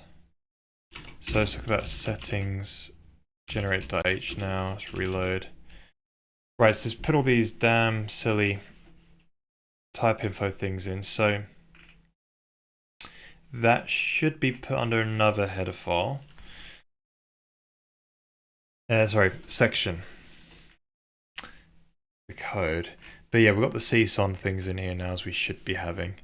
How do we serialize those settings out to text? That's good. CPU, another AMD, on AMD 6600. Is that right? That's the GPU, 5600 I think. Yeah, 5600. I think it's just the standard one. It was like, I don't know if it was that price when I got it. I got it like when it was like 2 years old. Probably about 2 years ago now or more. How about you, Lupo? I don't usually use that much expensive stuff because I'm a bit of a cheapskate, to be honest. Bit of a cheapskate, to be honest.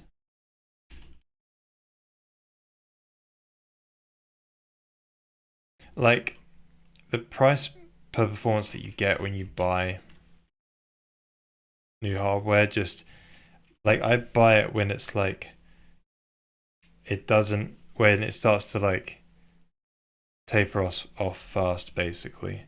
I buy like the mid level stuff because if you buy like the top end GPU, you're gonna spend probably a couple of grand now, whereas I spent 250, and you only get twice the performance of what my one is. It's just twice as good, but you spend, you know, 8 times more. So yeah, I just stick with the old stuff. Yeah, it should be. It's got a whole bunch of cores. It's got like I don't know. I think it's got 12 cores. Sorry, 6 cores, 6 hyperthreads, or whatever AMD's version of that is. So yeah, it's good enough. That's all I need. And if I aim for that machine, then it means the game will be, you know, work on sort of slightly old hardware. Yeah, it's right there. Does the job. I just open up a text editor and program and open up the game, you know. But isn't it the other way around? If you want the same performance, you get it for less now. If you want the same performance, you get it for less now. I'm not sure what you mean by that. I was talking about when you buy like a car. Mm. Yeah, if you can remind me again, two-handed strike. exactly what I was saying. All right. I only have a laptop, and the newest one I bought was right, i5 12400. Right. Nice. Right, I've not seen the latest Zen 5 processors. Right, so I need to put if defs around these for the GPU thing. If not def HCC. So that's all that CSON decode thing. No, CSON reader. Crap. That is CSON decode. Yeah. So these need to go in here like so.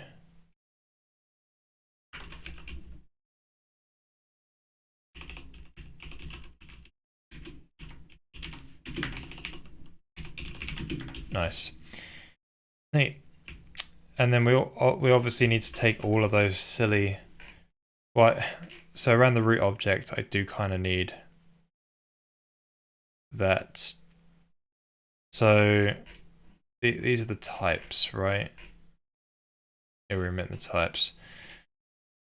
Two things that need to change. So is root when it's the root object of the file. Unfortunately, we cannot have this thing at all.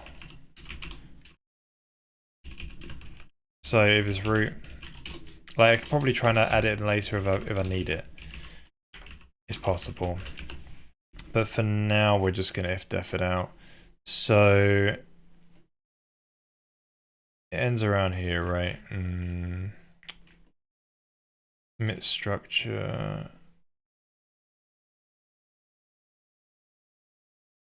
Where's that damn semicolon? I guess it's there. Okay.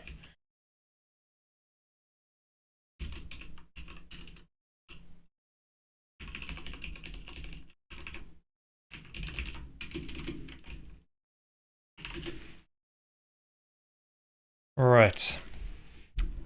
Then the other thing was the fact that we put these type infos out, right? When really it's better if they were in their own thing.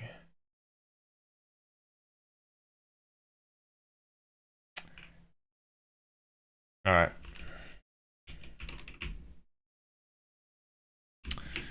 So we need to do like another like section. We'll call it type info.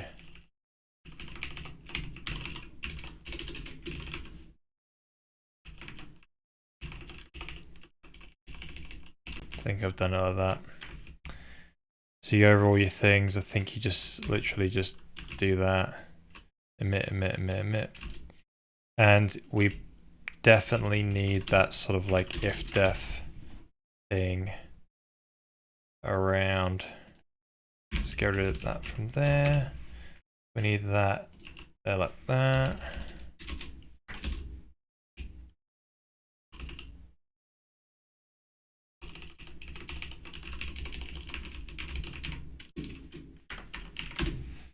All right, and then just got to remove the other sort of type info definition right here like so, and voila. Oh crap. That needs to go underneath here for the file metadata, because the file metadata is only available on... The file metadata is only available in CPU code. And when we sort of include at the top this encoder system, we only want to include that providing that... Oh, whoops. It is not GPU. I think that is everything we need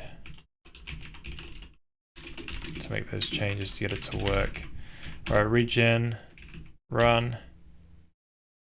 Oh, I think it worked. We're just obviously messed up on the Tonemapping code.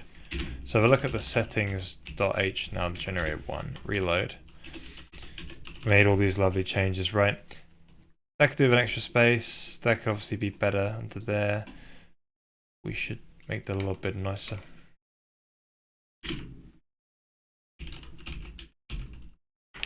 So yeah, it's done this sort of like double new line thing, sort that out. Next one is the type info. This should be underneath the section header, like so. Yep. Then after the, where's the end if? You open an extra new line in there like that. And yeah, with if deft around this like root file thing, that's all right. This one, I guess it's all right like that. Does the job. Right, maybe I could put an extra new line in there though.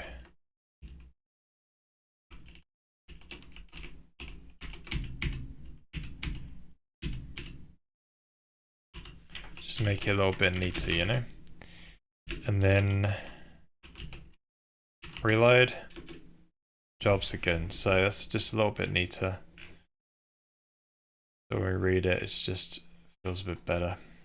Cool, so that all compiles properly. So let's pop back into the shaders and go back to that tone mapper where I've apparently buggered something up. Oh. Oops. Well, would you look at that? One day we'll view the tone mapper.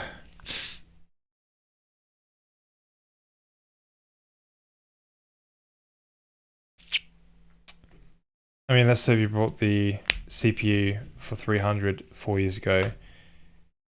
You get more performance now out of $300 dollars. Yeah, if the GPU is the other way around.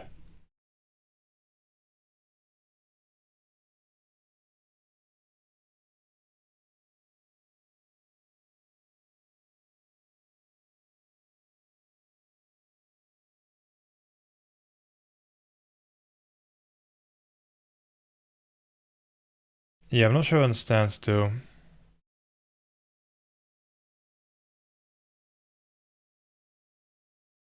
Maybe I misspoke when I said something. Always possible. If I'm going to build a PC, I would go for latest generation when it's on sale, though I don't care about the GPU that much. Yeah, exactly. That's what I did for mine a couple of years back. GPU prices suck. Yeah, they do. Because they're all like AI hyped at the moment, isn't it?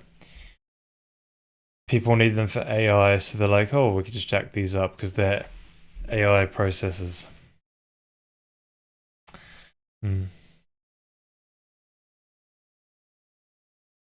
But to be honest, they're not really spending that much on rasterization performances these days anymore, I don't think. I think they put more of into that sort of like AI neural processors and like, you know, ray tracing hardware or whatever. They're just trying to sell you more crap. I wish they just focused more on like putting good like compute shaders in there. Oh, sorry, compute units, and you just making it more of a programmable piece of equipment rather than trying to do all the magic for you. Yeah, there's RDNA 4 coming out soon, isn't it? I've not really looked too much into it. You bought a 3090 Ti for 1K. Right. When Corona was a thing, everyone said it was stupid. Buy. But the prices kept climbing. Wow. Yeah, it's a good investment.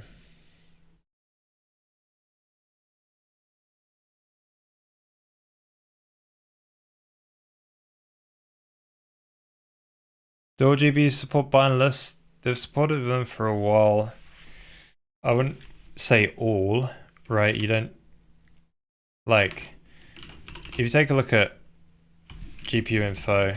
So Vulkan 1.2 is when bindeless came in. You can look at the features and see here as there's this sort of descriptive binding partially bound and this update after bind stuff. You don't care about the uniform buffer one because you can't have bindeless uniform buffers. It doesn't make any sense. The whole point of uniform buffer is that it gets, it should be there and preloaded into cache or whatever. So ignore that one. But yeah, you see how like basically 93% of everything supports bindless. that supports Vulkan 1.2. So yeah, it's pretty well supported. Descriptor indexing is the name for it, I think, as well. So yeah, I would, if you're making a game these days, just use bindless. It's pretty nice. It's pretty awesome.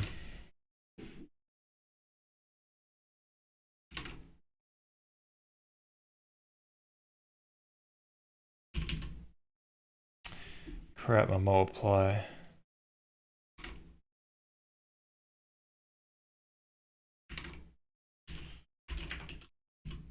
Alright, there's the one I missed.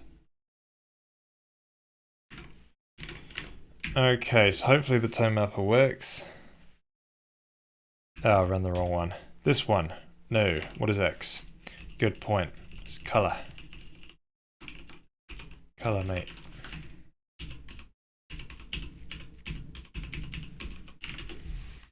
Oh, E, I got rid of the E. E is 0.14F. That's why I write it in, because it's all goop anyway. You know, let's pull the goop on one line. Why not?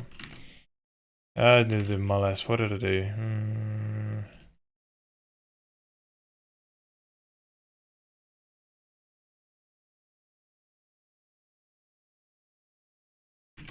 What's it complaining about? Oh, that flows it. That's a vector. Cool.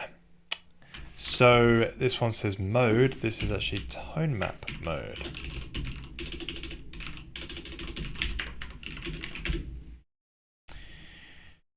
Fingers crossed. All right, the image looks different. Can we see? It does actually look a bit weird. But yeah, it's tone mapped. How can we tell? Well, let's bring up the settings panel and we'll have a look. So ready to change the image. Wait a minute. Yeah, this is right, I think. I guess we'll double check the maths. So bring up the settings panel. We can go to tone map mode, none, tone map. Right, so none, ACS tone mapping. Right, see the change? Yeah, I already just sort of,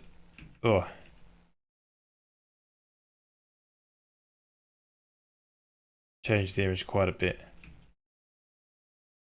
But this one does look, to be honest, quite, I don't know how to put it. Like it's quite,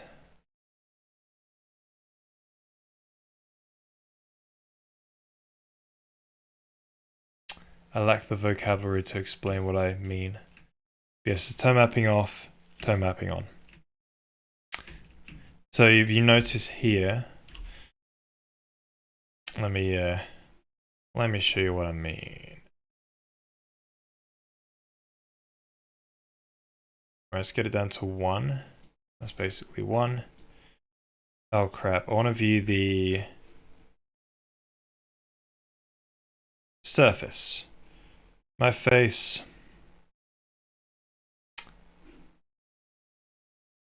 Okay, that ain't gonna work, is it? Obviously. You're viewing yourself over and over again into infinity. And the tone mapping is done there, so I can't really zoom in on it. But basically, right.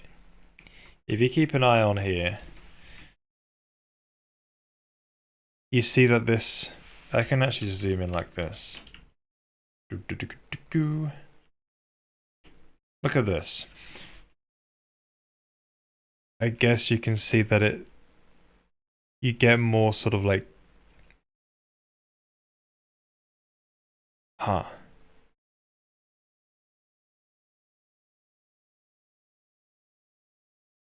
So this is where the HDR content actually is. And I guess it's more gradual, if you will. I don't know. It's interesting, this sort of area here is not really...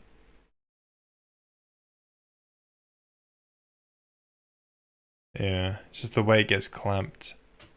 Sorry, the way it gets altered into this sort of curve here.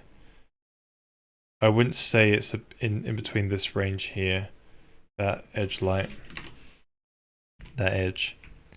But it's just the way the bits before it get this sort of 0.8 range here, get sort of remapped, causes it to look such a way. Interesting.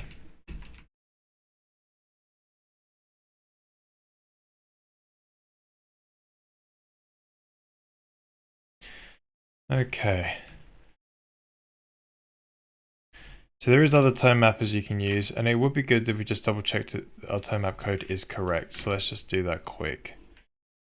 But there is other tone mappers that people use, and we will add support for those. It's just so we can sort of have a play around. Because, yeah, we haven't decided on artistic direction yet.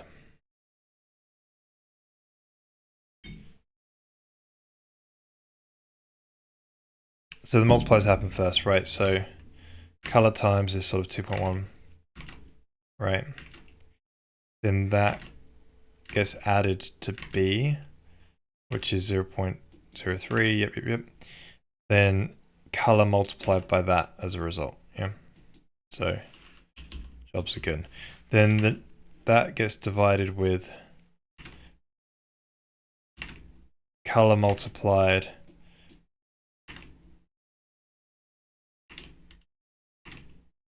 hang on a minute. So color multiplied with this 2.43, that's C, yep. Plus D, which is 0.9, sorry, 0.59. Yup. And then multiply that color, so it's this X here. Multiply this, the result of that, and then you add 0.14. Good, and then that gets divided. Nice. So that seems correct. Toon shading is like a step function, yes, but you do that on the lighting.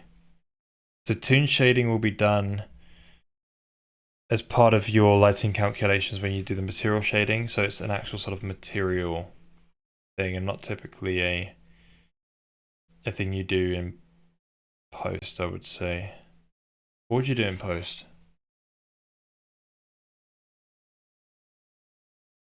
Because why would you... I guess you can apply it in post as a post effect, but I think you're better off applying it in your lighting. Yeah, because that's where the shadows actually generated. Yeah, it's like a step function, but you got potentially more than one step. Yeah. So I guess let's just quickly go to. I want to send you this. So we're in a shader toy. There's a bunch of like tone mappers as a comparison that people do. I don't understand looking at this visual, to be honest, but there's a whole bunch in here. There's like, yeah, Reinhardt's another one. You got like a filmic. There's one with more. There's a sort of Uncharted 2 tone mapper as well.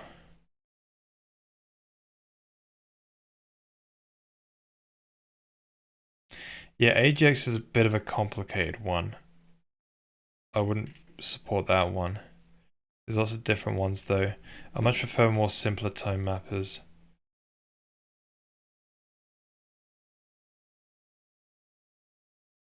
But maybe we can, you know.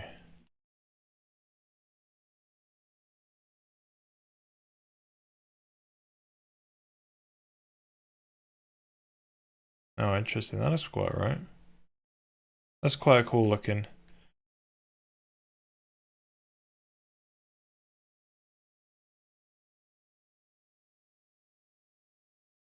Film with hue preserving, tone mapping, output transforms. Wow, what is this? Scaling chroma based on derivative of tone curve. Behavior similar to per channel tone mapping. This is pretty cool though. For low saturation colors. Just look at it. Remember when... Yeah, I don't know whether you can compare it with off though.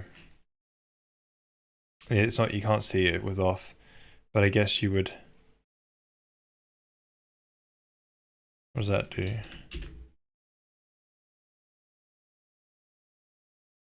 Tone map per channel.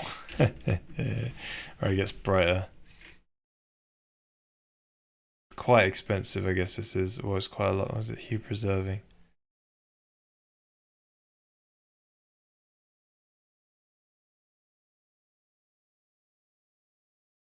Yeah, it's quite a lot of stuff to look at.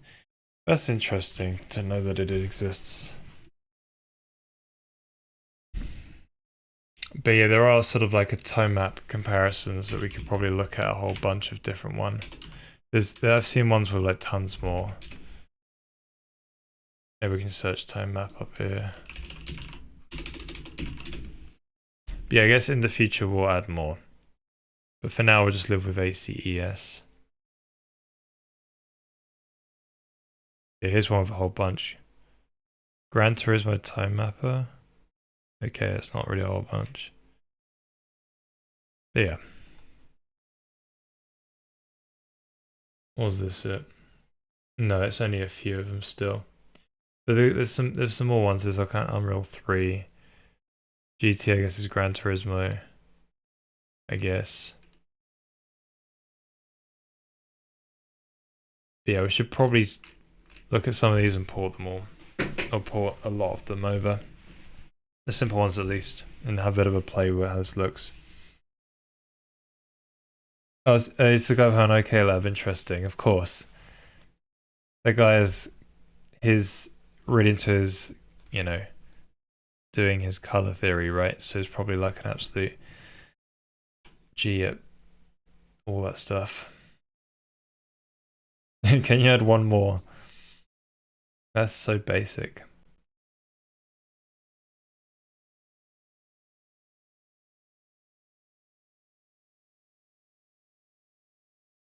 Hey Cranston, how's it going? Right, so what I might do is I'll commit this code, I'll push it up to the repo. So for those who have access to the repo, you can really go ahead and download it on your machine and have a play. Thank you for everyone who's supporting the channel. Appreciate you guys, especially Crimson Mania. Chucking in just unbelievable. Thank you so much, sir, again. Hats off to you. If I had a hat.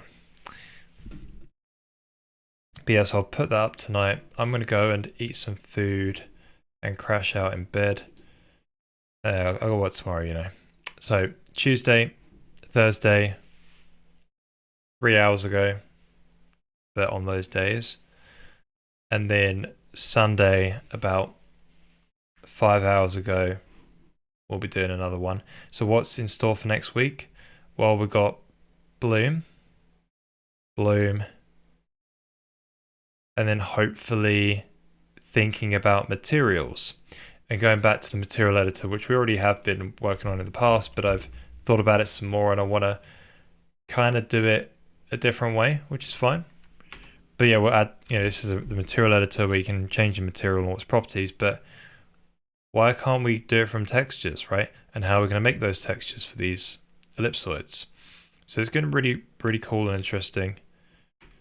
Yeah, this tone map has really made everything dark. Well, it has to, right? It's got to make room for the light stuff. But yeah. We'll have a look.